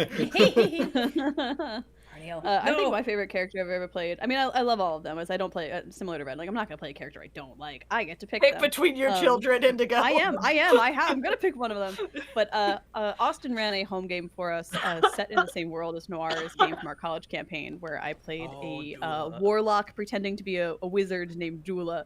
And I loved her and her stupid little lizard familiar. I loved Bart. Very fun. Bart, the dumbest lizard who's ever lived. But she was a lot of fun to play because she got to be that kind of like academic, but also she's incredibly deceitful, and she had a warlock patron who caused problems. So it's a fun mix, and there was a lot going on for not having to like play 10,000 sessions to get to the whole story. I really liked that. Nice. I think I'd be remiss if I didn't pick for my favorite character, the character that I played 2 campaigns, levels 1 to 20. Ernest Clare would become King Clare of Elturel after he saved it from hell. Very fun. I remember when in the second session, he almost died to mold, He was a sorcerer. And I looked behind a curtain that was filled with mold, and I failed my con save, and he rolled like max damage. It took me to 0 hit points in a dungeon. And then I remember fighting and killing Tiamat with him in the final session. So Very fun. You really can't beat that. Adam actually just made a good point. If you're going mad with power, you might have heard about this fantastic original world that Red created for Aurora. You can get a physical copy at your local bookstore. Sniping Red with her own book on That's sale not even now. slightly on topic. No. Hey, at least your book's out, man. I'm still waiting for my copy. Someone's gotta do it, Red. Yours has got to It's come gonna out be the rest before of us. Volume 2 of mine comes out in March. That's the one rule. It better. It fucking we better. did get a box from the company and ended up being a different book we ordered. It was so rough. Although, Wally, what about you? Do you have a favorite character you've played? I have too many characters. Well, Pick that between I've your children. made. And Wally is not enough kind of that I the king of extensive backstory in a way that I really respect and fear simultaneously. Yeah, I have a tendency to build out like a tiny little world behind my character, so I'm not just bringing the character, but also all this tiny little corner that they're a part of. But in terms of favorite character I've played, is technically the second character I've ever played, which was the wife of a husband who died unceremoniously. Her name was Annabelle. She was a Wood Elf Ranger, optimized like crazy, but the dice were not happy with me. I think at one point she had, what was it, Elven Accuracy, so she was rolling triple advantage for her hits, and I rolled 3 nat ones. Oh, it's just like, brutal. okay, doesn't matter how well you build a character, sometimes the dice just don't like him. Dice gonna do what the dice gonna do. Yeah. I just discovered that the face of my watch spins. I don't know what to do with that, and I'm afraid that if I spin it too much, I'm going to spin it off. I had a pocket watch when I was in high school that I would wear. Yes, I was that person. Amazing. And I would twirl it. I would just like spin it on its chain. It was a mechanical pocket watch. I didn't realize that I was like, it was like the centrifugal force was moving the minute and hour hands, and just getting the time off kilter, and so I very quickly stopped that. Fascinating. But your mention of the face spinning reminded me of that. I guess it's my turn to pick a favorite character from a TTRPG game or something like that. Choose. Honestly, probably like my favorite to play, probably Ooptaglor. Oh yeah. But I will shout out, in that same game that Dula was in, I had a goblin rogue named Beanie. Oh yes. Named after the beanie that he wore. And he was just kind of like your happy-go-lucky, goblin rogue, kind of like it was Sophia's character, Austin's brother, and me. Like our mutual backstory was that we grew up on this island, and then eventually Dula and Apelagius, Patrick's character, like moved away, and it was just Beanie back at the island, and so he kind of felt a little left behind. And like a weird like full circle arc that I didn't really anticipate at all was that Beanie successfully negotiated with this pirate to like Will Turner himself. Whoa. He really did. It was like excellent session. That was an excellent. Excellent move. Yeah, it was like, what was it like? There was this MacGuffin that was kind of central to the whole plot, and the pirates were after it, and it was like this negotiation that wasn't really going anywhere. Red, $100 donation. Please don't use magic for 5 minutes. Okay. Thank you, Anonymous. Anyway, no more. And so we were just trying to figure out what to do, and then like I didn't even really anticipate it, but it really felt good for the character in the moment, where Beanie was just like, I'll work on your ship for 10 years or whatever to let them go or something like that. And Yes. yeah. It was I remember. Yeah, it was there was the magic MacGuffin, and they were trying to get it for some hags, and you guys wanted to kill the hags. And they rolled up on you and were like, hey, we're gonna kill everyone on the ship. And the negotiation basically kept coming down to, we'll kill you right back. And I was like, well, the pirates don't think that that's a threat. They're pretty sure they're gonna win. Like, we know it's a D&D game, but they don't know that. And so they were basically, when you like gave yourself over, it was basically like a ward. To be like, okay, well, you guys are going to keep this super powerful weapon. To ensure you never turn it against us, your friend is going to be on this ship for 10 years. Yeah. And they were basically like, he's gonna like being a pirate so much he'll never leave, and then we'll never have Yeah. and then in 10 years that person's gonna be an ally of ours. So it was a pretty masterful stroke. And the Beanie's internal thing was like, I get to be a pirate? I'm gonna rule this shit in like yeah, Beanie 5 didn't years. need 10 years. He just needed to have the dangling carrot of, ooh, piracy right in front of him. Yeah. So it ended up working out very well. And like there was this nice like moment where Beanie was like, you guys got to leave the island. It's my turn now too. So. Wait. It was a fun game. Carrying Yeah. Shalador's writing? Sorry. Sorry, you're dealing with Shalador. No, Who still has to... it's moving on the map. It wasn't there, and now it was like up here, and now it's down there, which makes me think somebody's carrying them. The shit. Possible. I had that happen on my other save file when I was trying to do the Vampire Companion quest line, because they were like, meet back up with her, and I was like, okay, and she kept moving around on the map. I was like, where are you? Come on! And then when I ran into her on the road, she was like, I'm a little busy right now. I was like, what the fuck are you talking about? Bethesda polish. I'm no closer to understanding how my watch face spins and what that does and what it means, because it only spins one way. So clearly there's a function. Oh my god, Blue, you have the Omnitrix. You gotta spin it in a certain you combination. gotta slap that Turn shit. into 10 aliens. What alien are you Ben going to 10 turn into? We are not doing this Ben 10 bit again. Please, no. Austin, I'm not strong 10 years enough. ago, almost to the day. 10 years ago? How auspicious. Sorry, 20 years ago. If it's okay. Yeah, I know you're in. Yeah. Well, that's going to take some Googling later.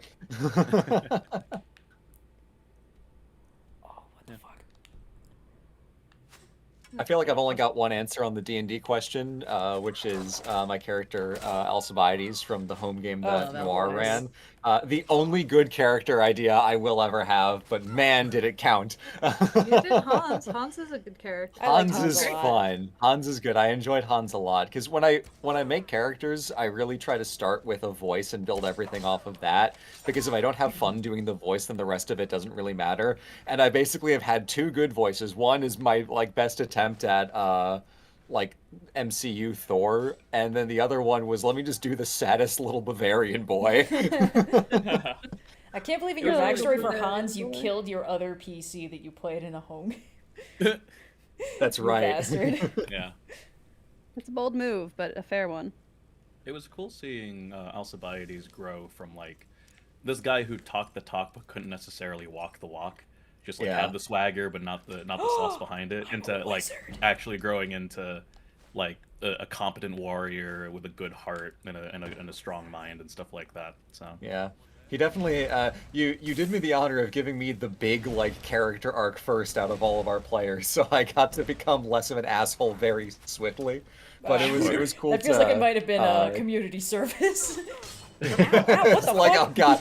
To be Like fair, Noir looking at all the players like, I gotta fix this fucking Alcibiades guy. I swear to Christ, I can't deal with I this. do appreciate Noir was the first couple sessions for that campaign were definitely you herding cats, because we didn't all know the rule of you need your characters to, even if they don't get along, pretend to be friends. And there were definitely some episodes where we're all just like, no, and you're like, guys, you have to. and yeah. We figured it out, but that was definitely every time someone's like, what do you think the best rule for like making a D&D character is? It's like, even if you're an asshole, you're gonna need to pretend to be friends. Like have a reason. Yeah, you have to have a reason to be doing the stuff. Which I think one moment of like the dice telling the story in a way that was much better than anything I would have come up with was the very first combat roll I did for him. I rolled a nat 1 and fell flat on my face. Yep. And I was like, you know what? I think this needs to actually be an essential piece of his character, is that this man is an absolute fucking, like, buffoon, useless in any combat scenario, and has to reconcile his strong image of himself with the reality at the table that the dice make true. You were a big glass cannon. A big glass cannon. Died twice in the course of that game, so yeah, Fun. it was fun. Like It was a really good time. Yeah. Okay, let's see. Can I use magic again? M the First says, yeah, you can use magic. Yay! as a German, I was laughing my ass off with Hans' accent. What is wrong with Hans? What is not accurate about the Hans accent? Danger. You guys couldn't handle Katya. You're not ready. We've played with Mare and Moon. We know a hint of what it's like. Oh yes. My best Laura Bailey impression made manifest in another home game. Yeah.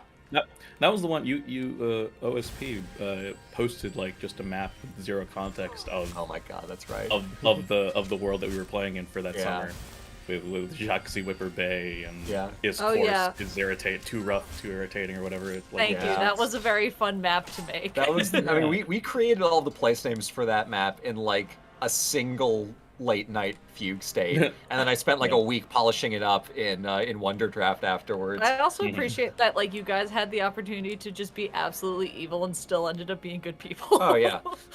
Yeah, that's the fundamental thing with most, I find, D&D or other similar fantasy, hero power fantasy games is like, yeah, you can play an evil character, and you might have an evil alignment, and you're gonna do bad things, but like, most people, I think, are fundamentally pretty good, so there is sort of an element of like, I mean, I don't want to just like murder somebody.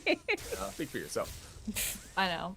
This is true. My one of our more recent things we did in one of our campaigns was accidentally murder just like everyone because one person lit a place on fire with like people in it and caused a little bit of a rift. Rookie in the mistake right group. there. And that was definitely one of those sessions where afterwards we're like, okay guys, like just a reminder, like we're all still friends like in real life, right? Cool. Because like you get really into playing your character and things get heated and then it's like after you finish you're like, okay, let's just like confirm like everyone's still good, right? None of us actually are gonna murder someone. I do see a couple comments saying I miss Katya so much, and when is Rolling with Difficulty coming back? Yeah, so we're coming back early January for the new season, so don't worry, you don't have to miss Katya for long. I will be back before you know it. It's there's going to be an announcement in the next couple days on socials about the exact date, but like in the next 2 weeks, so no need to wait for too long. Amazing. Yeah, And the probably- first season of that campaign is currently all out in its entirety from the summer, so if you are you have not listened and you want to catch up, now is a great time to do so. Yeah, promos I believe are going to be coming out within the next week or so. Yeah, Yeah. they will be. They're all on the calendar that everyone is super good at using Yes. all the time. You know it. Red. Yes. It's crazy. You have to be really bad at using a calendar to have generated as much meme fuel as Red has for this calendar. Like, it's been years and years, and there's no sign of slowing. The engine is only picking up steam. I think what makes it worse for me personally is that there's also an OSP calendar, and Red also doesn't use that one. And I'm Yes. also the person who says use the goddamn calendar. So really what's happening is that Red is from two fronts constantly like, what if I didn't? But at least I'm consistent. No. Red, you've I been will- slandered. Thoughts? Rebuttal? I can't read suddenly. I don't know. It's my brother's playing on the controller. I'm with USB steering wheel. I'm playing But blindfolded. Edward's Input lag. All right. It's been a while since our last crash. Have we saved recently? Once I fast travel, it'll autosave. Okay.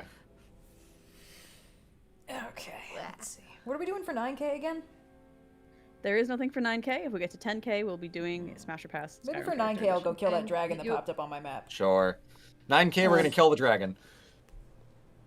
Asher Pass for Skyrim characters, they're all like heroic, awesome heroes. And they all Yeah. look They're so all scrundly and nasty. disgusting. Have you ever looked at a Skyrim character? They're all 2011 like polygon people. And some of them are dragons, so... Yeah. There are I've some never correct known answers. the internet to give a shit about that before. Yeah, none of those points. Fair are- enough. sound You know like what? they're- Fair enough. Nothing you said there had any bearing on anything. Arniel? No, fuck. I see a Arniel? question in chat for the One Weekly Playcast. Arniel? Are there any other actual play shows that you guys listen to? There's a lot of really great shows out there.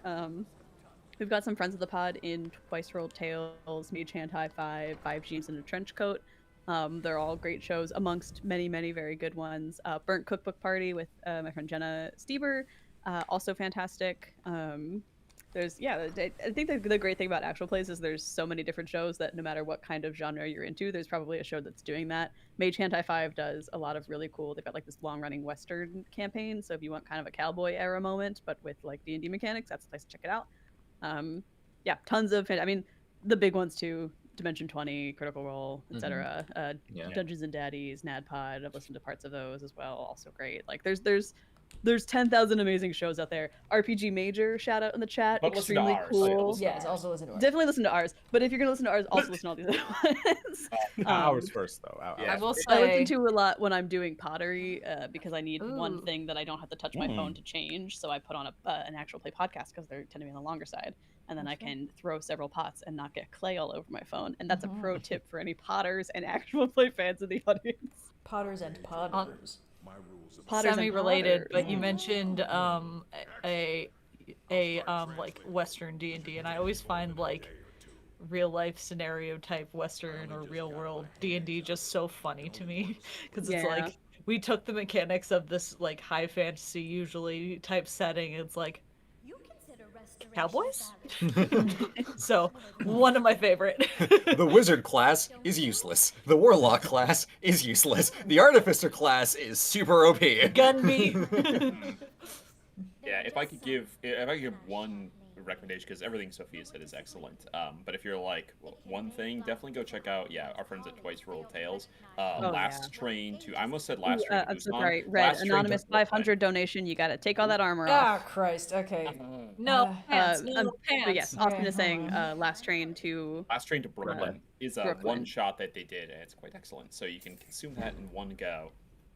Yeah, and that's all filmed on the New York subway. They like do a lot of really cool on-location filming, and it creates fantastic one-shots. And they also make their own games that you can buy, so it's a great place to check out cool plays of existing games, and also go check out some really cool systems from them. They've got Tabletop Gone Mad is kind of like a Mad Libs tabletop book. It's very, very cool. So definitely check them out. That's a great shout out. They have like a Christmas one called like Burn the Goat or something like that. Yeah. The Gobble Goat fell over. Did you guys see? I'm aware because of Liddy Toys Roll Tales. I'm pretty sure. Yeah, of course. I think it was on Instagram. If no one's got me, my friend Linny Twice Rolled Tales got me. Hell yeah. For sure. You'll never meet a nicer person in the whole world. Truly one of the kindest people in the world. We love Linny. Linny joined us as a player for half of our second season during Open and Shut, the second campaign, because Wally took a break and we brought in some guest players, and Linny was the wonderful Fally, the very bureaucratic. the cleric, the clerical cleric. Puts the cleric in clerical error. I was super excited by that character choice because I feel like we play in the Planescape and it's awesome, but I feel like the impulse is to create a character who's kind of normal and finds the rest of all this stuff very strange, right? Because that's true of us, the human players. So I liked that instead, that Liddy was like, I'm going to play someone from the law world that is lawful good and only has ever lived in a lawful good place and now is in the city of like thieves and scoundrels. Yep. You know, it was very counter, I think, to what a lot of people's impulse is, and I found that very, very bold and very useful as a GM as well. Yeah, really good time. But yeah, there's tons of great actual plays out there. I think it's a really fun space to be involved in because there is just like so much great variety. And I feel like even in the list of people I shouted out, I'm like, oh no, I'm missing so many of them. I've had the pleasure of like guest playing on a couple different either streams or like charity one shots. I played Masks. I was recently on, and I think this episode is still available, Hilarity Save RPG, which is a number of great series. I was on their Assurant session as a sort of Halloween spooky Jurassic Park themed one shot. Spoiler alert, I stole some dinosaur eggs and that shit never ends well for anyone. So definitely check that out. There's tons of great games. I was just at a live show that unfortunately I think the recording is corrupted of Party of One, which is another podcast. Oh no. We've played Love is on the Cards, which is a Hallmark movie generating 2-player game where you pull cards from a deck to like get prompts for your holiday rom-com. That was a ton of fun. So worth checking out the rest of Party of One stuff because I don't know that my episode is ever gonna make it out of anyone who was at the live show knows. But the rest of us are gonna have to imagine it forever. But there's so much good stuff out there. Like it truly is just the gift that keeps on giving. Wally, you've guested on some other stuff as well. I have more names to shout out for. I think a lot of the people here in this space are doing a lot of great things. Shout out Grant from Game Master Mondays. Oh yes. Ran an amazing game. for us because we're doing a collaboration with 5 Gems, and he was our guest gem for that. Who else? Amani does a lot of stream stuff for NDTRPGs. Did a Juneteenth stream last Juneteenth, and I believe the VOD should be up on their YouTube. And then the last person I would like to shout out would be like Jess the Human, who does a lot of one-shot charity streams over on Twitch. Yes. Fantastic content. Yeah, tons of great people in space.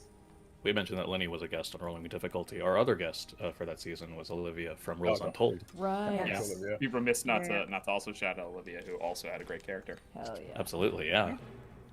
We had so many evil twins per capita. We did twins. We did twins, but perhaps triplets this time. Perhaps. What if you just made a campaign where all We've had your one, characters yes. were related? Just a really messy Hey, family hey, reunion. hey, hey, My hey. brother's running a Family, campaign we start like with the that. family. There you go. Isn't your brother canonically one of 2 oranges, the other being like Feeding America? Feeding America is an orange, yes. Technically, one of the 2 oranges is Austin's brother. I'm sure he doesn't mind. Yeah, my brother Patrick. I'm sure he doesn't mind. Oh no. Although I'm surprised, sometimes he'll be in chats for this kind of stuff. He's in our Discord on for the podcast, and he will occasionally pop up and surprise me by replying to something I said that he knows about. So I have to be careful just talking about him randomly because he's oftentimes hanging around. Yeah. No, Red, you can put your armor back on now. Oh, thank goodness. I feel that my younger cousin occasionally pops into these streams. If she's here, she'll probably make her presence known. But every so often, I see her comment on something. I'm like, you shut your mouth, you know too much. Secrets, as we say. Yes. Actually, she might be here because I imagine she's on break right now from college. Oh, yeah. Oh, my scarab. Blue hasn't heard about the block gun spell? Doesn't matter. You could always shoot the gun again. Oh wow, it lasts for a minute. That's okay, guns last for longer. You can keep ammo in there forever. It's not a concentration spell. Someone proposed this idea of like a world building idea of like an area of effect spell that limits the speed at which anything travels as a way of balancing out the fact that there are firearms in this world as well as magic. And it's like, yeah, so most big cities have this giant dome of magic that stops projectiles from going a certain speed. So that's basically the shield firearms are less things from effective. Dune, isn't it? We as a society gotta stop reinventing the Thunderdome, people. Come on.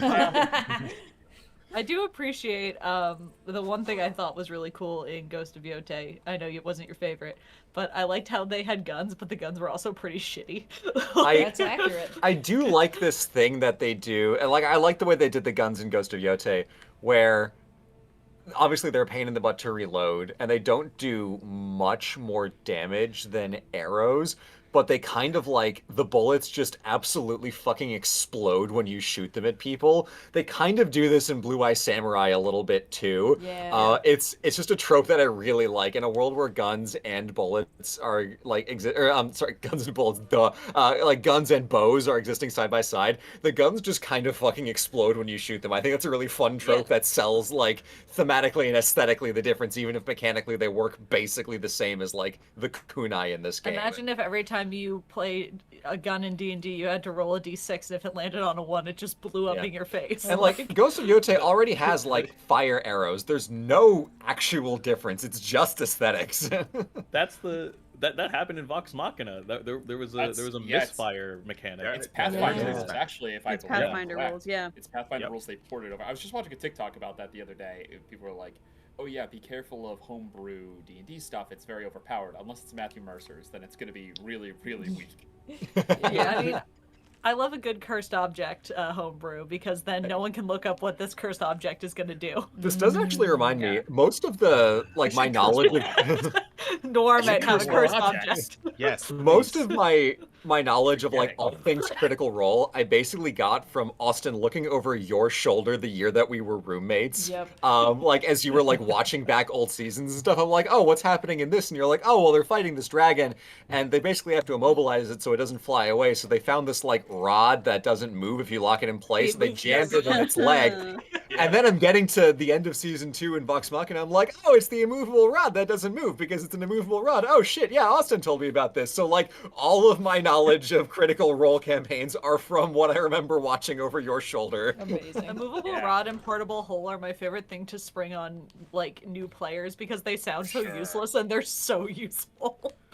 So like, oh, why would I want a rod that doesn't move? It's and everyone who's played before is like, take the rod, take the rod, take the rod, take the rod. And then there was, I think Austin, you showed me an animatic of this one scene from the second campaign where like the Mighty Nine are trying to escape like from Yasha and these other bad guys, and they're like running to this door that's closing. Yeah, like I cannot fucking wait until that gets animated in probably the second or third season of the Mighty Nine show, because that is the one show that I know about, or the one scene that I know about in that campaign, and that is why singularly like Yasha is my favorite character, because that scene is just so tight. Ooh.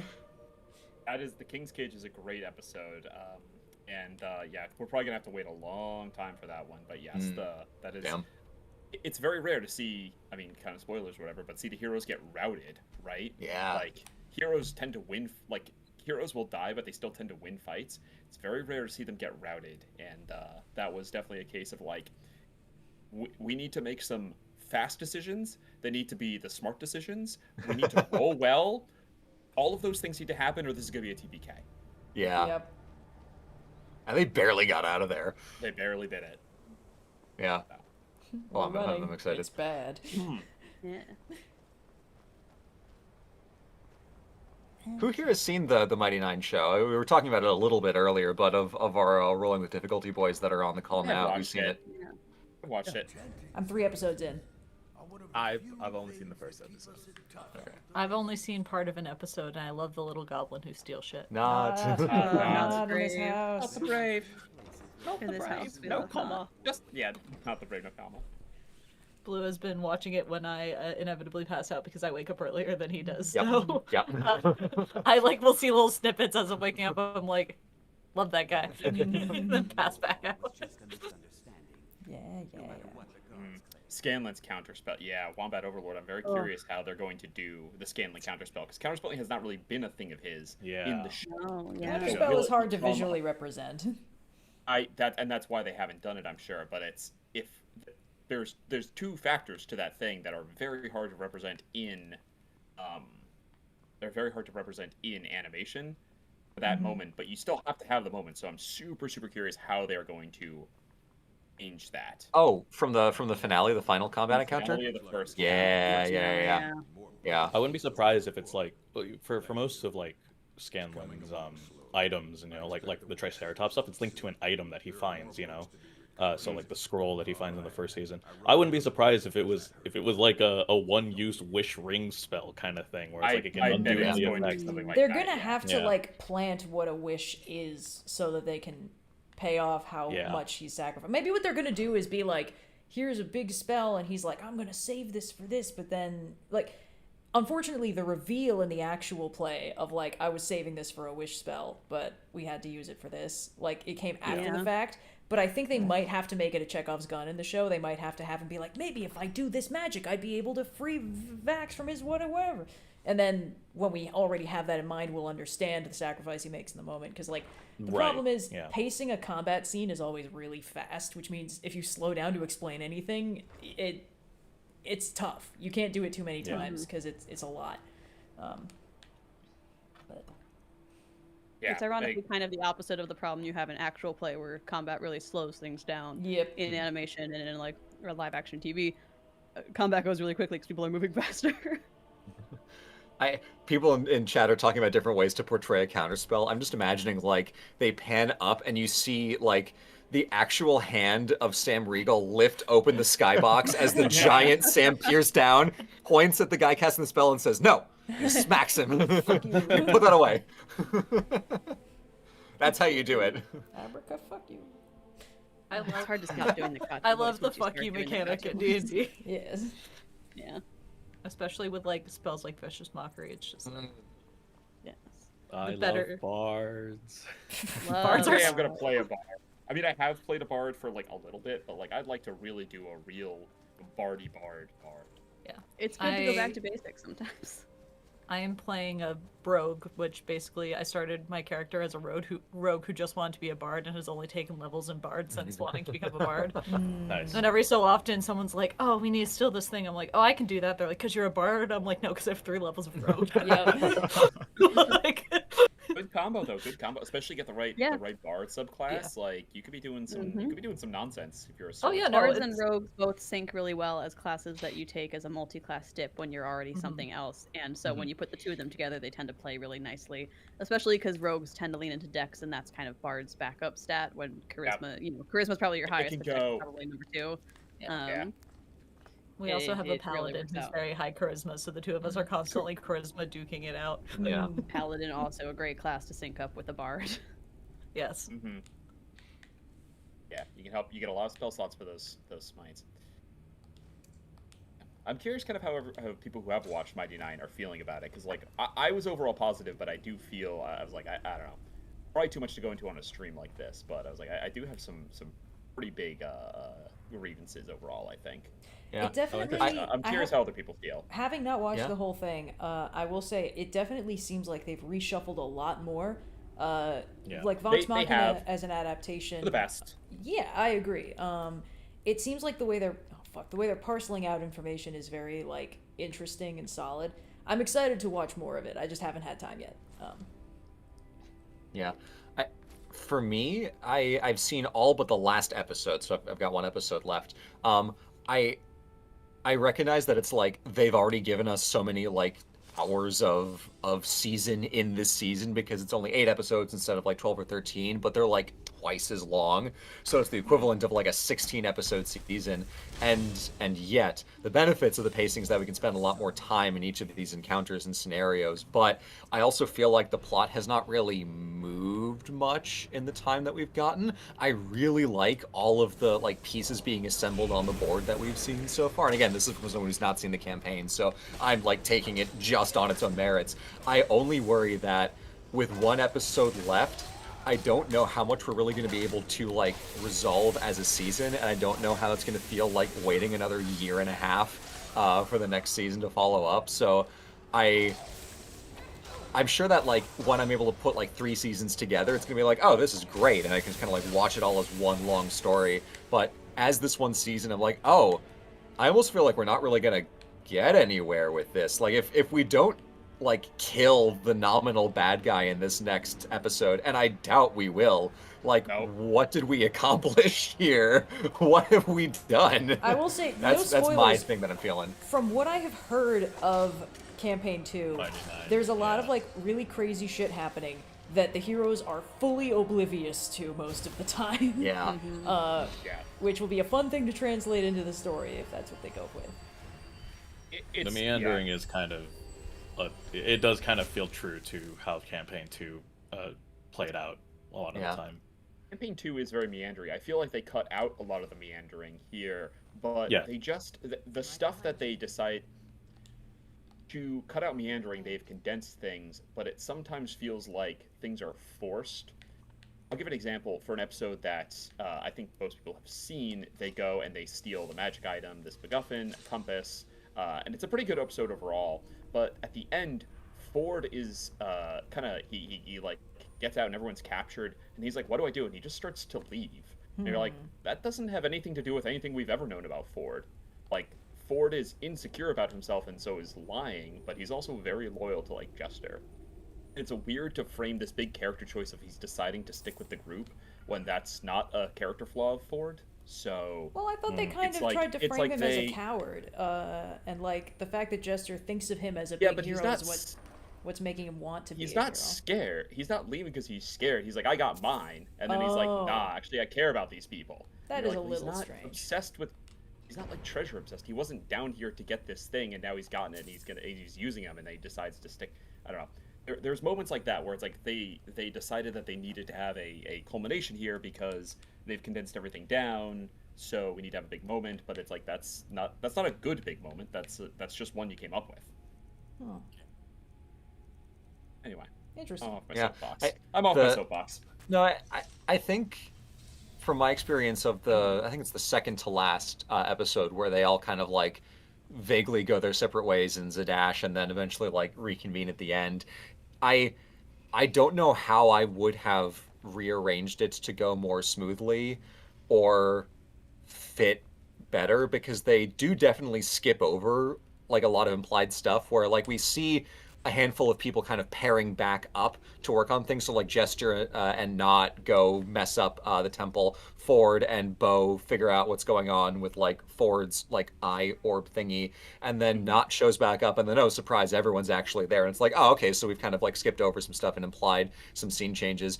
On the one hand, like I don't think I would have liked to go through all of the scenes of all of these people running back into each other, because it's like it doesn't tell us anything new, but it also definitely feels like, oh, we've definitely skipped ahead, and it feels a little bit wonky, like we have the obligatory, oh, well, I guess we should, not quite a darkest hour, but like, oh, well, all of our plot lines have kind of resolved to the best of our ability given what we had going into the start of this season. Short of like solving the main problem in the world, we've gotten each of our individual things that we're after. Okay, bye. Okay, I guess we should actually come back together because things are bad and we should maybe be heroes. It's like it is frustrating and it plays weird.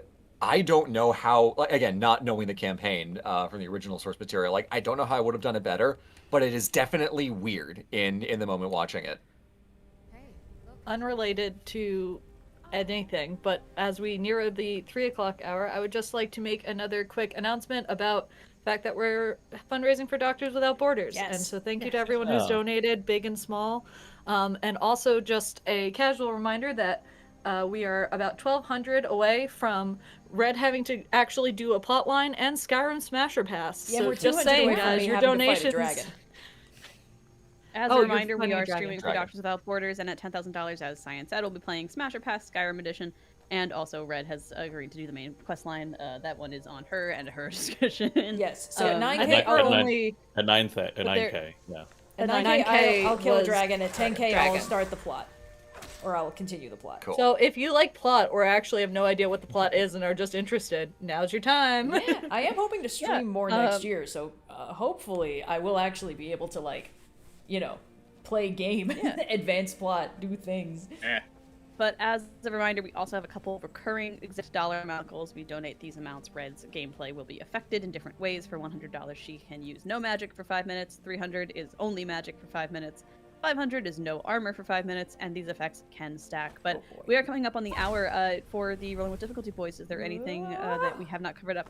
You are under no obligation to leave at this exact second or anything, but is there any like kind of final thoughts before you jump off of stream that you guys might have? Not really. Watch our show. It's cool. Yeah. Do Do our show for our campaign 3. We're in the Planescape. Beastlands, weird stuff going on in the world of beasts and untamed nature. Cool things to check out. So if you enjoy actual plays, give us a shot. Yeah. Yeah. Very cool stuff. Well, you guys are welcome to continue hanging out for a bit. Oh, thank you to all of these I have anonymous to donations. clean. We are screaming towards the next one. Yeah. Oh boy. Yeah, do you have anything going on tomorrow, Austin? Oh boy. Yeah. Oh boy, oh boy. Yeah. For a decent percentage of the people in the chat, I'll see you tomorrow for the Year's party. Oh, right, yes. I have to get back to cleaning and getting everything ready for that. So Hell yeah. thanks for having me on, guys. Yeah. Thanks for joining. And I've got some folks in mic check, so if everyone else could say their goodbyes as well. Ah. Yep. Yes. Well, Yeah. it was great to hang Thanks out. for having. Yeah, thanks for having us on. It's always great to hang out with you guys. Hopefully everything goes well. Raise money, kill dragons, Hell advance yeah. plot. You guys have a good one. That's the plan. Awesome. Yeah, Thanks for dropping coming. by.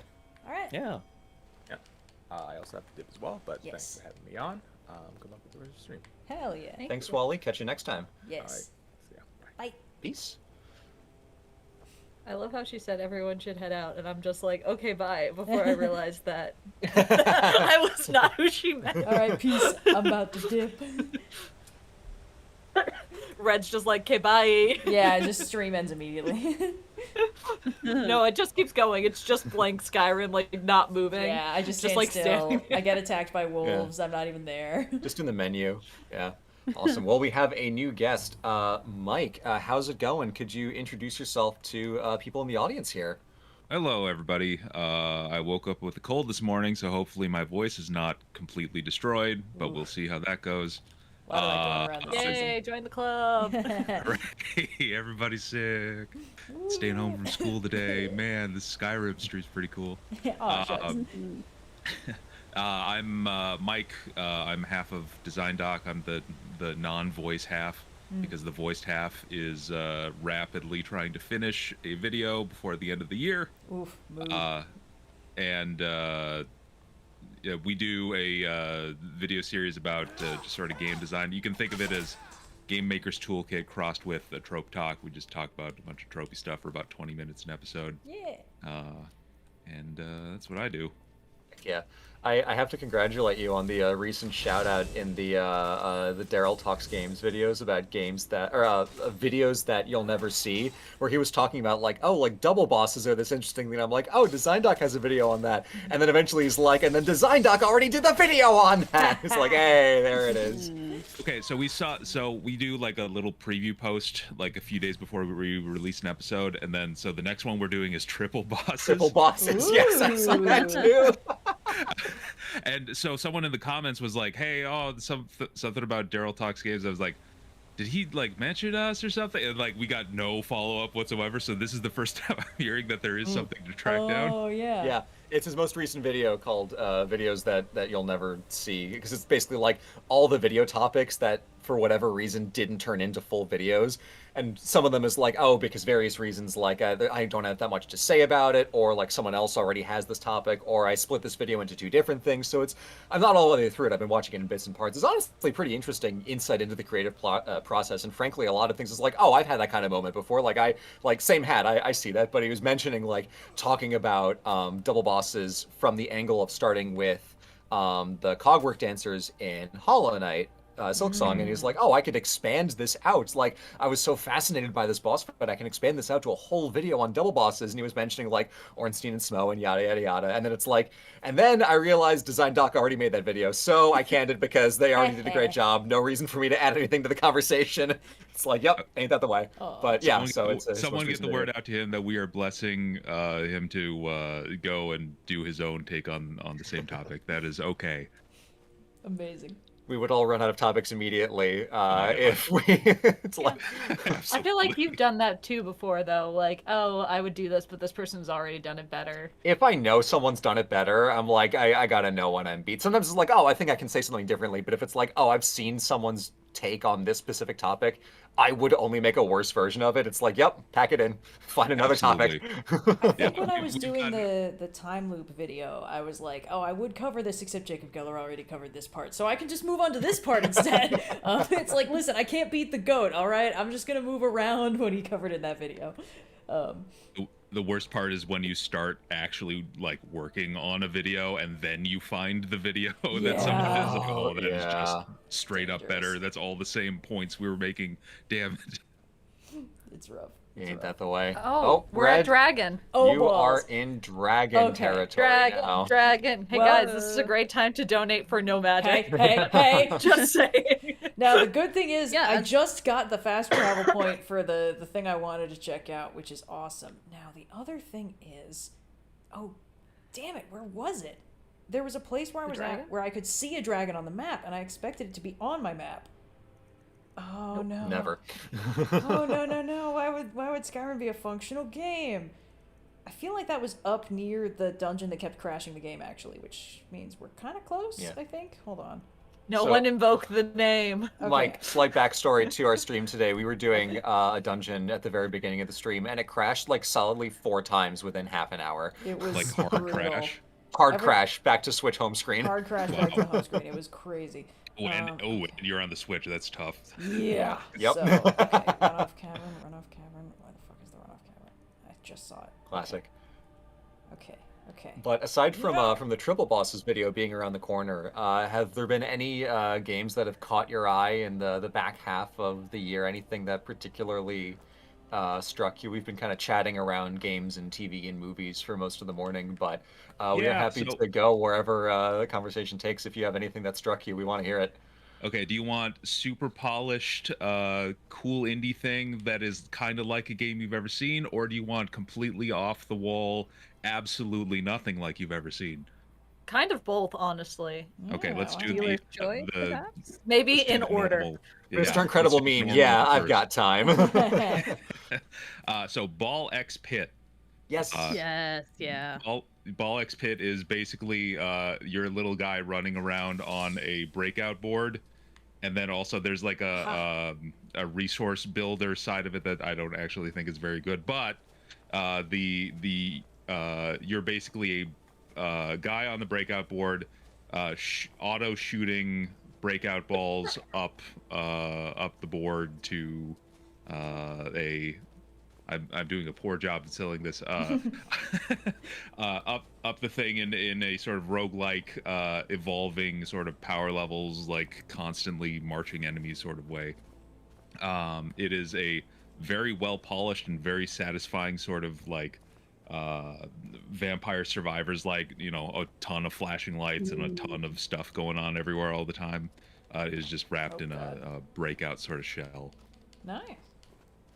So that's that one, and then the off the wall one. Hey, that no, I haven't seen. no magic. Oh no. Okay, cool. No magic, Red. Sorry, continue. Just need to make sure the torment is there. Yeah, thanks. Yeah, sure. The totally off the wall one is called Blippo Plus. There is BLIPPO and then the plus sign. It doesn't have a ton of traction on Steam right now. Both of these are on Steam. It is basically like Her Story, except instead of what Her Story is about, it is about you looking into the public broadcasting transmissions of an alien culture in full FMV. Oh, I feel like Blue was just telling me about this morning. It is bizarre. It is like going for one specific thing and it nails it, and like it is exactly as campy and interesting and off the wall as you would want.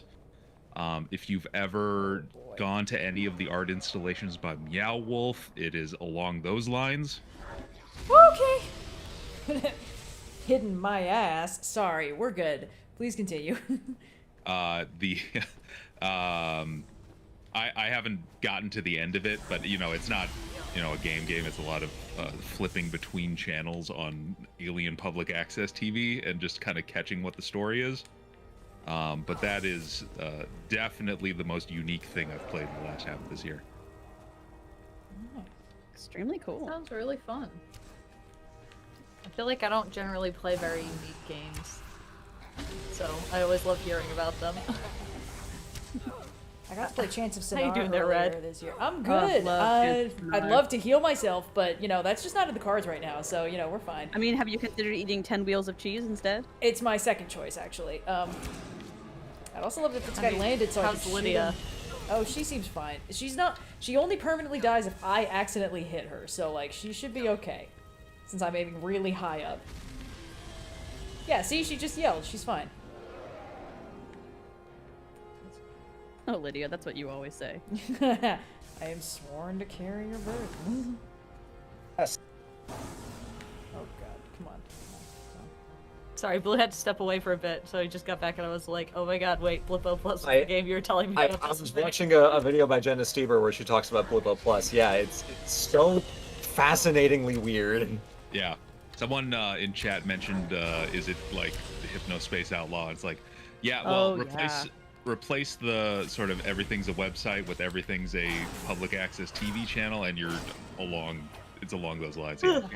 100 more California dollars, No 5 more magic. minutes of no magic. Okay. No magic timer. Well, that's okay. I successfully killed the dragon, so I'm off the hook. Kill the dragon. Kill the dragon. Is Lydia fine? Oh, she's fine.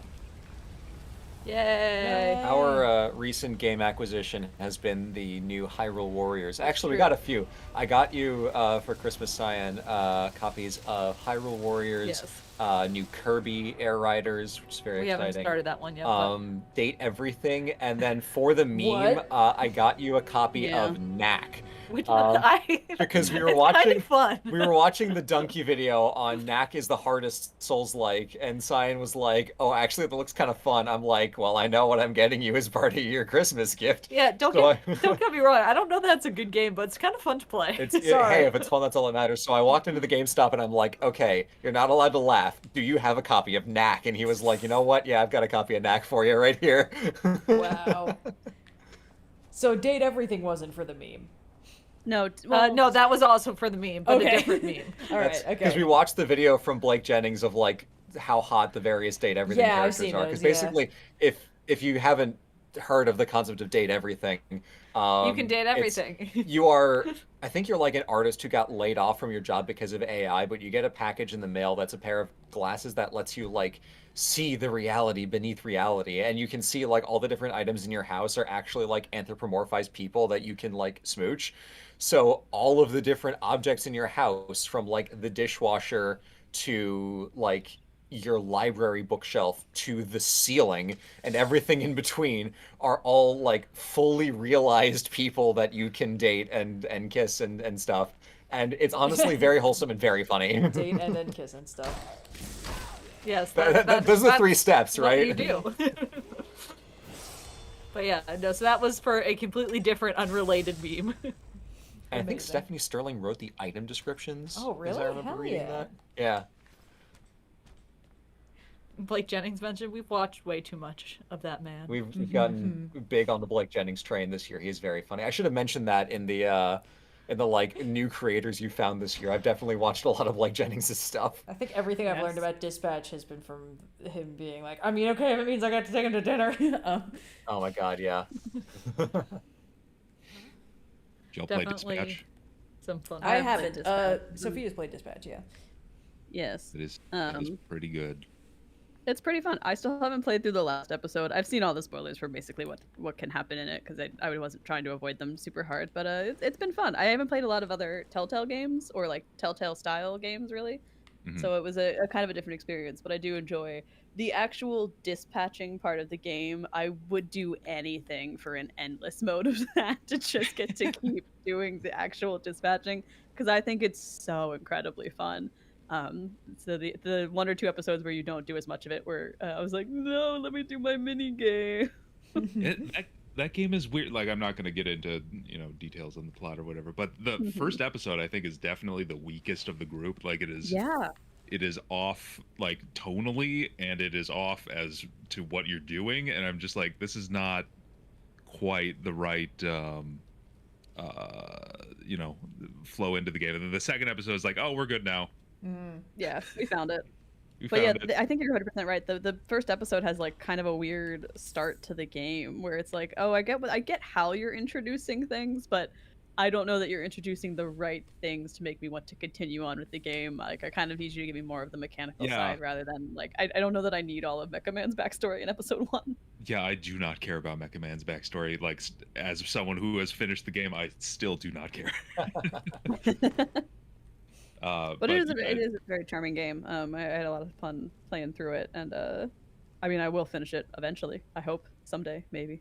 Yeah, I've been looking at YouTube videos of like all the other dialogue options across the board. It's just like the writing on that they're doing sort of in the middle and late parts of that game are very good. Versus the first one, where it's like, this is the worst part of all the parts that people don't like about Marvel writing. Oh no. Oh no. Yeah, there is sort of it's got that kind of like, I don't know any way to describe it other than kind of like millennial cringe brand of humor. It's like, oh my god, we can say the F-bomb and make sex jokes. And it's like, it's not that it doesn't always work and that you shouldn't be allowed to do those things, but I do think you need to be a little bit judicious in the when and the how and the why, and when you do use those the tools of writing.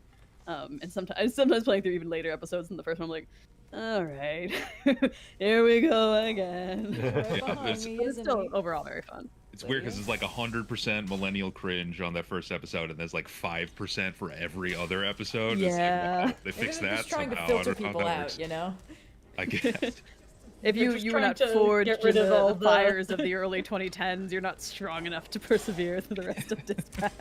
Let the You cringe know- be cringe. You know who I'm envious of? The person who gets to hear for the first time, he's right behind me, isn't he? And gets to be like, oh my god, that's so fucking funny. I can't believe he was right behind him the whole time. Holy crap. Remember when we were that innocent? Yeah. Young and carefree. The first time you Yeah. experience a trope is a game changer, I think. Hold on. Sir, I'm gonna need you to step outside. How many times do you get to experience the same trope before you get sick of it? I mean, I could answer that question with scientific precision. There's a lot of tropes where I'm like, it's less like how many times total and more the frequency with which you see it, I think, because there's so many tropes where I'm like, oh, I haven't seen that in a while, that's refreshing, or like, oh, that's a good use of it, and then some, when they become like the new hotness and then they're just everywhere, I'm like, all right, I get it. It's very funny. Multiverse. Yeah. Great. I mean, I'm gonna need to. And then eventually they become nostalgic again, I feel like. Yeah, definitely. I'm gonna need to someday rewatch Thor: Love and Thunder and see if it's actually how I remember it being, or if I was just so done at the time. I think it is both about as bad as you remember it being, because I don't know whose review of it I watched, but it was like, yeah, there's one funny part they do where the goats are yelling, but the rest of the movie is not funny. I'm like, the goats yelling is the funny part? Oh no. Sorry, real quick. Oh no. Sophia, can I use magic again? Yes. Oh, look at this. My health is going back so nicely. Okay, we're good. Please continue. Friends, you can make this no And longer. quickly, before anyone takes it away from me, I'll conjure another undying ghost for flavor. Ha ha! Nothing can stop me now. We're also only just under 800 away from our Smasher Pass. Oh boy. Yep, at $10,000 we will play a round of Smasher Pass with Yes, with Skyrim characters. Woo! Alright, there's so many doors. Probably not that one. Which scrungly scrungle will you scrungle? We can't This make time on Dispatch. We can't make scrungle a verb, and we certainly can't make it that verb.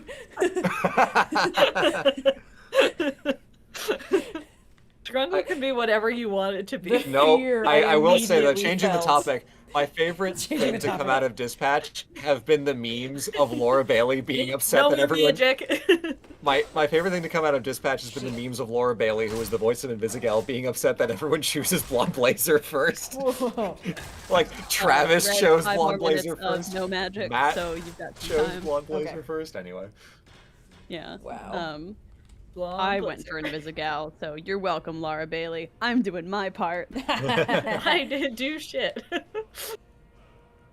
No, at the end, I got the you did things in both like you picked whatever you felt like, and you didn't get anybody. It's like, all right, yeah, great. Mine's the funniest one. Yep. I appreciate chat using Scrungle as both Scrungalicious and Scrungly. Time to get Scrungly with it.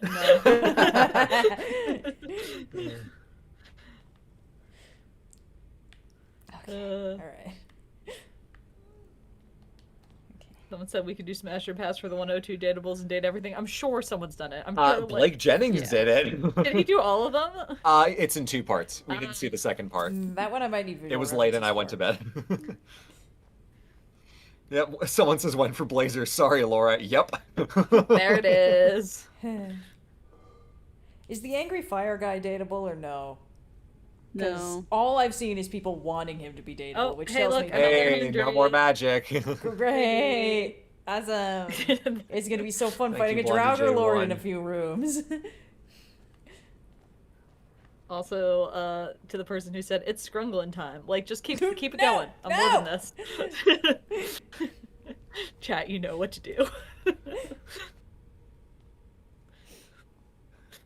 Someone says Scrungle parentheses verb is what happens to Jonathan Sims over the course of 5 seasons of the Magnus Archives. Oh, yeah. I bet for anyone who's listened to the Magnus Archives, that's hilarious. It's very funny. Wait a minute. Am I going in entirely the wrong direction? Struggling in public. Lydia, please. Okay, we're good. Now is it time for more cold meds? It might have been another hour. Almost. Damn. So the problem with the long-acting ones, they don't work and they take too long before you can take more.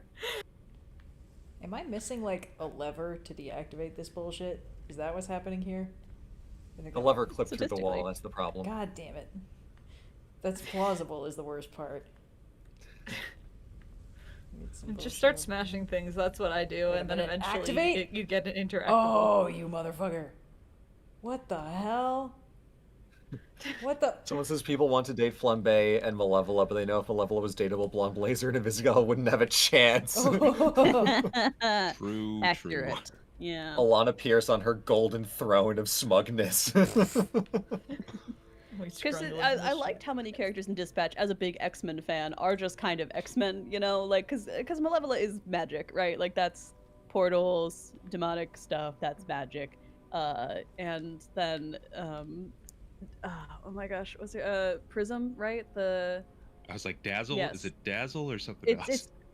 I think in Dispatch it's Prism, but just Dazzler, right? Like, that's just the power of Dazzler. And but rightfully shown to be as cool as it is, because Dazzler's power set rocks. But like, it is just really fun being like, oh, my X-Men's right here, all my buddies. Oh my god, especially my coming X-Men's. hot out of Midnight Suns, where they do not let you kiss Wolverine into, Rude. as Reddit has told me, and there's no other way to find out. Red chat is offering some advice if you want it about how to open said sarcophagus / coffin thing. Figured out how to activate the map parts that show me where the things are. Yeah. So that's what I'm currently and also, doing. as a reminder, chat is a little bit behind us, so I don't know that the thing that they're offering advice on is necessarily what Red is doing at this exact moment anyway. No, but it was the thing she was doing at that exact moment that Yes, she appreciate didn't it, end up everybody. doing.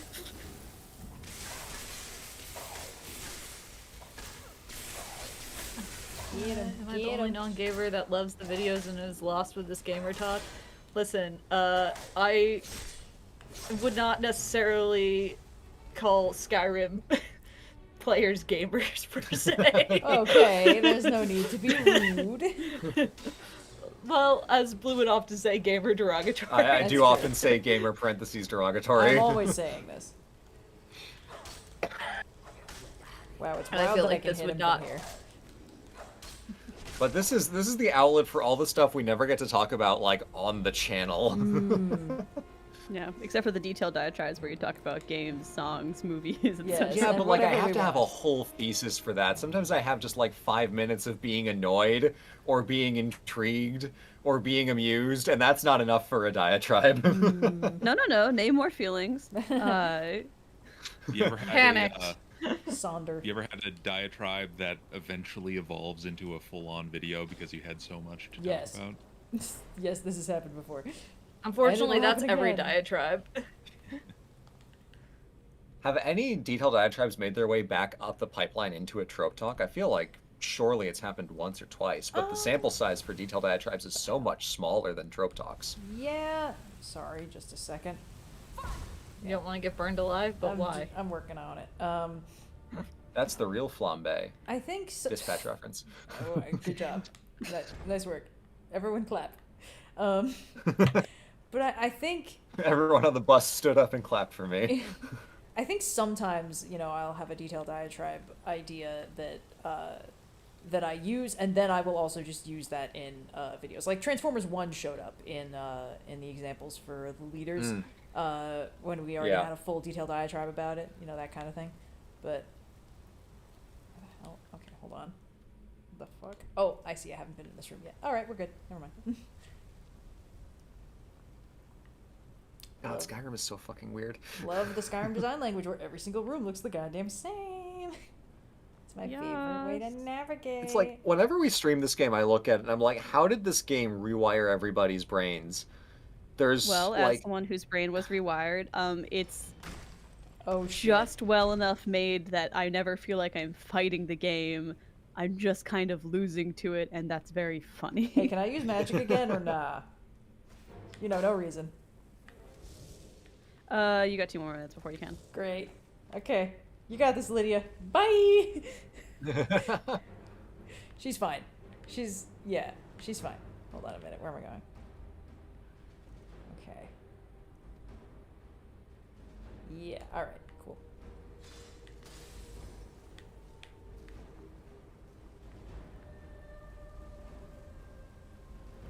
This game is so, like, mushy looking. What? Everything is the same shade of, like, brownish green Hey, that- It does have everywhere. that Xbox 360 grunge to it. That's not fair. Solstheim is kind of gray, so. Well, my first time playing it was on an Xbox 360, so really it's just It is the peak, accurate like, to its OG. 2008 gaming experience. You know, Meh. Yeah. Okay, we're good.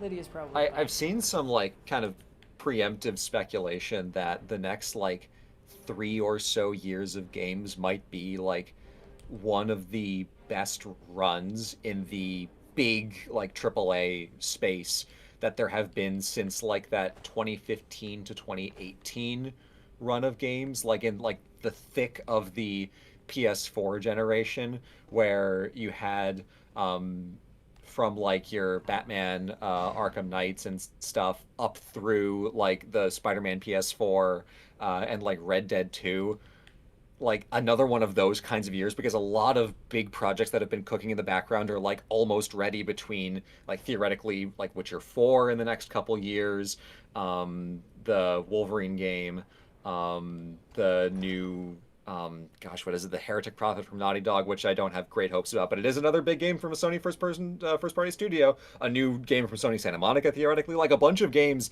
that are really big are theoretically almost here. But the question is, are any of them good? Also, we have another guest in Mic Check, Indigo. I got it. I said, stammering towards a resolution to the point that I did not actually have a conclusion for. Amazing. But it seems like there might be a lot of good games coming out in, like, the big AAA space after, like, 6 years of them kind of blowing it since like, Sony completely shat the bed with their live service only strategy in the PS5 era. You mean you don't want to play 17 live service games at the same time? Come on. I know. What kind Take of Bluepoint off of gamer whatever are they were you? making and have them do a God of War spin-off instead of, like, anything else. You could have had them remake Bloodborne. It would have been peak.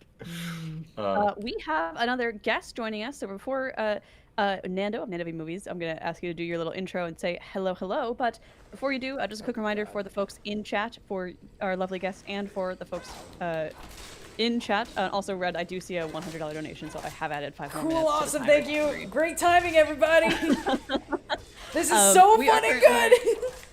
We are currently streaming to raise money for Doctors Without Borders. Thanks to you guys, we are so close to our original goal, which is insane. Thank you guys so much for all of your generous donations. We have one stretch goal originally remaining. If we get to $10,000, we'll be playing Smasher Pass with the Skyrim characters. And Red also said that she would go do some of the main plot. I did say so, that. you know, we'll see how much of that actually happens. But still, if we get $10,000, we'll be playing Smasher Pass with the Skyrim characters. And if we get beyond 10,000, we'll start redoing some of our stretch goals from earlier, which include things like fighting a dragon, doing a lightning round, crime spree, and many other exciting things. But in addition to those stretch goals, we have a couple recurring exact dollar amount goals. So if you donate exactly these amounts, it will directly affect the way that Red plays the game. For $100, as she is currently under the effects of, Red cannot use magic for 5 minutes, and that timer does add every time someone donates $100 more. So she's currently up to like 25 minutes of no magic. Cool, amazing.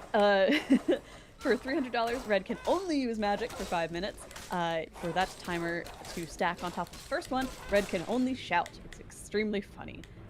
And for $500, Red cannot use armor for 5 minutes. So thank you to everyone who's donated so far, whether that has been because you want to support a good cause, which, hey, awesome, or because you want to make Red's life a little bit more difficult, which just as valid. But all of that said, Nando, welcome to the show. Would you like to give a quick little introduction to the folks in chat? Hey everybody, I am Nando from Nando V Movies, and yeah, I make videos about usually superhero movies and stuff that are the things, the future of cinema, or maybe the past. Who knows? We'll see. But yeah, how are you guys doing? So good. Good. Yeah. Red's, having time of her Red is life. fighting against Skyrim, but fighting Nando, I want to 70 ask you guys. about speaking of potentially 300. That's $300 donation Ooh, from Red, Anonymous. no magic for 5 No minutes. magic. So if I could get Wait. you to only shout. Oh, so no weapons. Okay. Well, you can use weapons, but not magic. Well, so I've I been guess in if they're no magic. enchanted, no. But Oh, no. well, Wait, 300. Sorry, 100 is you no can't- magic. Sorry, What's 300? 100 is now? no magic. 300 is only magic. So yeah, actually only shouting. Great. While the two are concurrent. I'm glad you figured this Oh, out no. exactly as these guys showed up. Oh no. Yes, Nando. So to your point, Red is fighting Skyrim. Not even fighting in the game, fighting the game. But Yeah. to your subject about like potentially the past, I got this morning as I was doing some chores and setting up for the stream. I got about 3 minutes into your the Nando cut video on the third Doomsday trailer, and I didn't get to see exactly what's in it. I got as far as you saying a very kind soul in the community sent it to me, and then I was like, oh, I have to grab something else, I have to do something else. But tell me how you're feeling about this. We can also talk about anything else, but since you mentioned the past, I wanted to get your thoughts on this while you're here. Sure, yeah. I mean, we got a weird, like, kind of couple of days because there's right now they just released the Thor one online, I think, yeah. or like earlier today, and there's another one, a fourth trailer that seems to be in existence, that we'll get in like a week. But apparently, currently, if you go see Avatar, you see this trailer with the X-Men in it, and by the Yeah. X-Men in it, I mean a single X-Men and then two of his, X-Men handlers. Wow. But it is, more than enough, I think, to be the first exciting thing that like kind of makes people go like, oh, I forgot this is what these could be. Like this could be a new thing as opposed to just like, and even just a new version of a thing from the past, but like something I haven't seen explicitly on screen before. And I don't know. I mean, I'm just an enormous X-Men fan, so that's enough to get me fully on board. Not that I wasn't on board, but yeah, it's been an interesting one because I do feel like the Captain America trailer was fine. The Thor trailer was pretty good, and then this one, I think most people that I've seen reacting to it have had a much more kind of positive reaction. But again, I haven't seen it in a theater. What so the shit? story is- Sorry. What is Indigo, how's that happening? magic timer looking? Yeah, so Red, you are still under the effects of only magic, but you are no longer under the effects of no magic, so you can now cast spells. Oh, okay. Okay. Oh, and did we get the donation thing? Oh, we are at exactly 10,000. gosh. Wow. Oh, great. Incredible. Thank you guys so much for donating it. This was our like long stretch goal, and we've blown past it before we're like at the halfway point of the stream, really, so this is amazing. Or maybe we are at the halfway point. I don't know. Time is crazy and wild. You guys are so generous. Thank you for helping us support a good cause. Blue's going to up that donation bar so we can start repeating stretch goals. But I will pull up our random Skyrim character generator. If our lovely guests are cool with it, what we're going to be doing is playing a quick round of Smash or Pass. Basically, you say if you would Smash or Pass the Skyrim character that is randomly generated for you. What the fuck? This will potentially require some Googling because I, for one, do not know Yeah, I've Skyrim never- characters. And they I all wonder who look these guys extremely are. scrungly. Nando's here. Hi, Nando. I walked Hi. away. And I came back. What's going on? I'm here. Yeah, I also have not played Skyrim. I've watched people play it, and I don't know when this game came out. I think I was in college, so it's been a while. 2011. It's been a minute. Oh my shit. gosh. Okay, I But, see a problem. Before we jump into this mini game, I do want to finish the thought because I personally have like no attachment to the X-Men whatsoever. Like I fully missed the boat on the movies when they were coming out in the like early 2000s. I was very much in like the Spider-Man camp. But I was like, what do you mean there are multiple superheroes? No, there's just Spider-Man. That's it. That's the only one. So I kind of missed all of that as it was happening, and then I simply never got back to it later. So I'm curious how they can fit them in, but I'm very much in the camp of like, over the course of phases like 4 and 5, I've pretty much thoroughly checked out of the Marvel stuff. I think there was a handful of like shows that I've seen in the Multiverse Saga, but I've seen almost none of the movies from Phase 5 and onward. I've seen some of the Phase 4 ones, and then COVID hit, and I'm just like, well, I'm not going to see movies in movies now, and I've never really gotten back. So I'm curious to like I want to see these trailers and see if they like conjure anything in me, because right now I'm like I have to be hooked in. I have to be brought back to this because I'm currently just like Yeah, it's but I want to be interesting. persuaded. I want to be persuaded. I think we're in a place where like it'll be, partially, I think the movie will kind of be written with you specifically in mind of anybody who's like hasn't seen every single movie or whatever, but kind of is familiar with the characters. So yeah, I'm betting that it will be. But also, if you've seen, even just the Captain America trailer, like that is very specifically like kind of going like this is the sequel to Endgame, and there will be a bunch of other guys here. But it's like it's like any of these movies where they'll meet and then Captain America will say to Yelena like, wait, aren't you the Black Widow who's now in charge of the Thunderbolts? And then she'll say, yes, and you're the Falcon, but then you got graduated to Captain America or whatever, and now you run, the other thing, and it's just going to be a whole. So I feel like they write these knowing that most people haven't seen all the things. Did you not seen like Deadpool and Wolverine or any of that? Oh, God. No, Let me pull up the Multiverse Saga films. I remember What is happening? When we did a panel on like the MCU post Endgame at Capricorn in Chicago last year, I was on this panel of Capricorn, talking about like watching the MCU post Endgame, and I'm like, oh, I actually have seen a handful of these things, but there have been so many projects that I feel like I have seen none of them. Simply because there's been so let's see. I saw Quantumania, yikes. I saw Shang-Chi, Spider-Man No Way Home, Multiverse of Madness. Quantumania was the last one I saw, and then I've been solidly out No since Guardians then. 3? Did not see Guardians 3. Too. Guardians 3 was I solid. know people like Guardians 3. Yeah, And then I was still very much in a not going to the movies much mode. I think like I saw The Batman when it came out, and then it was like another full year before I went to see another movie in theaters again. Oh my goodness. Well, I know. Have you seen like the Superman movie yet? I did see Superman movie. I like that a lot. Yeah. That's I've fun. seen some of the shows. But I'm definitely like the target viewer of like has not been paying attention since Endgame. Yeah. They will definitely be rating the movie with you in mind. But yeah, I would say, go check some of those out in the meantime. Fantastic Four is pretty fun. Fantastic Four was fun. I like yeah. that. I love that Agatha show. That was a good show they made kind of recently.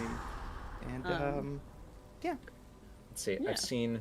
Okay, I do like fair we enough. can talk to you afterwards, but we do need to do the reward that we reach, which is the Smasher Pass. So I'm basically just on the wiki for Skyrim with the NPCs page, and I'm gonna random number generate my way to victory here. So I'm just gonna go down the line on Discord as I see them. Blue and Cyan, you get to make the executive decisions about which one of you goes first. I can go first. Blue, do you want to do Skyrim characters, or are we doing Skyrim buildings for you? I don't know if there's any database of Skyrim buildings. Don't worry, I'll go characters. I got you. I'll go. You do? Oh my god! What the fuck? Okay, sure. Then Indigo gives Cyan a number, and she'll pull up a building, and I'll decide whether to smash or pass. What number are you coming out of? Like for the is just how many? Out of a certain about number 10. or just about 10. Okay, cool. There's not that many big buildings in Skyrim. Yeah, fair. Guys, come or on. trees apparently. Oh my god. Guys, I need you to attack Otar the Mad for me. I can't use weapons. All right. Go number 3 for Blue. Okay, number 3 is the Jarl's Longhouse in Winterhold specifically. It's interesting that they took a longhouse, made it triple decker, and then also put it in a cross shape. They're trying to do like a little bit of a I forget the word for like the Scandinavian churches, like the dragon church kind of thing. Stavkirke, stave churches. it makes sense for a fantasy setting of just like take a building and make it triple decker. Oh god. It could be worse, but it doesn't really like do anything for me, so I'm gonna go pass on the Jarl's longhouse. In Winterhold. In Winterhold, yeah. What the hell is happening to my frame rate? All right. Now, Also, all right, Indigo, how much time does Red have on the no weapons? You can use weapons now if you want, Red. Huh! Okay. All right, now hit me with Cyan. the NPC. Torsten Cruelsea, a owner of Hollyfrost Farm outside of Windhelm. He is married to Hillevi Cruelsea, and they have one son, Grimvar. How on earth is this spelled? Oh, Cruel Sea. Oh. Cruel this... dash C. Yeah. God, he looks like every other Skyrim male. If he's married, probably not. Yeah, that's up to you. I'm not a homewrecker. That's a pass. This man probably listens to all of the Skyrim sports podcasts. He doesn't actually watch the games, he just listens to the analysis. He has a serious problem on Skyrim FanDuel. Oh no, yeah, I was gonna say. There are no draft Jarls. This parlay is amazing. I have to get in on this. So that's a pass then? That's a pass because I'm not a homewrecker. I've pulled for myself the Ebony Warrior, the guy who comes to kick your ass if you reach level 80. What? Yes. It's a warrior in ebony armor that if you reach level 80 in the game will show up and challenge you to a duel, basically. What? That's tight as And hell. you know what? There's nothing like enemies to lovers, so I think that's a smash. In right? concept, that's absolutely a smash. Get you, Plus, that's some good armor. yeah, get you Yeah. like a gender non-specific entity that can take care of an armor set with that many articulating plates. Listen. That speaks to consideration, that speaks to diligence and patience, all good qualities. Listen, also, if they take the armor off to smash, you can steal it. True. I do always like to max out the Thieves Guild.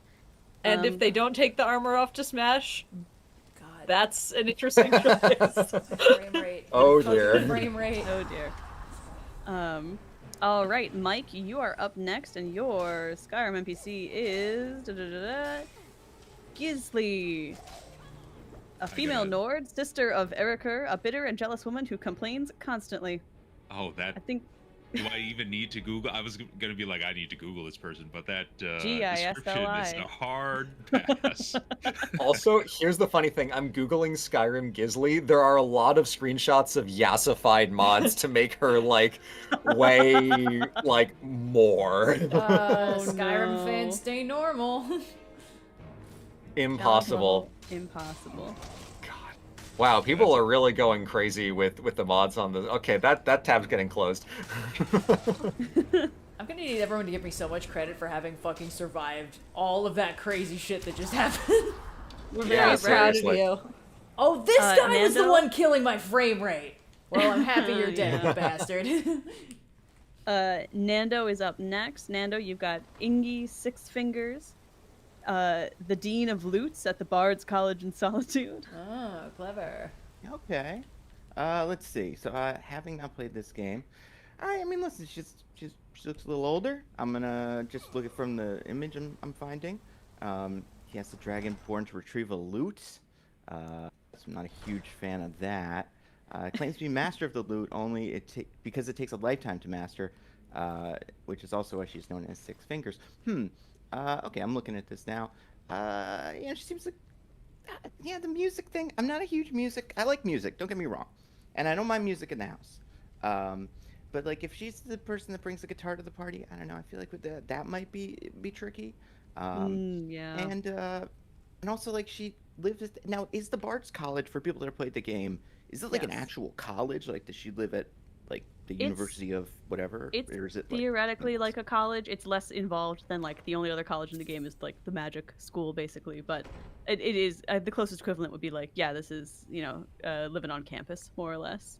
So would you say it's like kind of a liberal arts? Like, would she be like a Yeah, hippie? Is that what we're dealing with here? Definitely like a live with. historically women's college, liberal arts degree in a small, a Vassar of sorts. Oh, okay, then yeah, I don't see why not. Of course.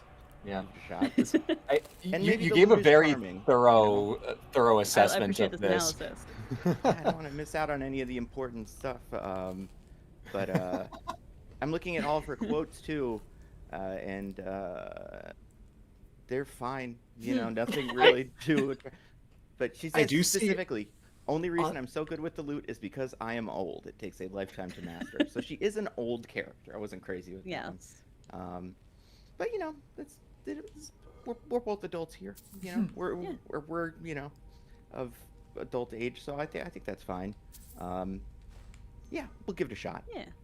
I do see a Alright. quote here, speaking of quotes, of "You're here to apply for the Bard's College? Well, don't bother. You're too damned old. Start past 4 and it's all wasted effort." Wow. Damn. Oh man. Damn, Iggy. We're in like dance moms categories. Like, Seriously, it's loot ruin moms your here child's now. life with the thing. Yeah, I don't like that. Well, next up is Red, if you're at a moment where you can experience a character name being drawn. Oh, yeah, sure.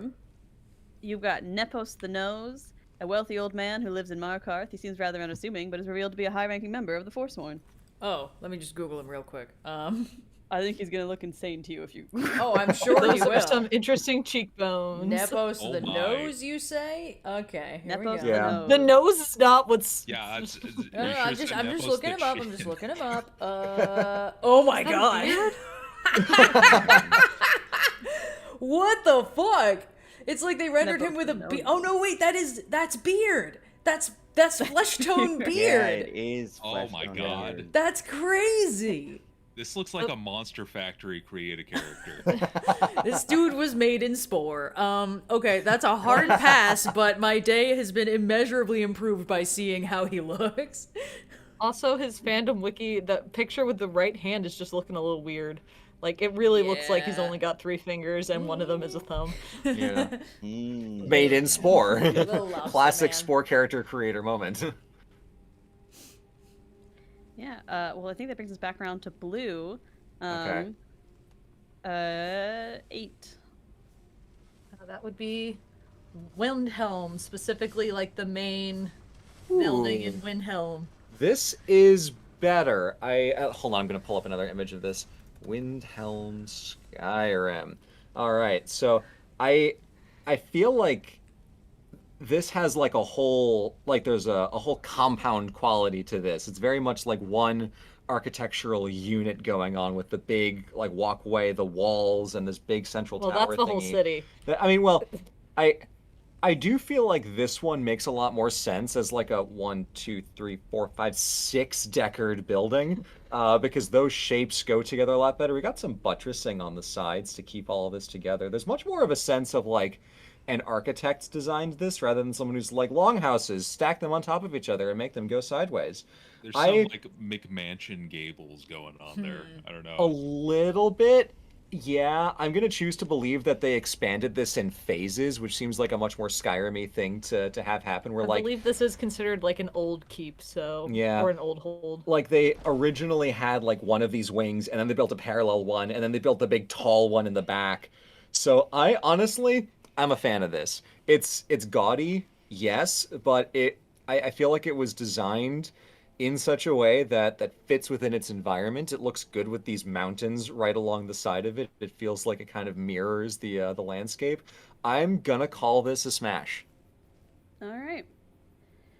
Cyan, you have Brand Shay, a Dunmer who was orphaned at a young age and raised by Argonians, selling specialty goods from Morrowind at the market area in Riften by day. At night, he will retire to Helga's bunkhouse. So many Love a good details. hardworking man. Yeah. Mhm. Hairline leaves something to be desired, but like, smash. I'm looking at this guy, like the look he's giving through those round glasses. He's just so tired. Something about this makes me feel like he's a huge racist. I think he's just tired. I don't know. I feel No, like what Blue, happened is I like do a hear what Nord you're character saying. walked up to him to take the screenshot, and he's like, "Ew, get out of Blue, here." He I was do hear raised what in a you're saying. multicultural household. But... He was raised in a multicultural household, and in the lore of Skyrim in this world, the character race that is the most discriminated against is the Dunmer. What he Oh is. fuck! This is one of those classic fantasy worlds that does elf racism. Yes. Yes. That's why people keep calling my character Never slurs, in mind. case you didn't notice. All right. I'm up next. I've got Birgit Battleborn. Promising. Birgit Battleborn is the wife of Ulfrid, is the only thing that it says about her on the wiki. Wait, is Ulfrid dead, though? So sad. She's... what? She might be a widow. Red? That's still an option. No, well, I'm pretty sure she's married. The Battleborns are one of the two families that are doing sort of that Romeo and Juliet rivalry, bitter rivalry in Whiterun, and I always thought that shit was annoying as hell, so I am going to pass on Birgit, but I appreciate her presence nonetheless. Another grandmother. This is an old, another grandmama. old bunch of people, yeah. Nando, you make an interesting observation because I've made a discovery. I again went to Google image search and I'm seeing more like yassified versions of this character. Oh my god. And I realize it's from Nexus mods, and I look at the title of the Nexus mod, which is Project Cougar. So I think this is all the same person yassifying all of these women in their like 60s to 80s. Yeah, that's fucking crazy. So I can submit a report to get it. Drop the link, bro, so we can all be mad about it. Oh my god. I'm gonna real quick pause the game and hit the bathroom, and then I will get back on the main plotline. So I'll be back. Yep. Cheers, While Red is doing that, Mike, I've got a character for you. Alduin, the dragon who's trying to eat the world. Smash! Sorry, I'm gonna go. Fuck yeah, dude! Why is there a Project Cougar link for him too? No, I'm kidding. Hey, they're they're casting a wide net. You know what? Let's see what happens. I've never dated a dragon before. Smash. Honorable. So controversial and yet so brave. Right decision. Expand my horizons and also take over the world. And in these games, are the dragons like people? Can you like talk to them, or like what's the? No, the can shouts talk. that you're you can talk. Well, the shouts that you're learning are the dragon language, but most dragons will attack you on sight. There are a handful of dragons who you can talk to. Most notably is Parthenax, who's kind of the like wise dragon who's turned to the side of humanity that you meet during the main quest. And Alduin, I think, does talk to you, but is also trying to eat the world. So not a great conversationalist. Someone said the Yassify Alduin is the Thomas the Train mod, where all the dragons are Thomas. That's funny.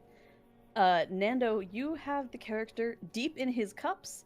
Deep in His Cups is an Argonian who appears at some random location after the quest Night to Remember has been completed. He claims that while the Dragonborn and Sam were out on their drunken night of carousing, they dared him to steal a hat from a bandit camp and is now demanding payment, 10,000 septums. So my guy stole the hat? I think your guy is accusing us of having stolen the hat on a quest. Oh, that's not good. Or daring him to steal the hat while we were on a quest, and now he wants to be paid back or something like that. Just all the thievery and stuff. It feels like this guy's gonna be trouble. Like, and listen, he's according to trivia, his name Deep in Cups points to his tendency to drink heavily. Don't love it. And there's nothing else really in his thing that describes that he just wants gold from me or something. Yeah, I'm gonna say pass. He seems like no fun. Yeah. Fair choice. Valid. Red, you back? Yes. Hello. All right. For the final pull of the Skyrim Smasher Pass, we have Brynjolf, the Thieves Guild guy who recruits you. Oh, interesting. Wait, am I up? Is that why? You're up, yes. Okay, hold on. Let me Google this guy. Can you give me his name spelling? Yeah. Brynjolf. Whoa, hold on. Brynjolf.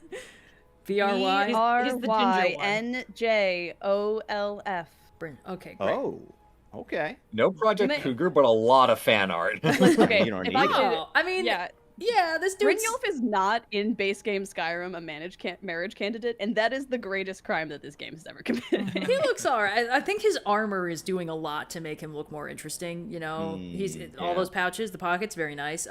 He does definitely have the default face of all the Skyrim guys, and the default hair of all the Skyrim guys. However, the he effect has a slight accent, and he calls you lass every time you walk in. Oh, and that's kind of sweet. I will also say the effect of all these things together is he does kind of look like Timu Aragorn, which is a little bit, the best Aragorn option you will get in this game. So I will smash. I'll say smash. Yeah. Well, honorable. Well, I think that's a good note to go off on. Thank you to everyone who got us 10,000 for that round of Skyrim Smasher Pass. I hope you guys enjoyed it. We're This going is to basically unrelated, be... but I do want Yes. Blue's opinion on the Blue Palace. Blue Palace. Okay, hold on. That is the main palace in Solitude. It's kind of like Yes. more of a building than a palace, I think I would describe it. Oh, this is complicated. There's a lot of stuff. Okay. Asymmetrical tower on the front. Not a fan of that. It was perfect until they fucked it. There is a dome, which is okay. Doesn't super fit with anything. Of course, it has no windows, so there is kind of no point. I don't like this. Ooh. The walls are too tall, and the roof elements are too like squat to really fit. So the proportions seem way off. It's like all wall and no like top of building embellishment. The dome is like tiny. I get it, like they're working on a courtyard plan, but I don't think this fits together at all. This is a hard pass. Wow. Sorry, Blue Palace. Also, to be fair to Brynjolf, oh, sorry. Oh no, please! I'd love to be fair to Brynjolf.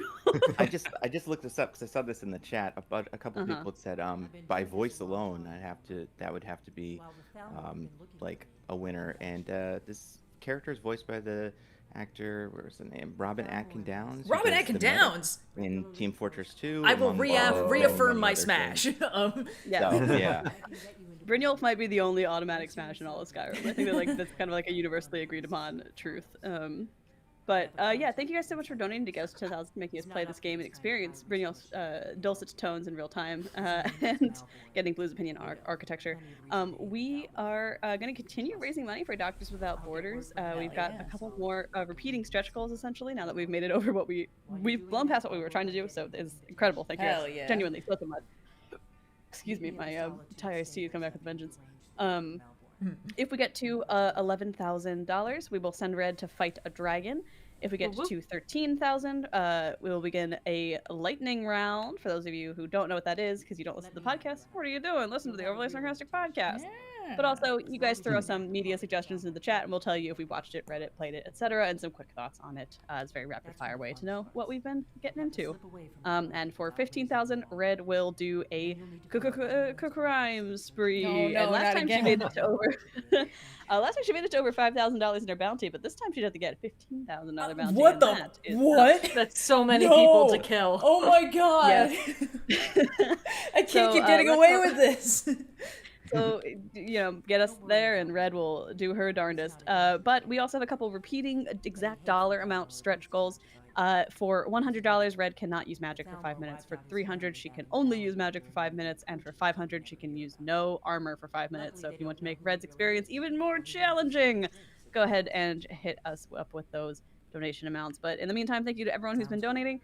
We are coming up on time for this hour for our guests. Any kind of final thoughts? Thank you guys so much for joining us for the stream. It's been truly. I hope you enjoyed your Skyrim Smasher Pass experiences. Thank you for participating in the wildest minigame of this entire stream. It's my favorite. I love it so much.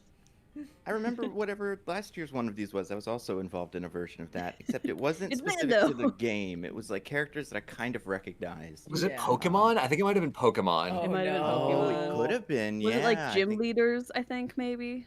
Yeah. Probably Elite Four or what it something like was. that. Yeah. Last time I was on, it was Venetian architecture, and that was fun. Yo, Pog. Got a whole bunch of cool plazas in my Hell yeah. personal folder there. Oh man, this guy does the voice of Manchester Black in Superman vs. the Elite. That was Dude, a Robin fun Atkin movie. Downs is in everything, and Yeah, he rules. He really is. He has Alfred in a lot of the stuff. Very good. Good for that him. tracks. He's the medic in TF2, right? Yeah, he is the medic, and he does a lot of There's a fair amount of characters here with some sort of accent. Seems like he does a lot of accent work. Mr. Pricklepants in the Forky Asks a Question series. We all Wow. remember Forky. So yeah, that.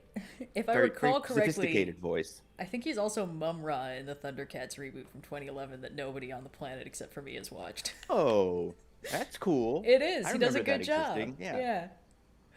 And people more or less like that, I think. And he was in the I guess he has a voice in Mighty Nine. I don't know if it's like an important voice. Oh, he's Doctor Strange in the Spider-Man show, the animated Spider-Man show from a year ago. It was pretty good. Yeah, so good for him. If you're listening, Robin Downs, or if you're, any friends of theirs are listening, let us know. Got a lot let of them fans know on this we call, Robin approve Downs. of their everything they're doing. Yeah. No, we're not ending the stream for another couple hours at least. I'm just, Yeah. That's true, and so there's time for Robin Downs to. That's true. That's true. If somebody get in contact with us. Downs, we'll let you in. You can Have jump his on the people call. tell our people. Send us your Discord handle. And we'll make it happen. Okay. Well, as we are coming up on our hour, thank you so much, Mike and Nando, for joining us in this little stretch of our stream. We are very thankful that you chose to spend the time with us today and help us raise more money for Doctors Without Borders. Before we switch over our roster of guests, where can people find you? Mike, we'll start with you first. So we're coming up with a video, unless something horrible happens, that'll be up tomorrow. We're Design Doc on YouTube, and we've got a backlog of like 120 something at this point that you can browse until then. Awesome. Sorry, we're good. What is how terrible would this need to be? Are we talking like world-ending terrible, or like internet down lose for a full day? Yeah, like Solar more flare like knocks out all our satellites. more like I've got a segment on Chrono Trigger and Chrono Cross that I literally just wrote last night, and it's got to get in the video today. Okay. It's content related and view related. Oh, guys, check out the sky. That is actually really pretty. Dude, cool. Skyrim's the Skyrim skybox makes up for how boring everything on the ground looks. Skyrim's skybox is one of the most beautiful I've ever seen in a game, and I like how it's different every night. I love all the crazy lore they have. I was just reading through some Skyrim books the other day in my other save file, and I got one that was just about the constellations, and one of them was like, yeah, the Snake constellation moves around and attacks the other constellation. I was like, that's the craziest fucking thing I've ever heard, and you're not going to clarify anything about it. One of these days I'll figure out how Skyrim works. I'll learn all the lore. I will become the master of Skyrim. As someone who has read every book in Skyrim, get on my level BDG. Okay. It's challenging. It's difficult to get all the lore of the game down. Oh, I believe it. Someone in chat with the classic Skyrim would be so good if it was good. Yeah. Ain't that the way? Yeah. Excuse me? There's a dragon. Nani the fuck? Sir! You're early! We haven't even reached the donation level yet. When's the next one of these games coming out? Like in the 100 Wouldn't we like to know? Any year now, we've seen the time. They released their finest JPEG last year to really tide us over. What happened feel really was bad on this point because this is my dad's favorite game of all time. It's really the only video game he's ever played. He's really like it's Pong and then it's Skyrim, and he's played hundreds of hours of Skyrim. It's Pong and every and time Skyrim? there's and every time there's news that there's going to be an Elder Scrolls 6, he texts our family group chat like, "Oh my gosh, it's coming out," and I'm like, "No, Father, Dad. no, Father, why?" Yeah, because basically what happened is they announced Elder Scrolls 6 in like 2018 or 19, I think, to basically juice Bethesda's numbers ahead of getting acquired by Microsoft, so they would look more valuable. Like, oh, Skyrim 2 is Elder Scrolls 6 is on the way. Oh, this is amazing. Of course, they released it before they even bothered starting pre-production. They were working on Fallout 76 and then Starfield, and Todd refuses to say that Fallout 5 is the next game they're working on, so I'm one of the people who believes that they're working on like MMO Starfield before they do any other games, because Elder Scrolls has Elder Scrolls Online, Fallout has Fallout 76, and Starfield, which they have said is like their third pillar at Bethesda Game Studios, does not have a multiplayer game, so they're going to fill that gap in next before they even go to Fallout 5, and then they'll maybe go to Skyrim 2 or Elder Scrolls 6 after that. So I feel like we're not even going to hear a peep until like 2030. There's no way. It's not happening anytime soon. I think you're right. You hear that? Todd Howard or whatever his name is. You and that guy Robin at you down. You're both welcome to come on the pod or on the video and explain yourselves. Yeah. The But doors are always open. Yeah, the fans need to know. Right, I'm gonna hop off here. Thanks for having me. Yeah, thanks for Thanks so coming. much for stopping Yeah. by. Later. Okay. Yeah, and I will do the fade out jump off thing too for everybody that's listening. I'm Nando from Nando V Movies. I make videos and I do a podcast called Mostly Nitpicking about movies and stuff. About to record our episode today or maybe tomorrow, I'm not sure, on the Avatar movie. Have any of you guys seen the new Avatar? Oh, No, the I fire and haven't. ash thing? Okay. Yeah. Yeah. Did any of you guys see the second Avatar? Because it kind of counts. It's very similar. There's one of the things that a lot of people have been saying about it, but no, it's it's fine. They're all fine. It's weird. Their faces are weird. I don't like their faces. That's always been my complaint about these faces. Like they're just silly. Yeah. And what's her name does the voice of a little baby one. Sigourney Weaver, but Sigourney she's like Weaver. 70 something, Right. and you can kind of Even hear it. Stranger I've this heard about time this, around. Yeah. Hold on. But on the flip side, they gave the bad guy a sexy Navi girlfriend who wants to kill everybody, and that part's pretty cool. That's kind of cool. So that's based actually. actually. Positives and negatives. It's there's some good pros and stuff, cons. We but- got to support women's yeah. wrongs. Exactly. But yeah, so talk about stuff like that, and yeah, make videos about Marvel stuff and whatever the exciting movie things, and sometimes politics if the politics ruin the movies in fun ways, like by I mean, we haven't done a video on Rush Hour 3 yet, or Rush Hour 4, Oof. but Wait, there was a Rush Hour 4? No, well, What? there's potentially Oh, going no. to be because I see a $100 so donation. badly. This is a thing, yeah. This is a, Oh yes, Red. it's No very magic for 5 strange. minutes, please. Great, cool. Yeah. I Googled it. Fascinating. I don't know why he wants it. I think it's because Brett Ratner's a friend of his or something. But also, I just like those movies. Apparently, he fast forwards through. This is the thing. The last thing I'll say. There was a book. I forget who said this. It might have been one of his sons. That he would make them. They would watch like Bloodsport or something like that. And he would make them fast forward through all the scenes that weren't fighting scenes, so they could just get to the fighting scenes. So the movie's like 40 minutes long. So like that's like an ideal viewing experience for our beloved Commander in Chief. So yeah, that's why I think maybe we'll get another Rush Hour movie. I don't know. Wild. Yeah, and I don't think Chris Tucker's super busy. Just got back from his Saudi Arabia Comedy Festival thing, and Jackie Chan's always still kicking. So fingers crossed, I guess. I don't know. That's wild. Yeah, it's fascinating. We live in a really strange 2025, but maybe 2026 will be cool. Maybe cool stuff will happen. Maybe. Fingers crossed. But yeah, so you can find me at Nando V Movies everywhere on Instagram and YouTube and all that stuff. And yeah, thank you guys so much for having me. Thanks for stopping by. Thanks for joining Thanks for us. coming. Adios, everybody. See ya. Now I'm just imagining like Avatar for fire and ash and a third thing. Yeah. Yeah. And one I'm more gonna item. Take 2 seconds to use the restroom, but I'll be right back. If anyone waits in mic check, feel free to mic check them yourselves. Okay. I mean, Avatar 4 is probably going to be like Spirit or something, or Quintessence or whatever. Since they're cribbing the elemental motif. They're just working through the classical elements, yeah. Yeah. Because Avatar 1 was, Big tree. I guess, kind of like, tree and air kind of together. Well, I guess there was And a lot of then- flying in it. There was a lot of flying in it. So maybe they'll get into something crazy like Avatar 4 where it's plasma. Quintessence, bro. Plasma's just quintessence in a scientific hat. Yeah. God, classical elements are so weird. Yeah. So is the Earth, so, it's only fair.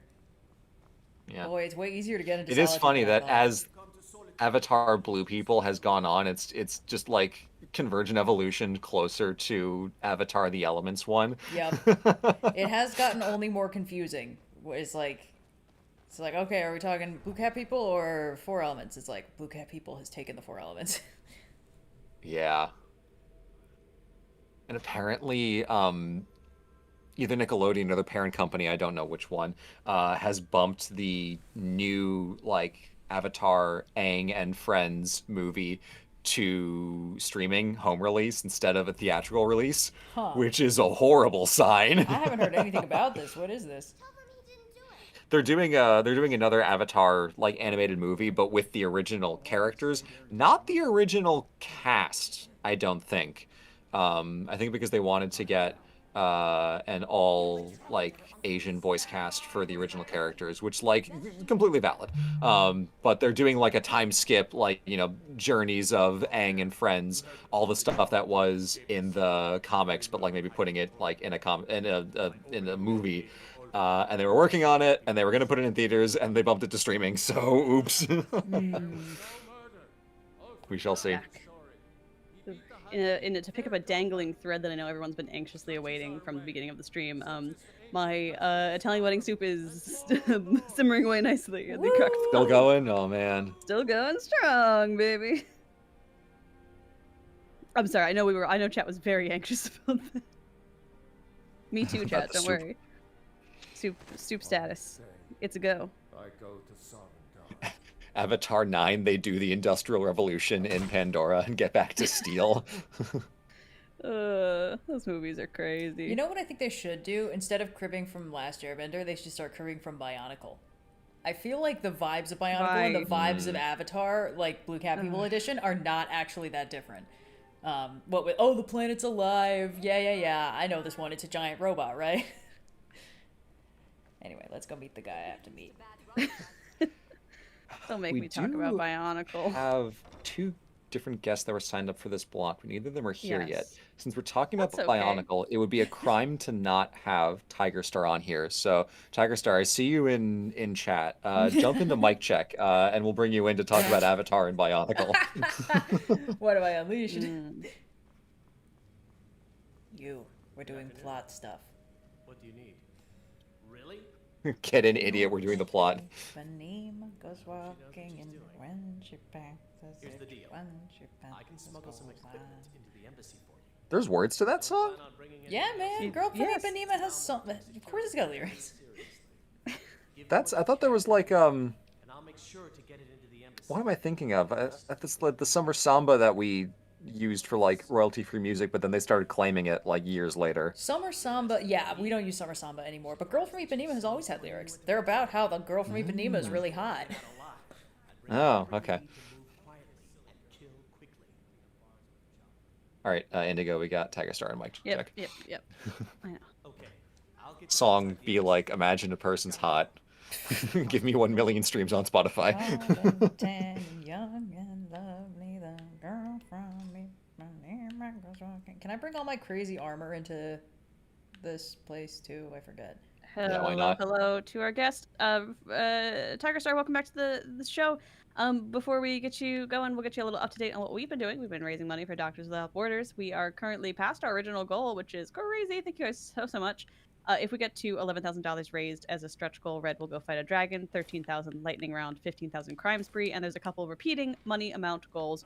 If you donate exactly these amounts, Red's gameplay will be affected. For $100, she could not use magic for 5 minutes, which Red, you can use magic again. Yay. After the previous timer. For 300, only magic for 5 minutes, and for 500, no armor for 5 minutes, and those effects can stack. But Tiger Star, welcome to the stream. If you want to go ahead and introduce yourself for the folks in chat.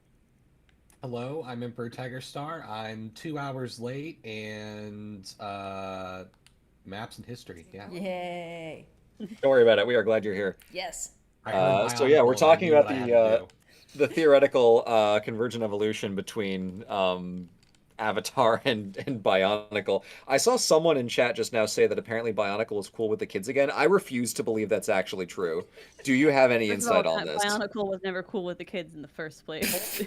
Cool is not the word I would use. I've had to experience the Bionicle movies. But no, I mean, I would say it's true in the sense of like there's always like a 20 to 30 year nostalgia cycle, and Bionicle was 25 years ago. God. So and yeah, 90s and early 2000s nostalgia is like making its way back in. There's even like music that's getting popular right now called new grunge. So like, it's happening. Mm-hmm. So it would not surprise me if that would also include Bionicle. Wild. Nostalgia cycles are such a wacky thing. But you I don't have know, anything else to contribute on that as far as that thought goes. It makes sense. They are wacky, but it's fun, especially when you look back. Like, wow, there was a lot of 50s nostalgia in the 80s. I'm just now noticing that. Wow, there was a lot of 60s nostalgia in the 90s, like with Austin Powers and Oasis and like all that stuff. So like once you notice it, it's always there. I feel like we've barely left the 80s nostalgia zone. Like we had, Stranger Things was a huge part of that in like the 2010s, and I feel like that was much more like the 30-year nostalgia cycle rule. And we had like the beginning of dipping into the 90s with Captain Marvel, and then I feel like I have not been paying attention, and then suddenly we're in the 2000s, and I'm like, we didn't even do the 90s all the way. We just skipped a step. People are still doing 90s nostalgia, butterfly hair clips and low-cut jeans. I think it's like the mid 90s through the early 2000s is kind of like just fused together because decades are never exact. And No. Like music in the 90s, like Nirvana's like 91. Like extreme sports that you associate with the 90s, that's more like 95. Okay. Stuff like that. So the video game boom is more at the end of the 90s and at the early part of the 90s. When you're ready, I'll keep the rest of your gear safe. But I'll take what I can get. 1998 was the year stealth games got serious, according to that Game Maker's Toolkit video by Mark Brown. Because it was Splinter Cell... No, Tenchu Stealth Assassins, Metal Gear Solid 2, and... what was the third one? Was it original Splinter Cell? Splinter Cell original game? Crazy Googling action. Okay, Splinter Cell is 2002. 8 stealth games, GMTK. Just make sure you get back out of there. Thief. The original Thief game. That's what it was. Thief. The answer's Thief. Anyway. Sorry, I just noticed everyone's feet were clipping through the ground for that entire last scene.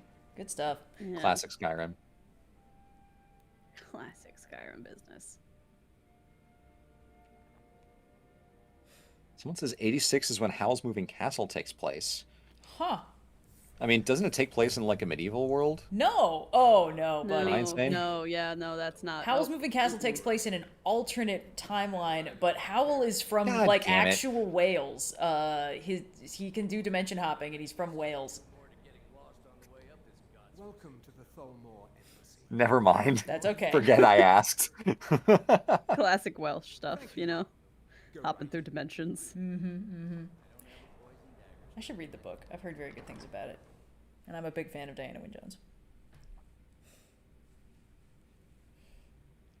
Okay, we're gonna do the most annoying part of the main quest line I've ever gotten through. I've never finished the main quest line, so I don't know if it gets worse, but I'm sure it gets worse. in my other save file, I've done the vampire, I can't remember her name, the vampire companion quest line, and also Serana. enough of the main quest that I have 3 Elder Scrolls rattling around in my backpack and nothing to do with them.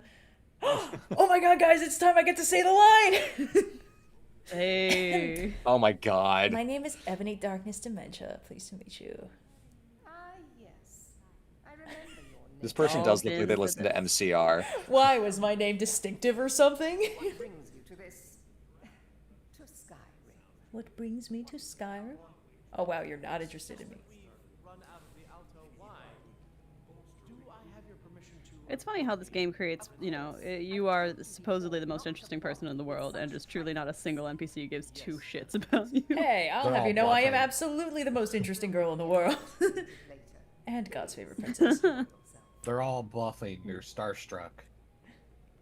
This is the inverse Mary Sue scenario where truly no one cares.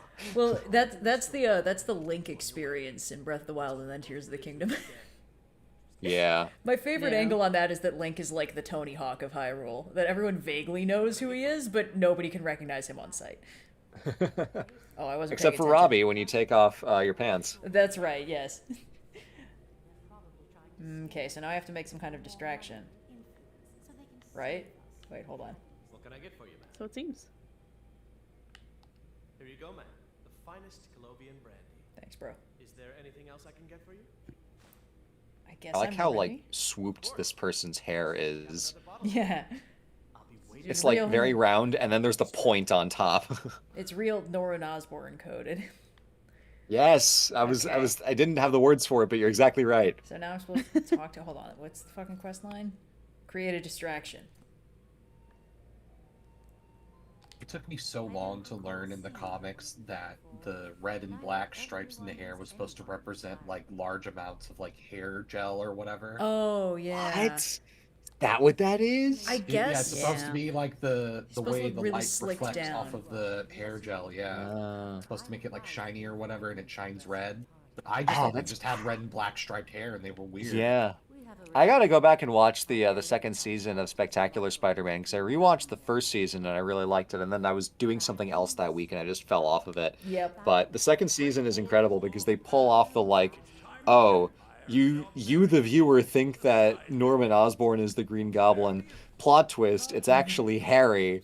And then they're like, plot twist again, you big dumb idiot. And it's like, wow, they actually got me with that.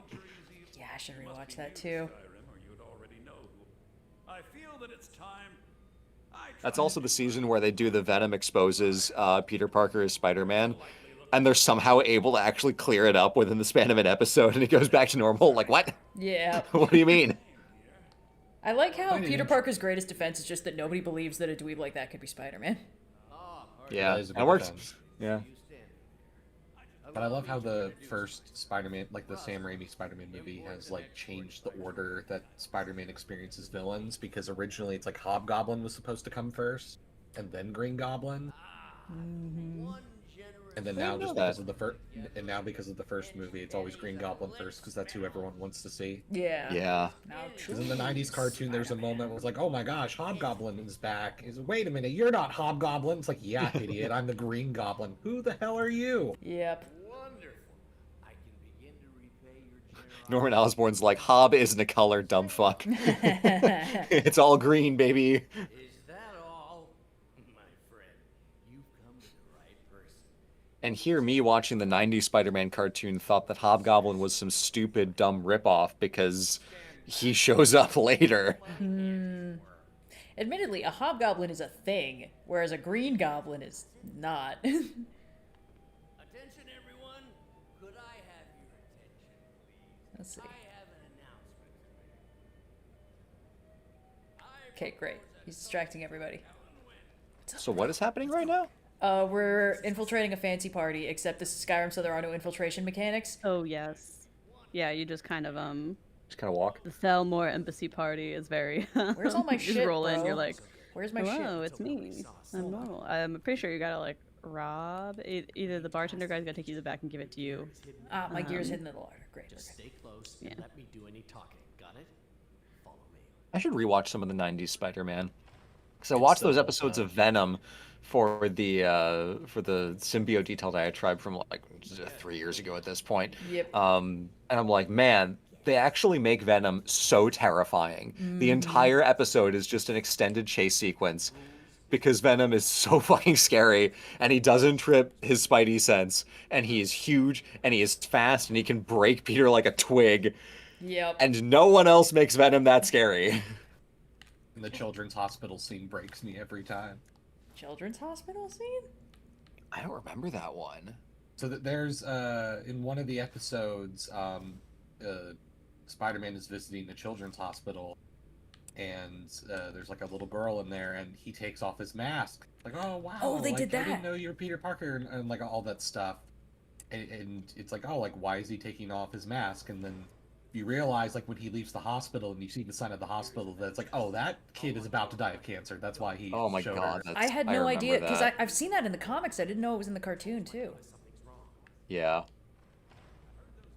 I've seen the comic panel of that. Yeah. Heartbreaking. Yeah. Didn't realize they did that in the cartoon. There's a lot of comic storylines they do in the '90s cartoon. Let the infiltration commence. Go, my scarab. Red having too much fun in Skyrim. Yeah, well, nobody's taking away my fucking toys this time. Not yet. Reminder that you can donate. Oh, hello, exact sir. values Pardon me. of $100, $300, or $500 to raise money for a good cause and take away some of Red's toys. Oh, my goodness. Everyone is here. How fun.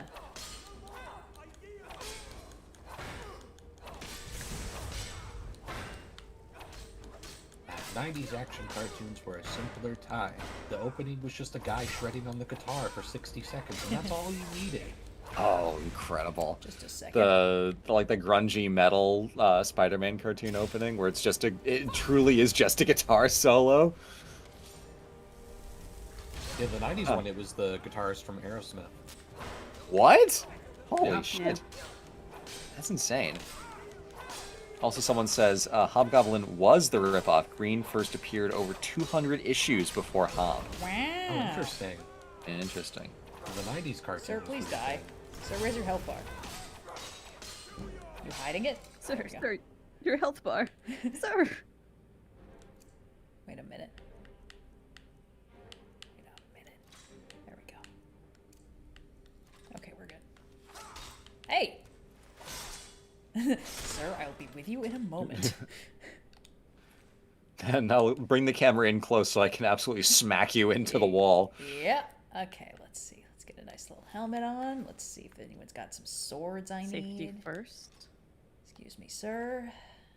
Oh, we're fine. Okay, do you have anything? Has anyone here seen the live-action Batman Beyond fan film, says Van Dalstad. Huh. I did not know there was a live-action Batman Beyond fan film. Me neither. I know they had the canceled animation project at, I think it was with the original team that did the Spider-Verse thing, and then I think it would have been Warner Brothers canned it because Warner Brothers has never made a good decision in the last, 15 years. But no, I've not seen the live-action one. Also, Cleo was jumped up in front of the mic. Hi, Oh, Lebanese. yeah, that's my girl. Do any of you remember Grayson? Grayson? It was a fan project in the early to mid 2000s where a guy was going to make a movie of Batman gets killed and Robin is going to take up the mantle to take revenge, and he raised enough money to make this 2-minute preview to hopefully raise more money for the full movie, and it went pre-YouTube viral at the time. Huh. And it clearly never got made, and at the time the trailer was oh, it's gonna have Superman, it's gonna have Wonder Woman, it's gonna have Green Lantern. Sure, And yeah. because it's pre-Avengers, everyone's yeah, that's just not gonna work. So we're sorry. This movie's never gonna go anywhere. Yeah, that's unfortunate. Okay, let's see. Yeah, I was kind of expecting to have to From Sam Tired, Oh, we no. have no magic No. Okay. for 5 minutes. Thank you for the $100 donation. Nice while it lasted. Thank you. Wait a minute. Hold on. Okay, so I need search for information. So wait. The fuck? I'm on the right floor, right? Skyrim. Why is everything so confusing? Oh, this game. This game, man. No escape from. You know, I'm starting to think that first fight was so hard because I probably aggroed everybody on that floor. I think you might have, Probably. yeah. Well, it's smooth what sailing can from you do? here. Everyone is too dead to stop me. Hee hee hee ho ho ho, as they say. Now, Tiger Star, I've been basically asking everyone as they've come in if there's been anything in movies or TV or games that has caught your eye in the last half year. Anything grab you particularly strongly? Yes. So I don't think it was this year, but recently there was a remake of the 90s point and click game Grim Fandango. Ooh. And I was watching someone played it, and I had never played the game before, but all of the buildings and the for those who don't know, you're playing as sort of like a skeleton Grim Reaper sort of figure in the afterlife, and you work for the Department of Death. Oh, I see. And it's very Mesoamerican coded. Classic Tim Schafer Double Fine project, yeah. Yeah, and so in the town where the Day of the Dead thing is in, all of the buildings are like a mixture of Mesoamerican pyramids and Art Deco. And it just Ooh. looks really cool, and I wish we actually had buildings like that.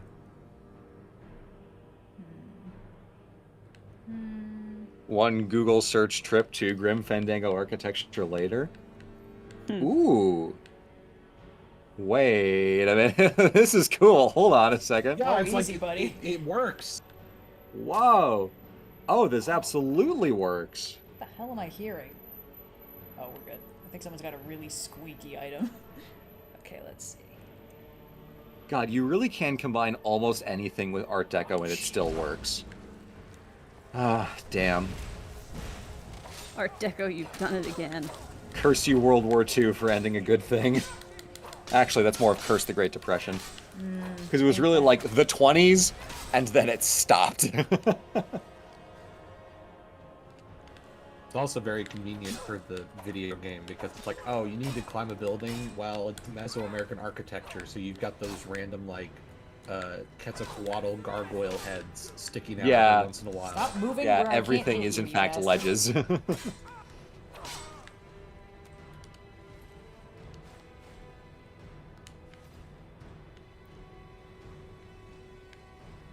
Huh.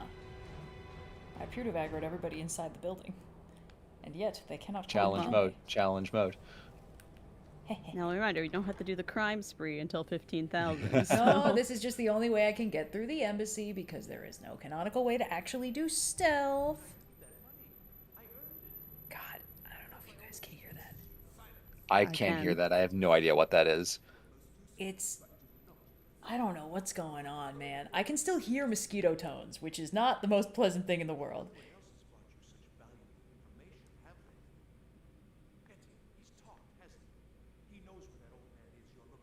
Thank you, Dragon Oaks, I'm guessing, for 50 New Zealand dollars. Yeah.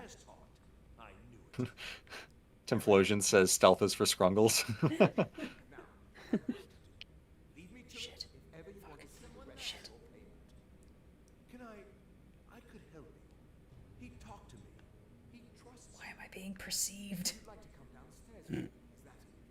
Me in public. God damn it. Okay, sir.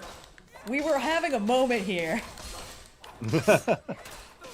It was just me and the squeaking sound that's driving me insane. Could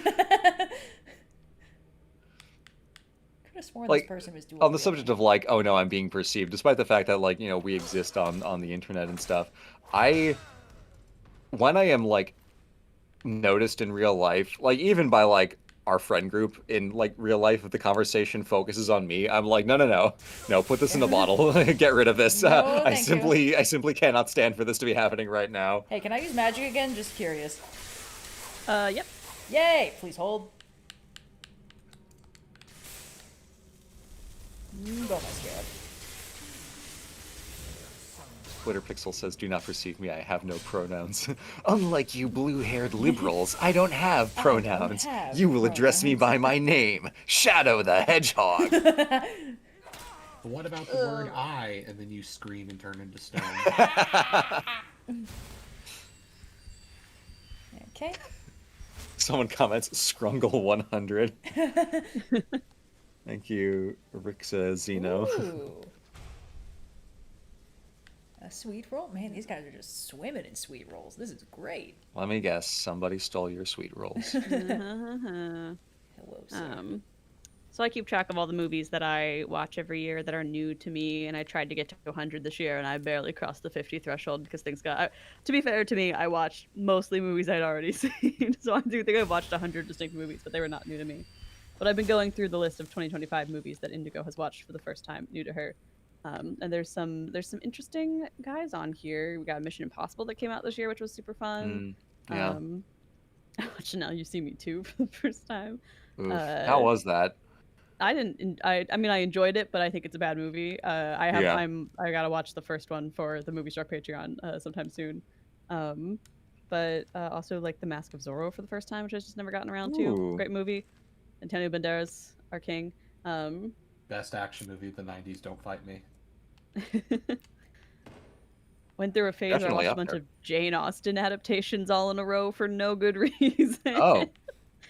Sense and Sensibility, Persuasion, Mansfield Park. Whoa. Just like playing the hits. I watched A Knight's Tale for the first time this year. What a film. The best sports movie ever made. Is that one of the hallmarks? We were talking about this on one of the Yeah, after I show think this shows. came up the other day. No. You guys are thinking of A Night Before Christmas. A Oh Knight's my Tale with Paul Bettany, where they do jousting tournaments with like 90s grunge songs. Is that and a it's night? basically Wait, just isn't that starring the Joker? yes, yes. Heath Yeah. Ledger. Yeah, we were definitely Heath Ledger, talking A about this Knight's the other Tale. day. No, we were talking about A Night Before Christmas. No, I which is a swear we've terrible also Hallmark. been talking about this. Oh I shit! don't have think no if you did, it was not a conversation that I was in. Okay, that is possible.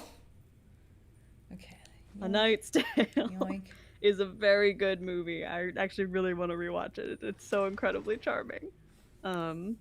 But also all of that. I'm waiting on the Oscar nominee list to come out because that usually informs what I watched through most of January. Because if I look back at my list from this year, the things I watched in January are just all of the Best Picture nominees that I had missed earlier in the year. And also, I guess, yeah, lots of fun stuff. Oh wait, hold on. Sorry. I don't know. I feel like I have been slacking on new releases this year. There's been like a couple that I went out of my way to see, like Mickey 17 and Wake Up Dead Man, but for the most part, I kind of haven't been hitting up the like Oscar baity flicks. So there's a lot of things I'm gonna have to watch come January. I think I've gotten to the point in like my old man yells at cloud era where I've described this as like, I grew up with, a certain amount of technology. Our generation definitely did, but there comes a point where there's a new thing that comes out and it's like, I'm not learning that. Like whatever this new like app is, like TikTok, I'm not learning that. Like I ain't apps learning all like that. CapCut, I'm not learning that. Isn't it freeing? Yes, but also it's like the pop culture thing of like celebrities and like new movies, and I'm like, I'm not paying attention to this anymore. I'm not doing it. I refuse. Yeah, I would I'm say free. you're under no obligation to be into movies. I don't know that I would compare it to learning the latest social media app, but No, but it's like the that's sensation valid. of keeping up with things, and it's also for like TV and Oh, stuff too. sure. Granted, I was never much on the watching TV. I really don't train. keep up with TV. In a similar vein, like I Oh, don't shit. keep up with TV really at all because like I watch so many movies that I'm like, oh, I don't got time to sit down and watch a TV show also unless it's like a particularly standout thing. I feel like you kind of just gotta pick. That's the real secret to all of our jobs. You kind of gotta pick like one, maybe two things to have, like rewire your brain, and then you can kind of ignore most of the rest of it. Like I Yeah. really like movies and video games, and I don't really do a lot of TV. Yeah. The closer I get to 30, the more I can feel it slipping away.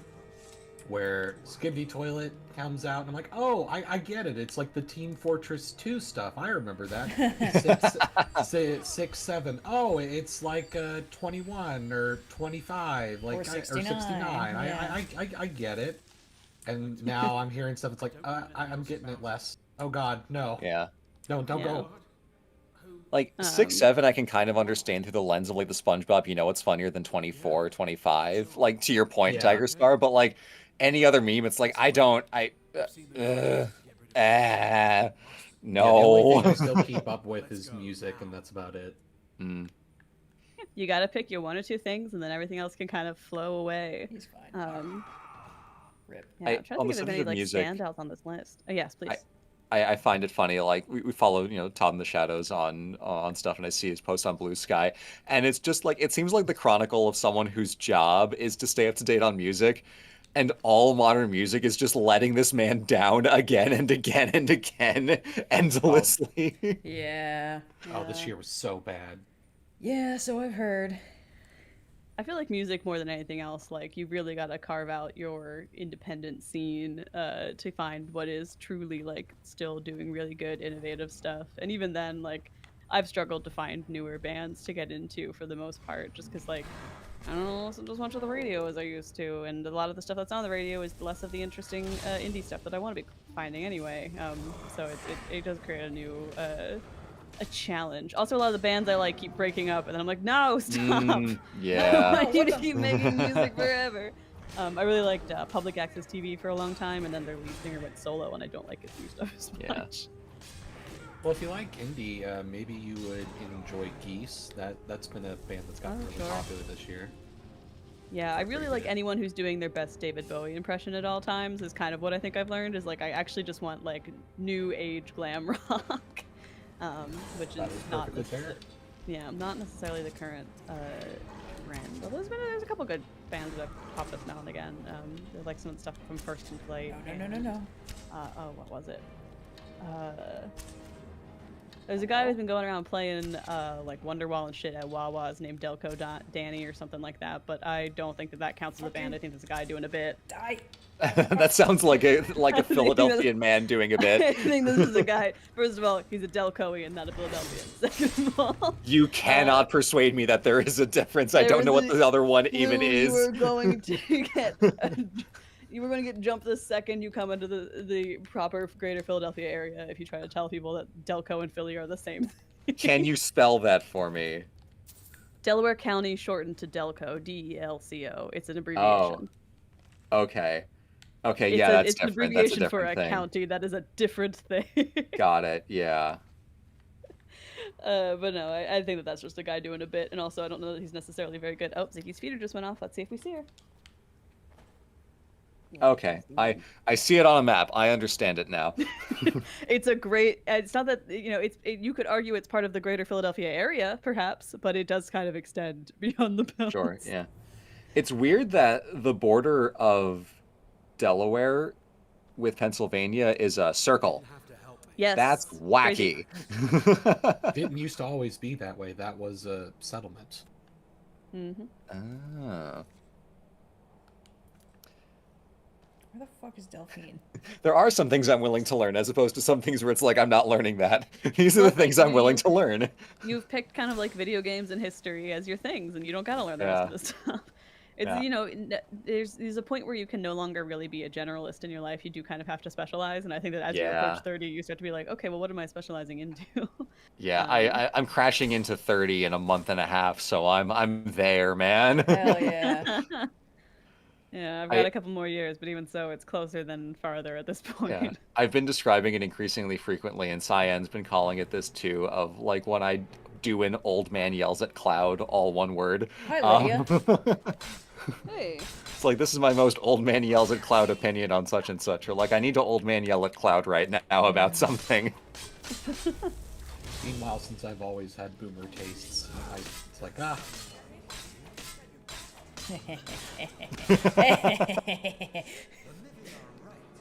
Alright, let's see what the hell is going on with this guy. Oh my god, they were instructed to eliminate Ebony Darkness dementia. That's crazy. Oh no. I'll just be keeping this for my home. I'll take some lockpicks. Alright, now we need to figure out where the fuck Delphine is. Hold on. Reaching 30, time to pick your prestige class. Yes, Hell yeah, yes! dude. Yeah. Okay, hold on. Yeah. Wait, where's Delphine? Oh, I'm not walking all that. That's definitely not where Delphine is. Where's Delphine? Help me out here. Where's Delphine? Oh, of course. Yeah, we're not walking all there. To Riverwood. Yeah, the idea that Lydia has just been sitting outside the Thalmor embassy listening to me kill my way through the entire guard population. We couldn't get her an invitation. The circle border of Delaware was basically one of those like dumb colonial boundary things. Yeah. And then they hashed it out with other states, but kind of mostly kept the circle. But then there was this thing called the wedge that no one owned, and everyone wanted it. So the Supreme Court had to say, "Nope, this is stupid. We're carving the circle and giving the wedge to Delaware." Huh. Interesting. It reminds me of those early state borders where it's like you start from the sea and then this parallel, you just keep going west until you reach the edge of the flat earth. Look, the colonial charter clearly says from sea to shining sea. Therefore, Massachusetts deserves Michigan. Yes, Megachusetts. I fucking love the Megachusetts memes. I think Megachusetts does actually go through Chicago, which is pretty hilarious. And then it ends somewhere in California because of the angle, I think. Hold on, I'm going to pull this up. Megachusetts. I love that Google knows exactly what I'm talking about. Yeah, it like runs. It's not LA, but it runs like firmly into the like dead middle of Southern California. God, that's so funny. Oh, it gets Vegas. Vegas is in Massachusetts. That's actually, I mean, I don't like Vegas, but like it's cool that we'd have it. It's Omaha too, I think. Okay.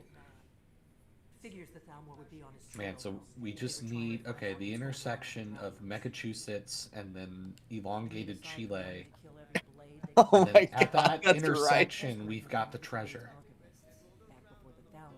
National Treasure 3, get on it. He knew everything about the ancient dragon lore of the blade. Unfortunately, elongated Chile does not get. Oh, here we go. Long Chile. It just goes all the way up the coast. Yeah. Cool. Great. Thank you. One alt history map on Reddit. There's also Czechia, Chechnya, Slovenia, Slovakia. Oh no. We just reinvented Austria-Hungary from first principles. We can't keep doing this. Reddit, where you can learn things like who does and doesn't want to kiss Wolverine. The answer: everyone. Everyone does. Please hold. Cleo's knocking According to stuff Reddit. off the table. Yep. Oh, Cleo, no. Ziggy's feeder went off, so she's snacking. But she ate too fast this morning and she threw up a little bit, so I kind of gotta half keep an eye on her, which is like, my girl. I know that you've never been fed before in your entire life, but please.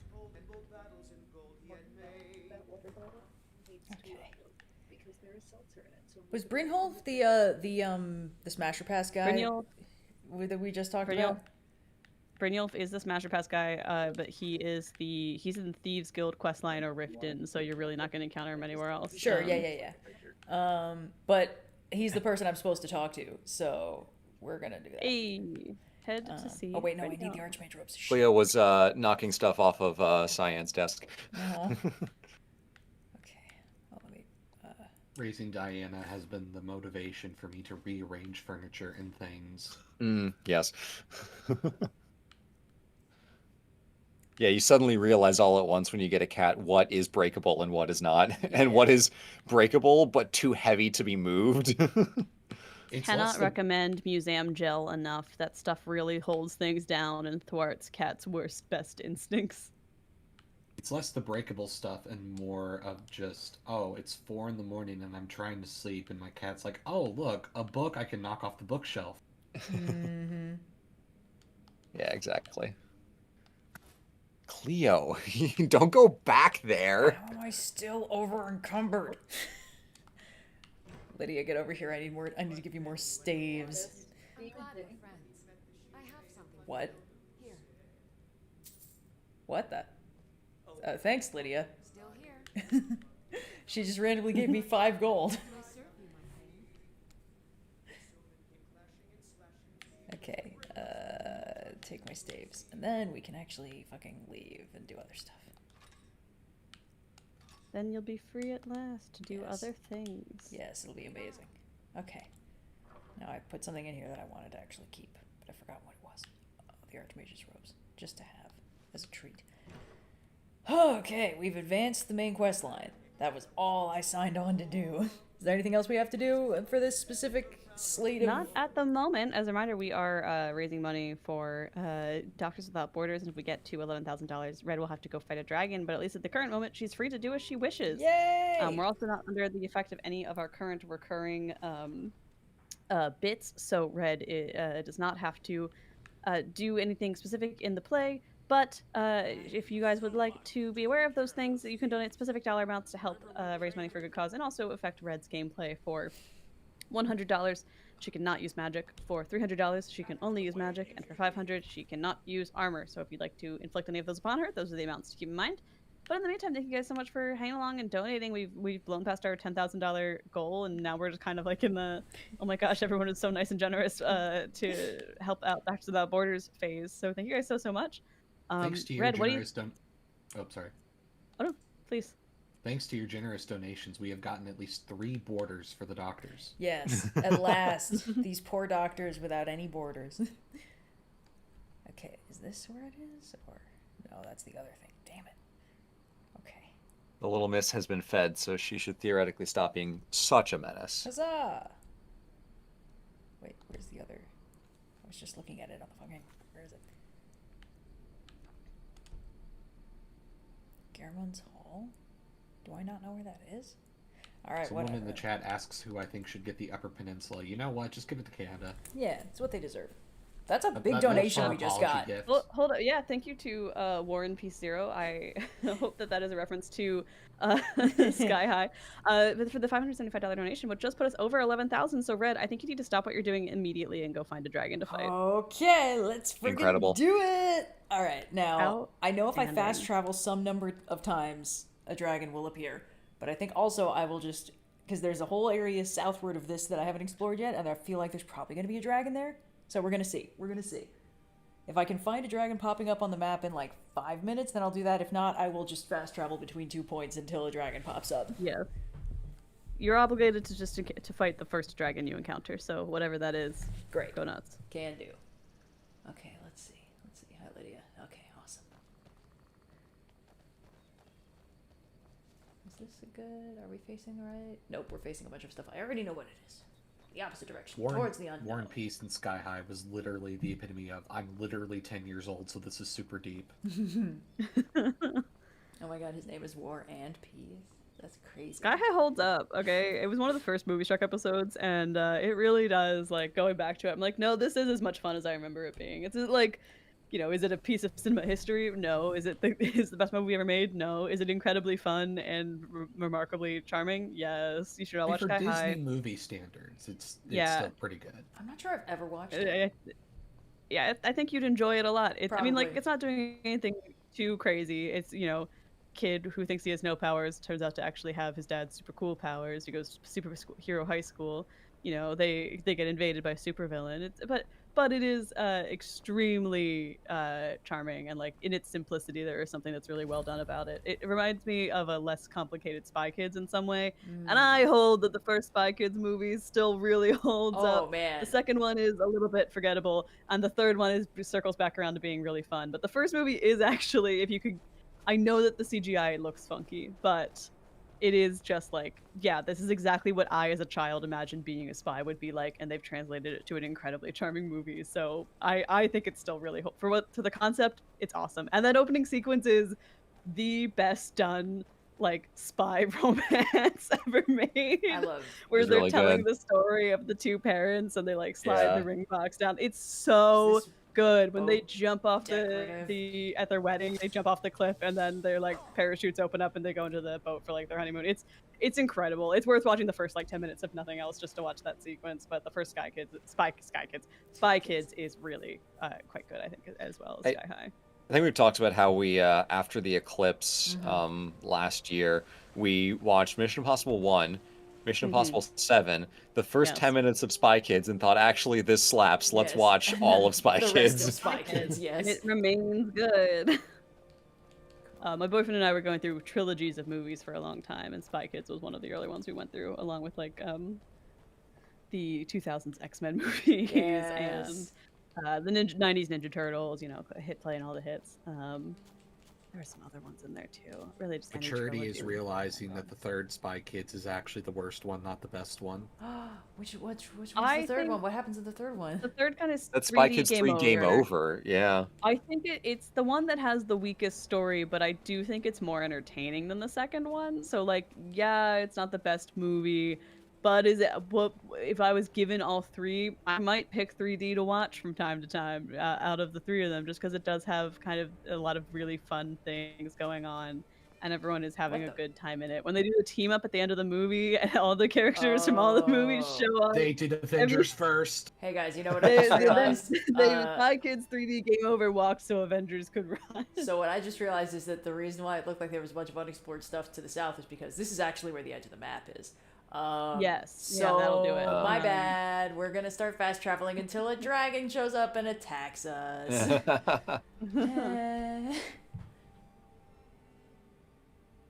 Yeah, Belly points out that Spy Kid 2 is the best line in cinema, which is, do you think Yes, God of stays in heaven course. because he too lives in fear of what he's created here on Earth? Nothing goes as hard as that. I Appreciate Steve the Buscemi's very good. coffin-shaped belt buckle on I don't this think that the drop. second one is necessarily a bad movie. It's just not quite as fun as the other two. Like, there's a Yeah. couple really great moments, and then everything around it is just sort of like, oh, okay, they're doing, I guess, a spy dinosaur thing. But the third one goes right back to like, oh no, we're heightening. I have a theory of trilogies of movies, and I think it's the perfect amount of movies to make because the first one, proof of concept, makes a great film. It introduces something that you really like, that you want more of. Second movie gives you more, but now that they've introduced the concept, they can get funky with it. You know, you don't have to introduce the characters again. You don't have to do origins. So you can just kind of tell your like crazy story that you've had this idea for. And by the time you get to the third one, maybe the third one's not as good, but you still have fun. So you have a good time watching it, and then you think, nah, I don't want any more of this. And that's the perfect amount of movies to have, is a well-made trilogy. Or Indigo, consider the humble 2-part finale to a 7-part movie saga. Yeah. Nothing bad has ever happened in a 2-part movie. There should have been 1 movie. I have yet to see a 2-part movie that convinces me that it was better that it was 2 parts instead of just making one on the longer side movie. You're on my I map think that already. you know, honestly, an idea that has crystallized in my brain in exactly this moment is, you know, it's a shame that we've gone the way of there aren't really DVD box extras anymore because the deleted scenes that would get their play on the DVD box extras don't have anywhere to go. So I think people are more remiss to remove them from their films.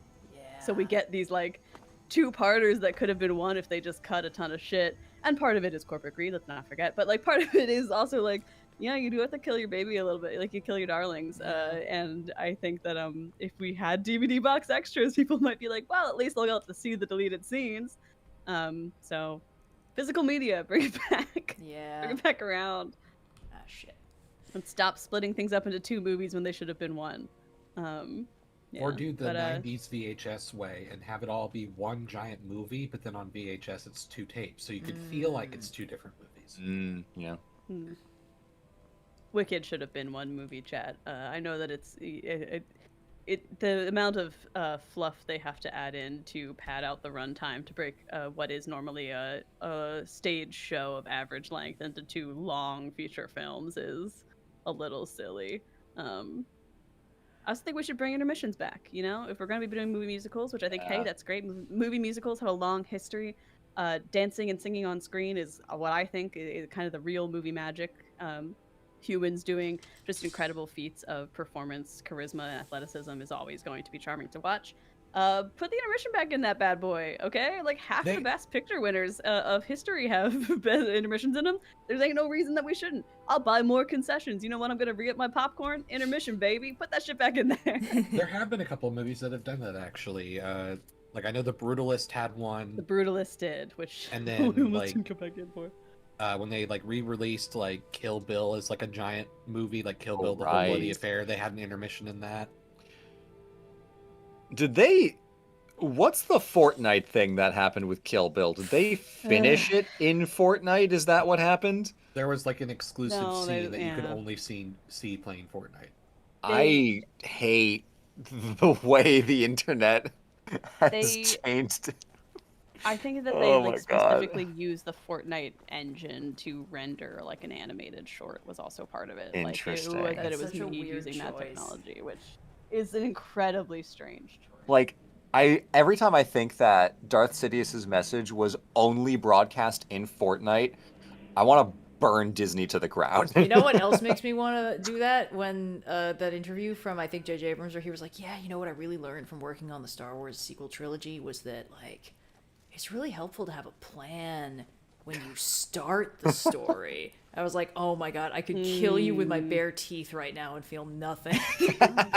What was that? Like, God grant me the confidence of a mediocre white man.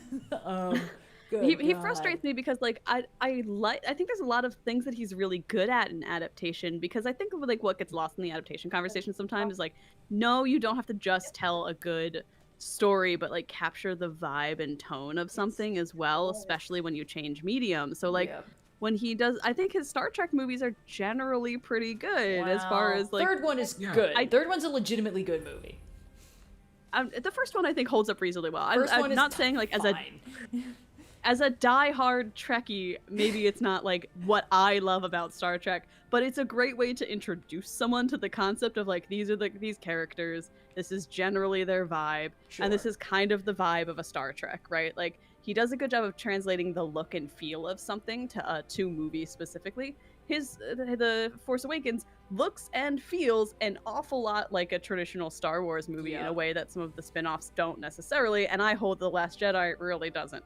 And so like he's good at certain aspects of adaptation. It's just unfortunate that none of those aspects are thinking through a story, which is a critical part of movie making. Well, I also think that like Okay, the I guy walked away who... for a bit, and now we're on Star Trek. I just No, feel we're like talking about J.J. reasons we Abrams. could burn Disney to the ground The and kill bad J.J. robots. Abrams' Oh, parties. so many. The guy who created Lost should not be allowed to write any mystery before he's proven to an independent third party that he knows the solution before he started publishing it. Yeah. He shouldn't be able to get away with this so many times.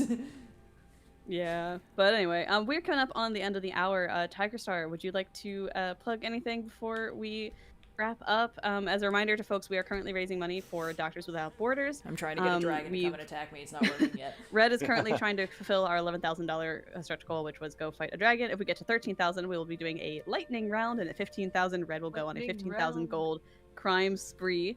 But in the meantime, there's also some recurring donation rewards. For $100, you can affect Red's game by making her use no magic for 5 minutes. For $300, it's only magic for 5 minutes. And for $500, no armor for 5 minutes. Thank you to everyone who's donated so far. We surpassed our original goal of $10,000, which is amazing. It really does help out a great cause, and it is very entertaining to watch Red struggle. So I appreciate that you guys have been joining us for this. And The craziest helping thing happened earlier when it was like, I had a pileup of like 7 overleveled Draugr on my ass, and I couldn't do anything because I was like, I'll use the storm call shout, which hits everything with lightning around me, and I guess it manifested the storm outside, so I just couldn't use any shouts for 5 minutes, and I didn't die somehow. Yay. Anyway, we're good. Everything's fine. Also, just a reminder that if somehow we manage to triple the current donations and 30,000, Red has agreed to become a vampire. I've agreed specifically to help the DLC vampire sidekick voiced by Laura Bailey and have her turn me into a vampire. Laura Bailey will bite Red she live on stream. will It's not gonna turn be just- you into a vampire until you progress that quest a bit. Is kind of the thing. That So is it's specifically also what I have agreed to. Well, before I go, if you're going to be turned into a vampire, like what universe or movie or book's rules of being a vampire would you prefer to live under?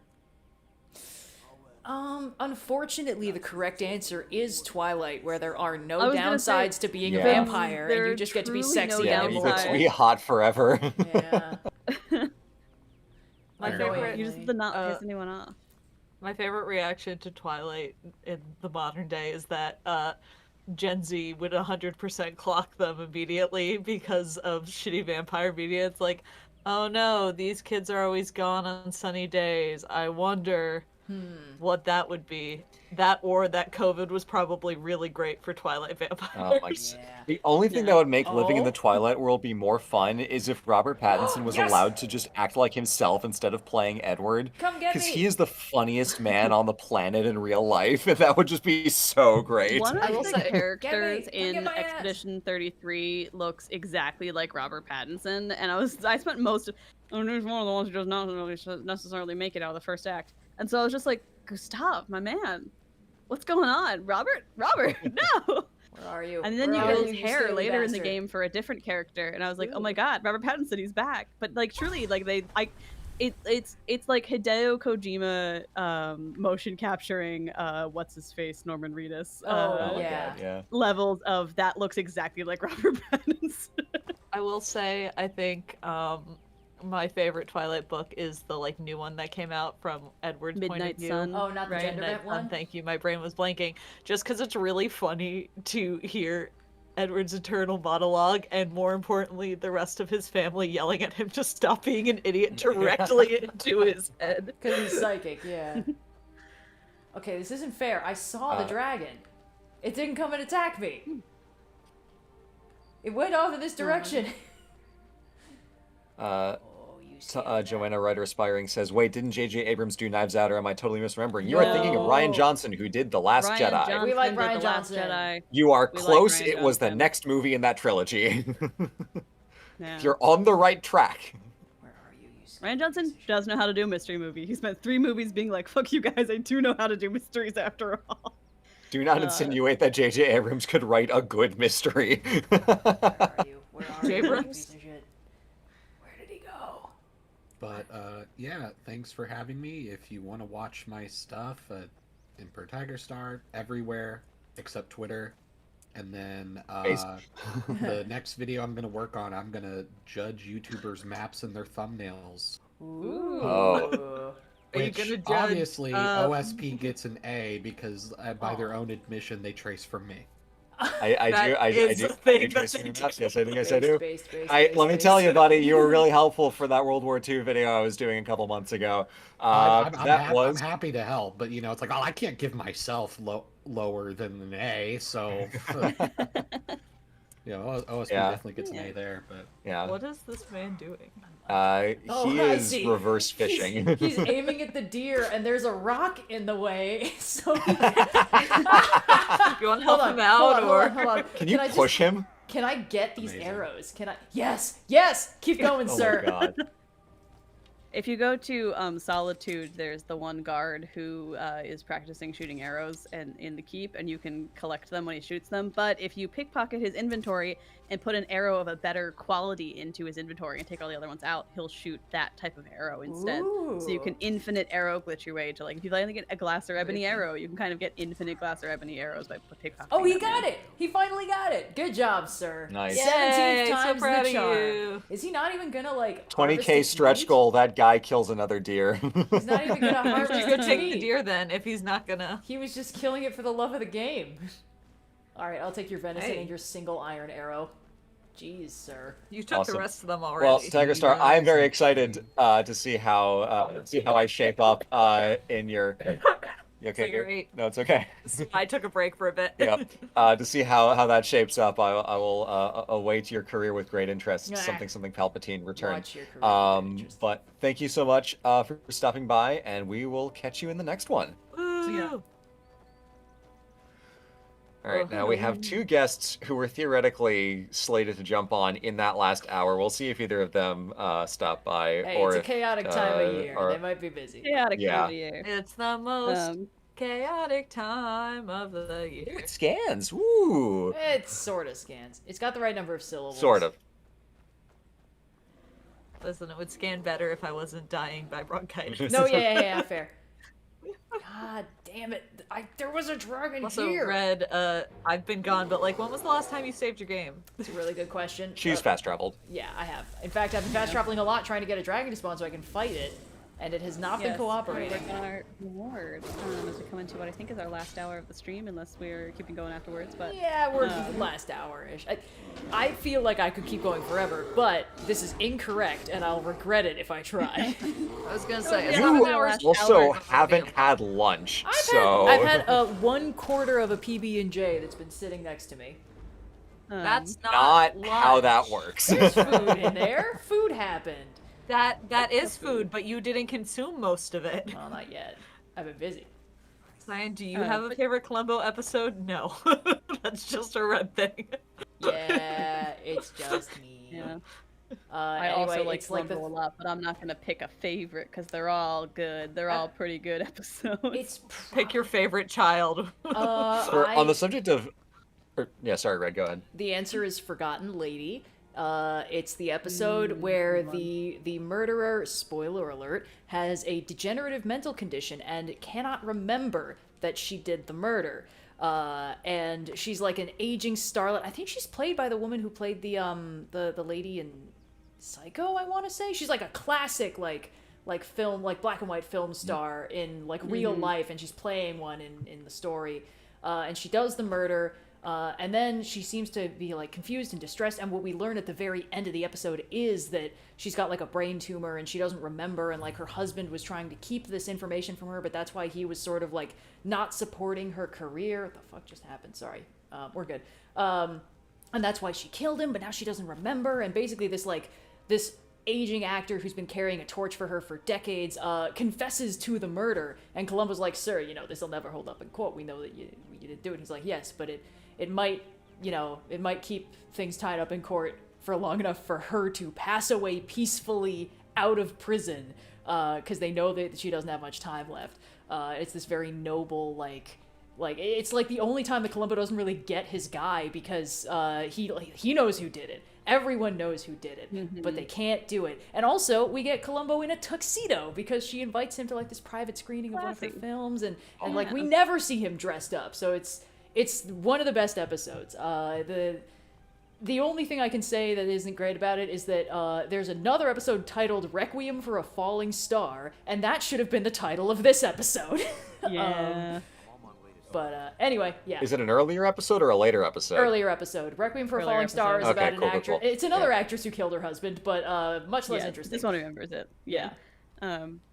There's one where it's twins, and one of them like hosts a TV shopping network show, and I always find that episode very charming. Those twins are funny. They suck a lot. Those twins are funny because they really, even though I see which one of them does it, it is a little bit like, wait a minute.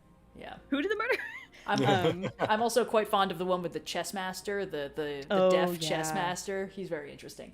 That one's good. The one, my favorite probably is the one where it's the mystery writer who is trying to. Yeah, the one that's a very thinly veiled Agatha Christie homage. Yeah.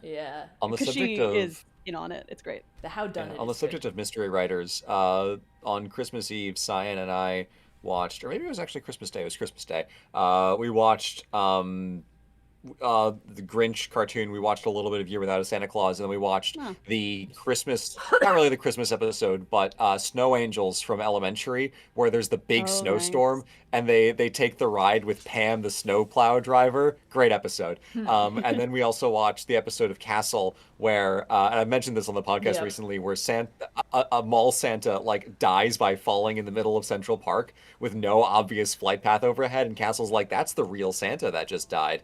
It's like also kind of about the meaning of Christmas in a fun. It's sweet.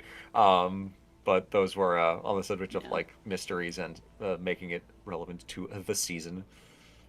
There's a couple good Midsummer Murders episodes that are also are Christmas themed because they happen during Christmas. But my favorite one's probably, I don't remember the name of the episode, but the second detective, Chief Inspector Barnaby, has a new sergeant that arrives on Christmas season episode.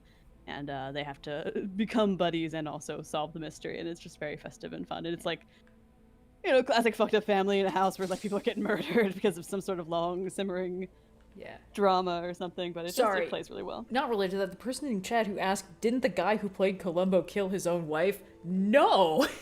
No. I have never in my life heard any. Peter Falk, as far as anyone can tell, was a completely lovely dude who tragically passed away from like a medical complication at some point. I have never heard anything about anything like that. I think you probably have him tragically mixed up with somebody else. Columbo, unproblematic fave.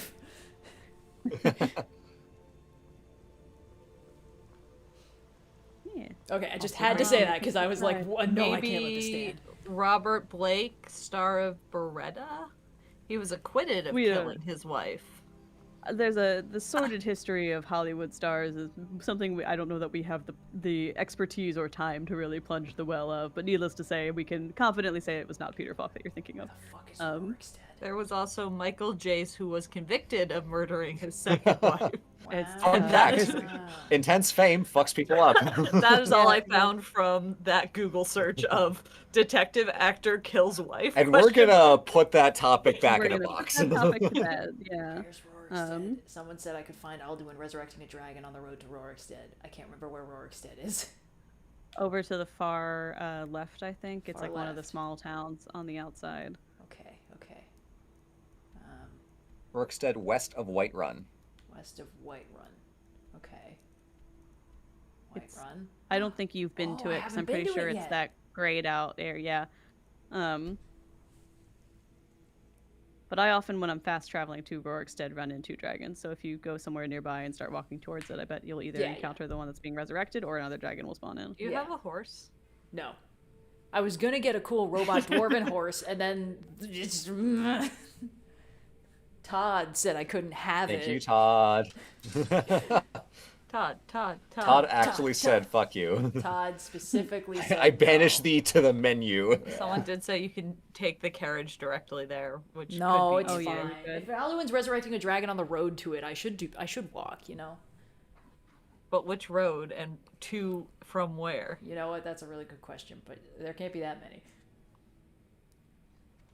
I'm still so mad about the fucking bronze armor thing. Yeah, from I the can Odyssey too. 5 hours ago. Yeah. Like, I had the hot take and I was like figuring it out, and it's like, yeah, no, I don't really like what they're doing. It's like, it's not terrible on principle. It's just, and then I'm like, oh, it's not even bronze. Wait a minute, I'm so much more mad now. Now that I distilled it to the one thing that pisses me off about it. I love that sometimes when you like say something that's been bothering you, it's like, you know, a load off your mind, you get it off your chest, you can finally stop thinking about it. And sometimes it just kind of, you're like, hey, yeah, wait a second, I'm fucking furious, actually. And then it just seethes. Yep. Yeah. All right. Rorik's dead. I'm on my way. Someone says, Todd, damn it. That's really funny. Todd fucking damn it. Okay. All right. It's probably fine that I'm not Ziggy is following here, hanging out on lap. Ziggy, thank you yeah. for being present. I hope you did not eat your food just now too quickly, and you're not gonna throw up on me, because I would really prefer it if you did not do that. And the look in her eyes says, maybe. Look in her eyes says, don't test me. Do I feel lucky, punk? Okay. Well, she's gotten, because she had her usual vet appointment at the end of the year, somewhat recently, so she's gotten a bit more treats than usual this week, and so I fear it's giving her a bit of a complex. Yeah.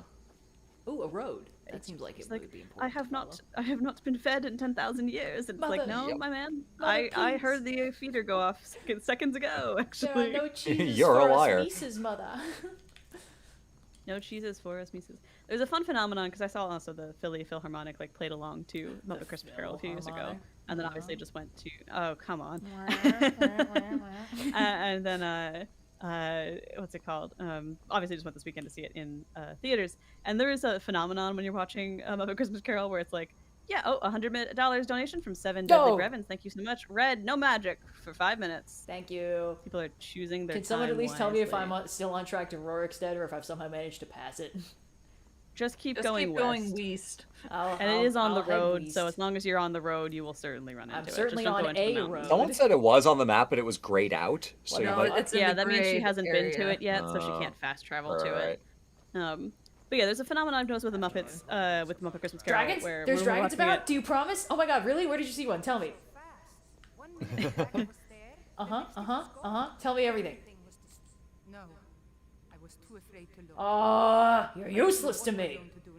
We have nothing I left. think Also, that that they was just your let them- destroyed farmhouse. Here, have some fun. Yeah. Kind. Thank you. Be careful. And But safe. with the Muppet Christmas Carol, watching the movie, that people will be like, because when the orchestra would be playing it, they would finish a song, people would clap. But there was also a point where I'm like, well, they haven't stopped playing, but people are clapping. Why is that? Oh, it's because one of the Muppets just finished their part in the song. And there is a phenomenon where it does feel like people are not clapping for the movie or the performers. No, they're clapping for the Muppets. They're clapping for the Muppet. We're all clapping for Kermit the Frog right now, and I need us to all be acknowledging that, which is fine. He deserves it, but still. The phenomenon of how much we see the Muppets as people fascinates me. What the fuck? Yeah. I think part of it is the magic of the puppetry, and that it is very skillfully executed, but it just like, humans have a unique ability to pack bond with things in a way that I think we sometimes kind of gloss over, but like, it's why in every D&D game I've ever played, people have been like, what if we adopted all of those little creatures? And I'm like, yeah, you can do that. Some of them want to eat you, and it's like, no, Dragon, we must I pack see it. bond with them. Oh, I see you. I see you, villain. I also randomly got a quest. But I say this as I have my own little creature on my lap right now, and I'm like, you know what? No, humans should pack bond with every little creature. Hell yeah, we should. Okay, I'll deal with Also, the other apparently, two. you move slower with your weapon drawn, and you Yes, can this is mark true. where it is in the grayed out area. There is a dragon there. Yeah, that's what I'm going to be dealing with. There's also two giants moving Yeah. in perfect unison over there in the corner. I don't have time because I don't want to take my eyes off of They tend to Alduin, do but... that. Oh, Skyrim. And we don't want someone to die again, and by someone I mean Lydia. All right, you scaly piece of shit. Get out of here. Get out here. Wait, I'm on no magic, right? Wait, where's Lydia? Lydia? Oh no. Okay, I'm brave. I'm brave. I'm brave. It's okay. I'll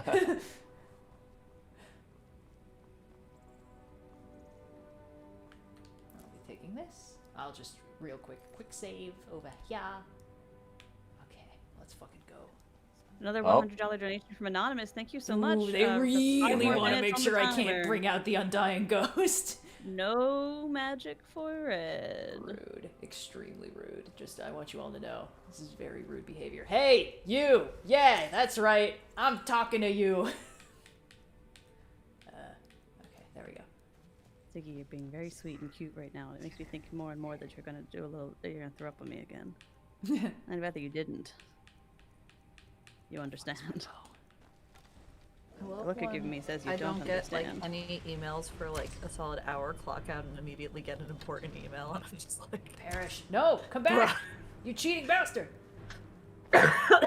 We're skipping right to the end, bitch! I don't need to figure out why the dragons are coming back to life. I saw that shit with my own eyes. I don't care. Shoot it. Oh, hello Did there, you just friend. leave? Oh, okay, That's so you I'll did do it. that. This is the old, oh, you know, it's beneath me to fight you. I'll leave my minion to take care of you. Yeah. Shit. Wow. Your walk cycle does not look great, sir. I don't know how to tell you this. Oh, but he has a name? The dragon's walk cycle? Did you see him? He was trundling. Excuse me? Sir? Yeah. All of the dragons that Who the hell are you fighting? Who is that? Why did you attack some random horse instead of me? Oh, hello. Seems All of the perhaps. dragons that Alduin resurrects do have names, like there's specific spawns and encounters that function like every other dragon in the game, but are technically. Oh, wait a minute. I just forgot. Whoa. Armorless, $500 get that armor donation. off. What? No! No! Armorless for 5 minutes. Don't worry, I've got a timer going. Oh, You're fine, goody! you're fine. Okay. Thank you, John Lemon 252 for your donation. Thank you. Quick, someone donate 300. No. Jack 'em No, all. you Shouts can't only. do this to me. No pants. That's the 3 a.m. New York experience, baby. No armor, just shouting. Okay, come back here, you bastard. Where are you? Dova that king. What the fuck is... What the shit? Lydia! Oh, thank God, Lydia, they're trying to kill me! Why is Cleo in the closet? Some of her toys are in there. I think he likes hanging out in the closet where we keep the costume box. And she's decided that she likes to sit in a little tiny Where's your fucking canyon hitbox, directly bro? between the edge of the box and the edge of the wall. It's exactly Ziggy's size. Oh, this guy's a fire She's also dragon, doing so my very cold sword is good probably doing a at her lot. vet appointment. She's almost at her target weight. Good for Ziggy. Hello? Even though we, never feed her, she's never eaten once in her entire No, life. she's a starving widow orphan who just wants a little bit more. Please, sir. Please, sir. Ha ha! Oh, that's right, Cleo bitch. maintains being at her target weight, which we're very happy about. You good? We Oh, had that brought rug her looks to tasty. the vet yesterday, and they were like, "Oh yeah, no, she's basically exactly at the same weight as last time." And we were like, "Whew." Yeah, thank God.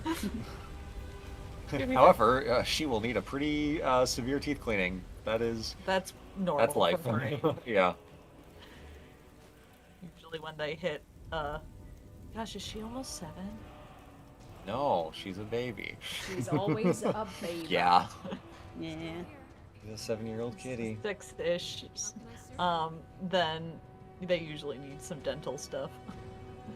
Yeah, Ziggy used to eat dental food, but then she went on the diet food, and now we gotta brush her teeth every once in a while.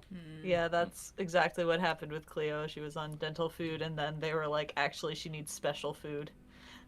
I think she just turned 6. She turned 6. Because she was, we think, because we got her March 2020, so she was probably born like fall 2019. So that would have been just 6 years. So she probably just turned 6. She'll be turning 7. Baby. Baby. Hello, sir. I saw you got attacked by that dragon. You good? I thought I was a goner just now. Oh. Thanks for the Seems help. good. And if you need any supplies, I have a few to sell. Is this dude Australian? Someone asking a lot of questions about the Tinkerbell movies. I Tinkerbell movies? don't think any of us have I think you're looking for another live stream, pal. This is not. We got nothing for you. As a child of the 2000s, I do remember the Pixie Hollow world existing, but I could not tell you the deeper lore. My sister was one of my sisters, Sister B specifically, was very into them for a bit. And I also cannot tell you any lore. I think I watched 2 of the Barbie movies once on like a play date in middle school. Some of the Barbie movies are actually pretty good. Oh, I believe it. I just haven't gone back to them. No, that's I was big. Our big one was the Barbie Nutcracker, which is how I think might be the only single way I've consumed the Nutcracker ever. And hey, it slaps. That's how I consumed the Nutcracker, was working backstage for them. Yeah. That was. I did a lot of quick changes and repairs between 2 shows. I don't remember the Pixie Hollow browser MMO. Unfortunately, yes. The Witch? I have no idea what that is. Yeah. Tinkerbell. Okay. That's from the age-old Flash game era. I was goofing. You weren't meant to actually read that. We do read the chat. Wait. We don't respond to everything, but we do read it. Oh, I see. Okay. Hold up. We're doing stealth. Ignore the fact that it says I'm not actually being stealthy. I'm being very stealthy. These guys don't know Doesn't feel like Nobody knows I'm Lost here. your train of Ignore the detected in the center of the screen. Red, you can now use magic. But still no pants. What the fuck? Still no pants for at least another minute. They're just like throwing shit at me. I don't know what it is, but they're like, oh, you have to free the Elytra sprites and defeat the Saints leader. I'm like, those are words you're saying to me. These are more of the previously mods turned DLC turns just included in the anniversary edition stuff. So I would ditch this. No, I'm doing it. I want to see what happens. Annoying. They just send you to fight. The game's gonna crash. That's what's gonna happen. Well, we don't know yet. We don't know yet. Oh shit, my health. Hold on. Oh, guys, come on.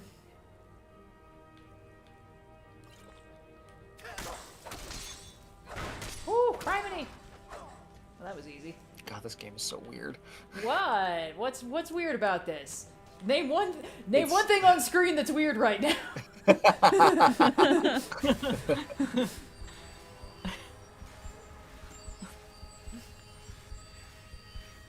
looking awful weird. I'm No, really this is hoping you normal. saved lately. I'll save. There's so many things. That's what I'm worried about. Too many particle effects for yield switch. I keep running into shit that, like, I've never in my life seen in the game before. Have you ever actually completed the Skyrim plot? No, but what does that have to do with anything? I don't think that has anything to do with this, at least. This is, again, stuff that was added like over 10 years after the game was released that's only in certain editions of the game, so it's really hard to run it just kind of like... Someone says, it's weird can when you confirm run into it. this quest will cause regular crashes halfway through. No, say their name. Pile of sentient tentacles. I wasn't even looking at the name, but yeah. Thanks for the warning, pile of sentient tentacles. Oh shit, hold on. Okay. Now I will say, allegedly, some of the armor I just took from them is better than the armor I currently have, which to me sounds worth it. Let me see. Okay, so I have Yeah, steel because plate instead of gauntlets, dying, your game just crashes. 27 armor. These ones are 29 armor. That is better. I still can't wear armor though, right? Not quite yet. Okay. You can now wear armor, actually. Oh, okay. Let's try it on for size then. Golden Saint gauntlets, Golden Saint boots, and I'll pass some of the silver stuff over to Lydia so she can deal with it. Let's put on It's Lydia. Lydia, where are you? Lydia, please. Oh God. She's What's still this? fighting someone. Okay, that's great. Yoink, yoink. Yoink. Ooh, Golden Saint armor. Scroll of Fire. Firestorm scroll. Seems a little bit risky to have in my possession, but we'll give it a shot. I do like having better armor than everybody else. That's pretty How are we doing on this fundraiser here? Ooh, wow. We're Almost doing 12,000. pretty good. Oh, Almost man. 12,000. As a reminder, we do have a couple other stretch goals in the last like half hour of the stream here that we could potentially reach. At 13,000, we will be doing a lightning round. Ooh, and yeah. at 15,000, Red has to go on a crime spree. We've also got a couple of recurring goals that I think we've just seen executed in real life. But for $100 exactly, Red will play with no magic for 5 minutes. For $300, only magic for 5 minutes. And for $500, no armor for 5 minutes. And As those we've effects just can witnessed. stack, as we've just witnessed. So if you'd like to support a good cause, make Red's life more difficult, those are the goals to keep in mind. Thank you to everyone who's donated so far. This has been an incredibly successful charity fundraiser, and I really appreciate all of your generosity. I'm sorry, did she just fully heal up? What is this? Yeah, the Saints are really fucking hard. This is What? why I was trying to warn you not to do these quest lines. They're like crazy leveled. You just said that it was like glitchy, not that it was bullshit. No, I said Blue it was said it was glitchy. glitchy. Yeah, okay. I tried to warn you and I was brushed off. You with did. "Ooh, I'm the sorry. armor." Lydia, here, please take this shit off my hands.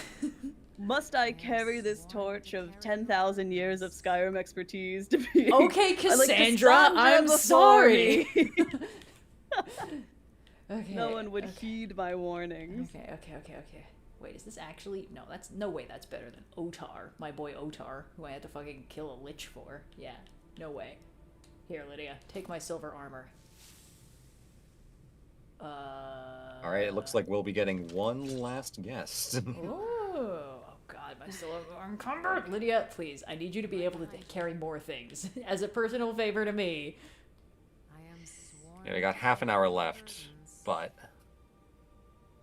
we'll have one last guest. And in that half hour, you too can both stop doctors from having borders and stop Red from having fun. Yeah, anything is possible in this crazy mixed up world of ours.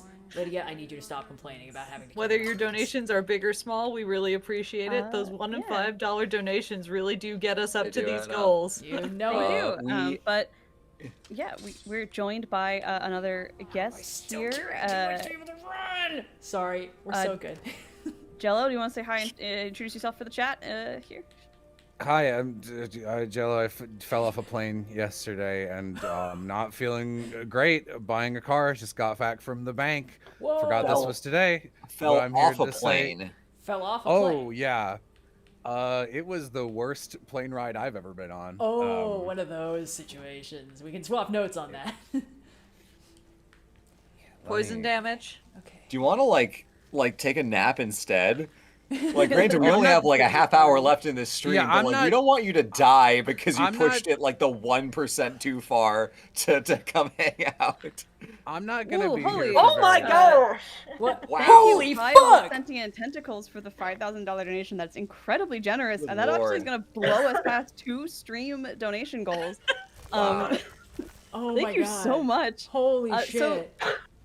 so Red, and honestly, this is an amazing way to end this stream because Red, for the next half hour, I would love for you to go on a 15,000 gold crime spree because that was our $15,000 donation. Okay. And What's while the- you're doing that, we are going to also be doing our $13,000 goal, which was the lightning round. We've been raising money for Doctors Without Borders this whole time, and that is just so incredibly generous. So Holy Red is shit. going to immediately start doing a crime spree, and we are going to be doing a lightning round, which for Jello and the rest of the folks in chat who might not know the Ozpod, every couple episodes we do what's called a lightning round, where we ask for suggestions from you, the chat, you listeners, for media properties, books, movies, video games, etc. And we're going to real quickly say whether we've watched, read, or seen it, and real quickly if we liked it or not. The goal is to be brief and get through as many of these as possible.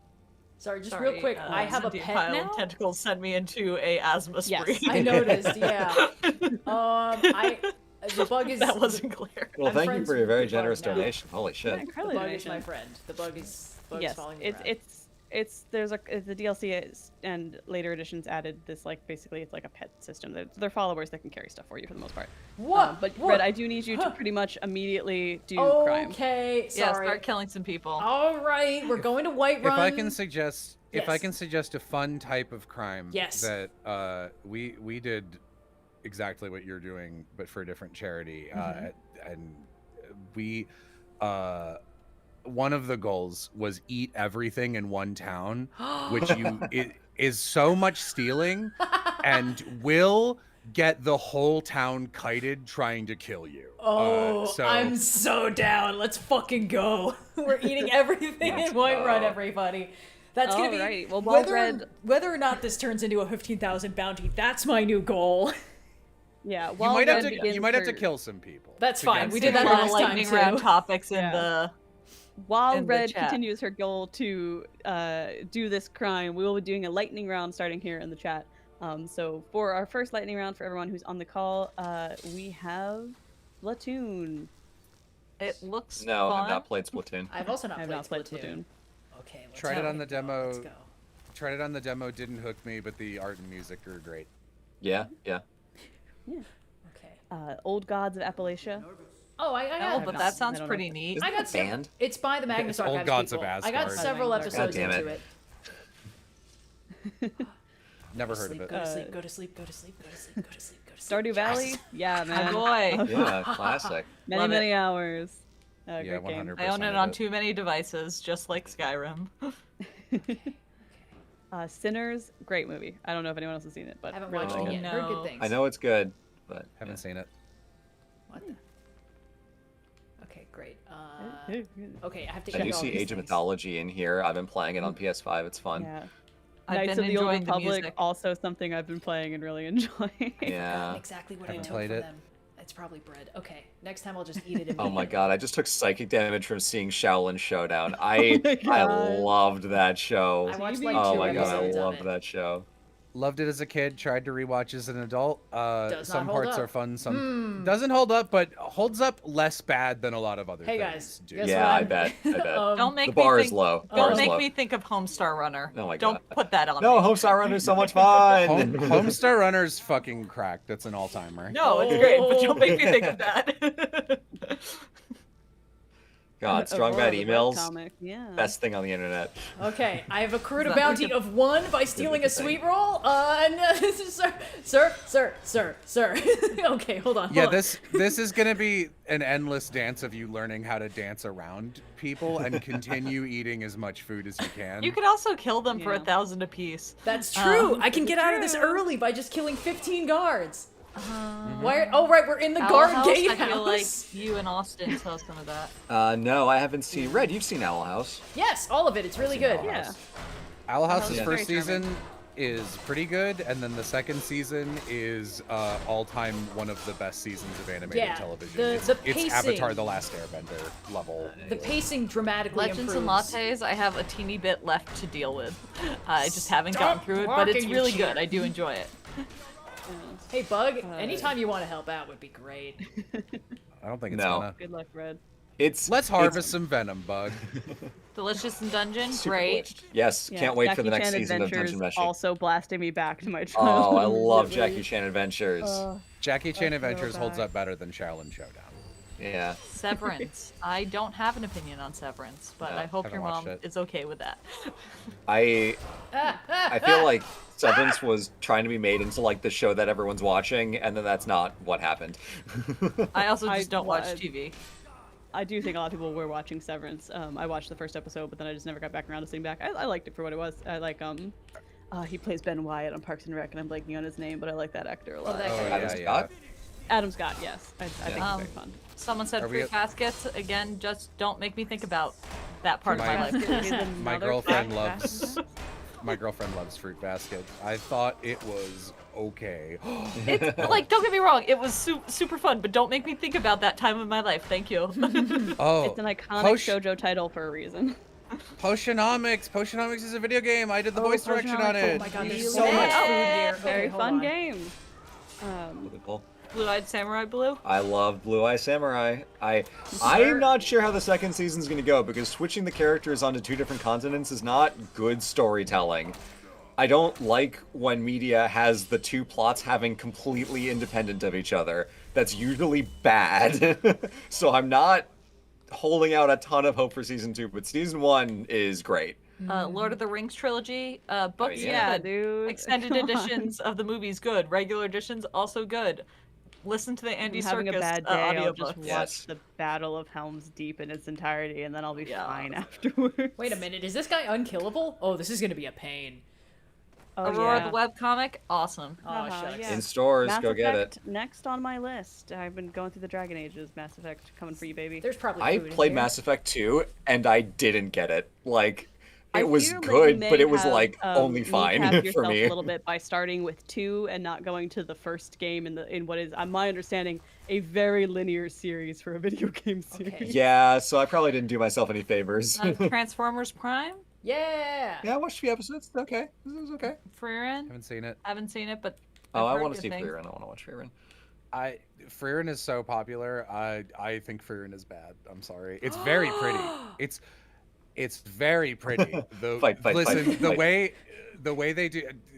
No, it's a lightning round. I can't. I'm done. There's no defense. Let's see. Grease, the game. Grease. Oh, Grease. I liked Grease. Yeah, no, I liked it. I liked fun. it. Yeah. girlfriend played Castlevania it. on She liked it Netflix. Okay, hold on. Let's find out if I I liked recruit- Castlevania Netflix. Oh no, that's not I like enough the- I bounty. played a lot of Aria of Sorrow as a kid. Guys, I'd rather die than go to prison. I guess Kill the I'd man. rather die than. I'm sorry, Commander Caius. I've killed you twice. No, no, no, no, no, no, no, no, no, no. Wait. Castlevania Season 2 is just so good. And Nocturne Season 2 is also incredible. There's a Halo TV show. It's really There bad, is a Halo apparently. It sure is. What's in here? Ooh, there might be food in here. I've seen Huntic Secrets and Seekers pop up. I'm pretty sure that was the same studio that did Winx Club, which was a show I watched way too much of as a child. Okay, But thank goodness that's not food. I don't know that I ever saw that one. I do see Stranger Things. I watched the Stranger first season Things. of Stranger Things, and then Sai and Yeah. you and I tried to watch the second season, and we're like, I don't know what's happening. And then we fell off of it, and we never saw anything else from it ever again. Game changer though. Yeah. 10 out of 10. Game Changers Game Changer, peak. Very fun. Yeah. Yeah. I think that's going to take us to the end of the lightning round timing. I think we owe it to Red to pay attention to her crime spree here I'm working on as we it. reach the What the finale of the fuck? stream. Oh, cool. But thank you for all the suggestions. And if you want more lightning round, you can check out the Overly Sarcastic podcast. Every 5 episodes, we do one of these with Red, Blue, and I, and it is a very fun time. But We did yeah. have a 17,000, did we? Technically, it would be hot takes. I don't know that we have time to go through a line of hot takes for us. So I think perhaps just trying to double down on Red doing as much crime as possible is the appropriate Yeah. way to bring this I was to a gonna close. say, if anyone has one very specific hot take, What? Oh, maybe, no! No! They jealous killed that the you didn't get witness! to do the first round of hot takes. They killed the witness and it removed my bounty. Guys, this is You terrible. gotta kill more people. Scam! Quick load? Can you quick load? No. No, that would remove too much Listen, bounty. I don't want to acknowledge that any of this is happening. Oh my, what a lovely day! Pardon me while I steal this raw beef and also this. Yum, yum, yum, yum, yum. Oh fuck. Okay. Oh no. Oh no. Yeah, Oh no. I don't want to. I don't want to walk in for 1 minute and do hot takes because I won't be beating the allegation. People No, it's okay. are like, Jello's such a hater. And I'm like, one day, listen, I just recorded a thing for 9 hours with a friend talking about UFO 50 and how neat UFO 50 is. Is that anything? That's not a hot take. I'm just saying it's I was good. gonna say, give us the hot take of something you enjoy that most people don't like or something. That's a good one. Do you want my Frieren hot take? I'm Like, curious about your free Let's hot go. take. Okay, Frieren. Let's come to learn. Frieren is currently, if you don't know, it's the most high-rated thing on my anime list, and all those ratings. Like, it finally knocked off Full Metal Alchemist Brotherhood, which is a crime. That's not why I don't like it. Kind of insane. It is an objectively beautiful anime. Frieren, if you haven't seen it, is about an immortal elf who was one of the party members who saved the world in like an RPG typical fantasy setting. And then it's been like 100 years, so 2 of her 4 party members have died off. And she's like, oh my god, I've never felt an emotion before. I should explore that. And that's not a bad concept, but you watch it for a little bit and you're like, has she never cared about anything? Because it really seems like she's never made a connection. Like, it's not just that time doesn't affect her because she's an immortal elf functionally. And literally, yeah, they at some point they were like, oh yeah, actually 1,000 years is really long. So when you get her backstory, she's like, I sat in a cabin on a log for 800 years. And it's like, hey man, why did you do that? But the real reason I don't like it is twofold. Frieren is it's the shonen power scaler. Like it's it's kibble for shonen power scalers pretending it's an art anime because like the ending is just like Friren's so strong and she's got the most powerful jutsu, and it's like, hey, I was watching this for an introspective like character piece and you're making it about as simplistic and boring as it could possibly be.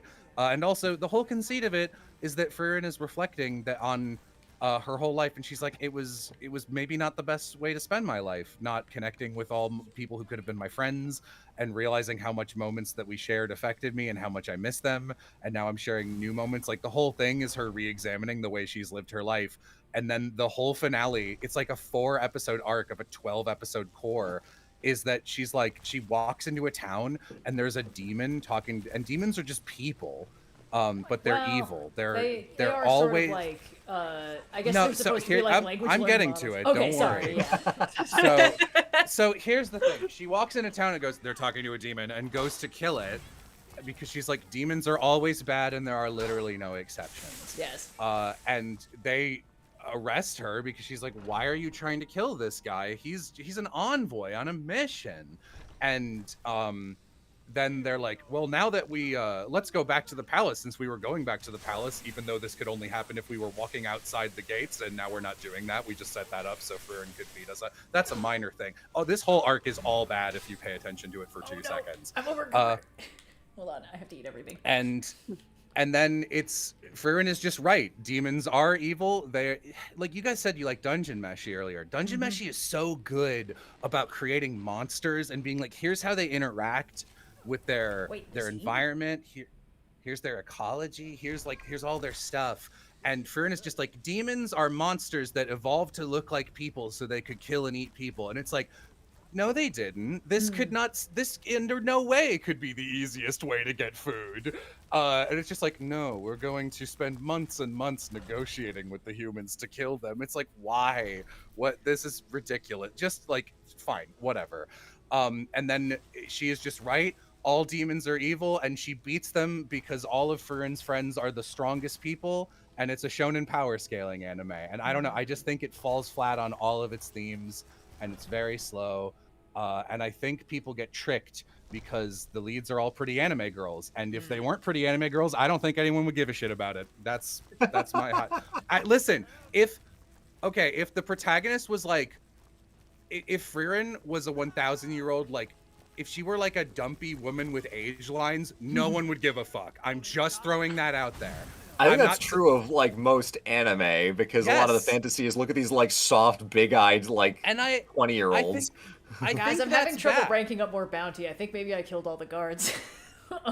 You maybe just killing. You did so much crime that you capped the amount of crime you can be charged with. Oh yes, I should leave and come back. Go to another city and continue your feast of all of Skyrim, not just Whiterun. But then if you go to another city, then your bounty. City. Yeah. I would love to clear this bounty. I mean, really what I would love to do is reset to the save from before this all happened, but we'll do that later. So I guess for me, because I really enjoyed Frieren, I think that, oh man, I will say, I think like the back third of it, where it's suddenly like, here are 25 new characters. We're doing it's anime. There must be a tournament arc, so we're doing a tournament arc, and then we're gonna kind of disregard. Okay. To be clear, I only watched the first season. Well, no, this is in the first season.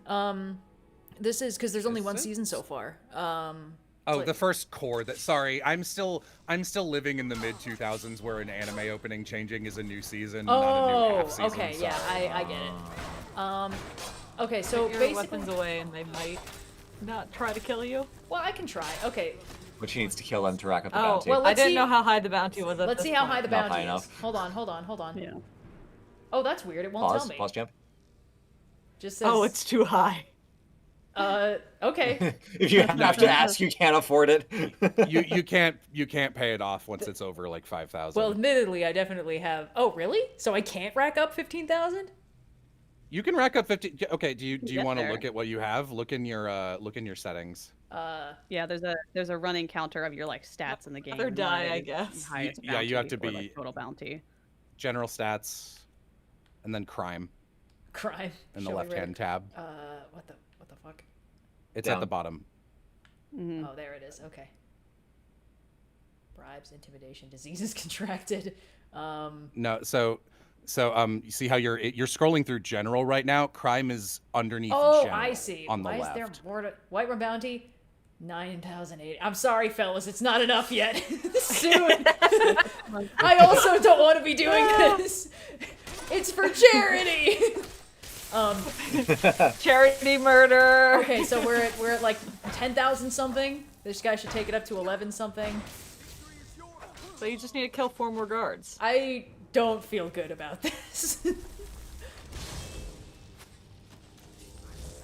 It's cool, guys. Better than killing civilians? Wait, are you guys not guards? Oh, you're hired thugs! Even better! Okay, I don't even need to feel bad about this one. Oh, hold on, my healing. Please hold. But yes, I don't know. Oh, gosh. So I really enjoyed Freerun. I think it's because for me, like, the sort of contemplative tone was good and I liked it. I think the way that they're telling the story of, like, you already did this oh, I'm not getting bounty for these guys! You're useless to me! Nah. Are you sure? It said I didn't add for 1,000. thugs? No, Yeah, you wouldn't. No bounty for thugs. Yeah. No, you have to kill Oh, that's a guard, though, right? I see him, yeah. Sir, I need you out of my way, please. Okay, good. An extra 1,000, so that's up to like 11,000 or something. That's 12,000. 12,000? Oh, hold on. Let's check the. Yeah, because the 2 guards you killed went from 9,000 to. Should've. I don't like how it has a stat for people killed and it's high. 12,080. Okay, we're getting there. That's just 3 more guys you have to kill. Okay, who I see aren't 2 thugs. over here. Oh, he's alive. Okay, I was worried. We don't really move that You much, see so. Red's character like pulling out a ledger and tabulating in between, going No! toe Damn to it! toe with the guards. It removed Oh no, they 1,000! removed your bounty! Is You there know, a reason you're not just killing normal NPCs and exclusively doing guards? I feel worse killing normal NPCs.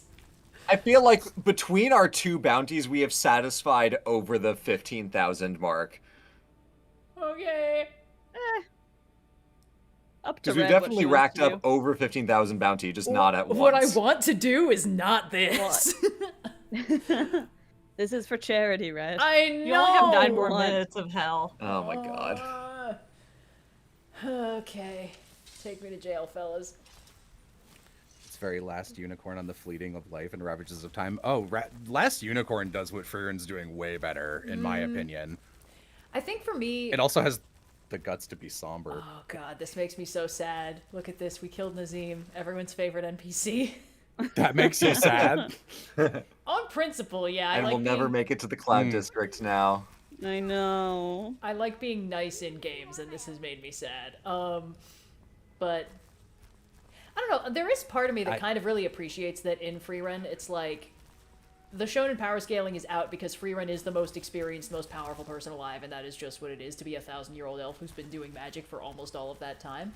And I kind of like that because they never break that rule, you know, like in a lot of shonen anime, it's like, oh, in Dragon Ball, it's like, Goku's the strongest on Earth, but oh no, a guy showed up and he's stronger than Goku. It's like, that's every season. Every season starts that way. So when they're like, Freeman is the strongest, they're like, that rule never goes out of the way. She's the raid boss for the final dungeon, is a copy of her that has all her abilities. She's too strong, and I kind of like that.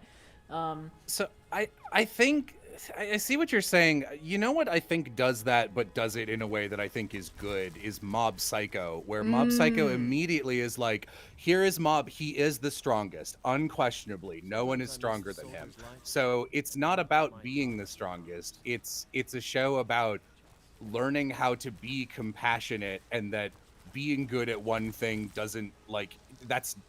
Your worth isn't tied to any one single thing you can do. All people are just people, and striving to be a good person and have the complicated, interesting relationship. Like, that's what the show's about. That's fair. And I think like Mob Psycho is kind of a perfect show. And with Freerun, I'm like, I don't even know why we're doing fights at all. Like, I think they should have been like, here are the cool fights, and maybe once in a while she can blast something and they can show off their effects animation.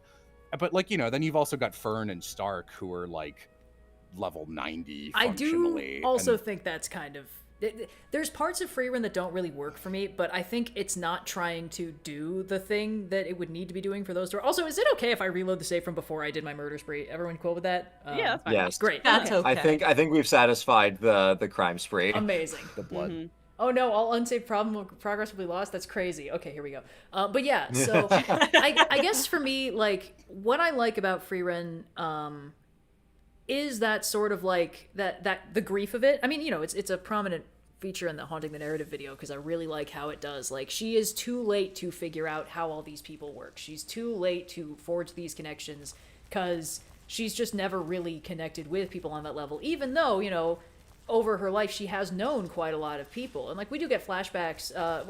One thing I kind of like about it is when they keep name-dropping, oh, there's this mage named Flamel, and she was, like, this, like, incredibly important mage, and all the books we found from her are, like, fake. And then we learn, oh, she was Freeren's mentor. She, like, taught Freeren directly, which is why she knows these books are fake, is because she would actually know her own mentor's work, and that's fun.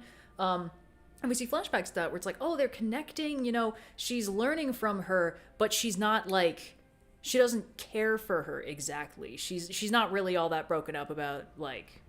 I guess also part of it is that for me, Freeren is very, like, neurodivergent coded, and I kind of really appreciate that. Like, the way that she loves people is not the way that most people do, and it can come across as very subtle, and she doesn't necessarily know what she's feeling all the time, and she's sort of figuring that out. And part of that, I think, really works for me. But by the metrics of, like, an anime that is doing, like, combat anime or, power scaling or whatever, Freeren is not playing that game, and I think that's why it doesn't seem to be succeeding at it. But also, like, if you don't like it, you're not gonna like it. It's gonna continue to be this all the way down. People are like, oh, you can't judge it by one season. It's like, yeah, I can. I can't comprehensively judge it. But I watched a season. I was like, I don't know. To me, that failed to tell the story that the pitch was, and why would I watch more of it? Because I didn't like it. Yeah, you're making an assessment based on the evidence of one season, which is like. That's still, like, a fair judgment based on what you've seen. Mm-hmm. I will also say that I kind of like how they did the demon thing. I wasn't sure initially, and then I sort of came around on it. Because the way they do it is sort of bit like... It's down. Well, the way they do it is sort of like... We're so checked out. I'm sorry, gang. We slept horribly last night. Oh, sorry. I fully didn't hear what you said, so no offense taken. Oh, Cyan said Demon King, and I said Secret Stone. Oh, yes. Well, it's just, the way they do it is that, like, demons look like humans and can talk, but they are essentially... They're basically LLMs. They say words that have gotten a response, but they don't comprehend the words they're saying or the response they're getting. Like, the flashback Freeren has to the moment she was confirmed correct during the hero's party of, like, demons are bad is, like, this little girl, this demon that looks like a little girl, whenever someone was threatening her with a weapon, she'd always be like, Mama, it hurts. And then they were like, why do you say that? You don't have a mother. Demons don't raise their young. And she was like, it's a word to say that stops humans from killing us, and that's all I need to know about it. So basically, it's like, it's just a stimulus response thing. They know humans have emotions and act on them, so they find ways to manipulate those emotions, and whatever works. And I kind of like that in concept, because I feel like it's hard to convince an audience that, like, this thing that looks like a human and talks like a human is not in any way on the inside a human, because we are very susceptible to anthropomorphization. From that standpoint, I really like this framing of demons. I do think the concept is a little bit complicated to convince. It shouldn't be in this story, though. But that's the thing. This is the wrong antagonist. But that's the thing. I think that feels like slow burn storytelling to me, because stuff that is revealed later is that A, the Demon King was specifically trying to genocide all the elves, and B, Freeren's home village, when she was, like, actually young by elf standards, was killed by demons and the forces of the Demon King. So, like, we are essentially seeing the tail end of what is an extremely personal vendetta for her, but we just don't know that because she doesn't talk about things that are personal to her. So it's kind of hard to, like... Freeren feels like it's an extremely slow burn as a story. That could have still been the, like, I don't think that changes the fact that the demons are bad, because that would still be the case in relation to Freeren's character growth if it were humans or, like, demons with empathy. That wouldn't... The fact that demons are like that, I think, is not necessary for the story to be the way it is, but I kind of like that specific thing where up until this point in the story, Freeren's sort of lack of compassion for her fellow man has been inarguably a weakness, a consequence of the fact that she doesn't connect with people and something she's trying to work against. And then we run into demons, which prey on the fact that people have compassion for people, even people who are quite different from them. And Freeren is like, yes, this is why I have trained myself to be like this. This is like the tool that I have been misapplying that has harmed my ability to bond with people is the weapon I have honed specifically to be able to fight these things. And I kind of like that. That's a cool way to look at it. I didn't read it that way, but I do think that's a cool reading. Yeah, I don't know. I mean, it's hard to read the intention of it. Also, the manga's not finished yet, and I tend not to get invested in things before the story is done. But in this specific case, I'm like, oh, I really like the anime. Back to like 3 hours ago. As we mentioned earlier, yeah, comics are the one thing that'll cross that. Yes. Why shouldn't it be in the story, Jello? Because like I disagree that a story about someone re-examining their life should be formatted in a way where the arc of a whole season or a whole core, the whole first 12 episodes, which is definitely like a whole little story arc and functionally the introductory one, is reaffirming that she was right about the way she was living her life, even if it's in a different area, even if it's in combat and defense, because she's always been skilled at that, right? Yeah, like well, that's not what yeah. that's not what her story's Are you about. about to try to fight a demon with 1 minute left in the stream? Oh, I figured I would Not demon dragon. I figured I would wrap it up with this dragon. Now this demon rule. This dragon we can kill. I just figured, someone donated. My demons are the ones that sing. Pile of Tentacles donated $5,000. I can fight another dragon for them. Yeah, why not? But just to Rich just respond to this one. Yeah, of course. The stream is wrapping up. Yeah. To say it shouldn't be in the story is strange to me because it is the story that the author has chosen to tell. That's the thing. Like, I think the author's goal is to explore Frieren as a person, at least from what I saw from the first 12 episodes. And I think that the way the demons are presented works against that goal. That's why I think it's weird. Whereas, like I don't, when people. It's like he's above you. It's like how it's like this. Oh, not for long. Follow me here. It's like how in My Hero Academia, like there is, there's been a lot of criticism even at the start of like how a lot of the like 15-year-old female heroes have these really scantily clad outfits. And it's like, well, she needs to be scantily clad because her power works in a way where she pulls things out of her skin. And it's like, yeah, but you made that choice. Like everything is a choice of the author. There's a post hoc justification. It's Doylist versus Watsonian. The Watsonian explanation is, oh well, she needs to wear that because the surface area of her skin is where her power comes from. And then the Doylist explanation is, haha, boobs. But anyway. And on that note, yay! Yay! Thank you all so much for tuning in to this annual end of year mega stream, helping us raise. Not biannual, the other biannual. Yes, $17,072. I'm sorry, I didn't see the armor I was wearing before. What is this? What the fuck? DLC armor, buddy. What is this? An insane haul for a very worthwhile charity. Thank you to all of our guests who have been on over the course of the day, and Jello, to our guest who is here right now, for lending your time to keep this fun for us, fun for the chat, and then help us in raising so much money. Before we sign out ourselves, Jello, where can people find your stuff, including that 9-hour video you just recorded? If you know when that might be coming to people's Patreon screens. thing, but part of it'll be the first 3 hours of it'll be free. But my main channel is quiet right now because I'm like halfway into a bunch of year-long projects. Maybe some of them will come out this year. I stream semi-regularly on a channel called Jello Plays Games. There is a 13-hour Skyrim stream we did that is like this, where we had goals people could buy that they're like this, but even more fucked up and awful, and chat could repeatedly sabotage me by disabling fast travel and stuff. Hell yeah. That's a good one. We should do that next time. Sorry, please continue. The one that was really bad if you really want like a high tier one for chat to fuck you over. Silence Curse, unable to cast magic, talk to anyone, or shout until you clear any quest. Really, really annoying. Really bad. I started banking quests you could finish by like arriving in a place, but you can do that. People were talking about Knights of Guinevere earlier. Oh my God, the pants too. What the fuck is this? I'm sorry. Please continue. Why is this the best armor I own? Like a golden Red, I tried loincloth. to warn you. This is ridiculous. So hard. Knights of Guinevere and dropout stuff. There's a dropout show called Dirty Laundry where we come on and people tell stories. We just did charity shit for 6 months this year. Nice. And we just got to 150,000 and we're done. We made it. So we had the cast of Knights of Guinevere, Frankie's voice actor, who else? I've been so busy. I haven't watched it yet.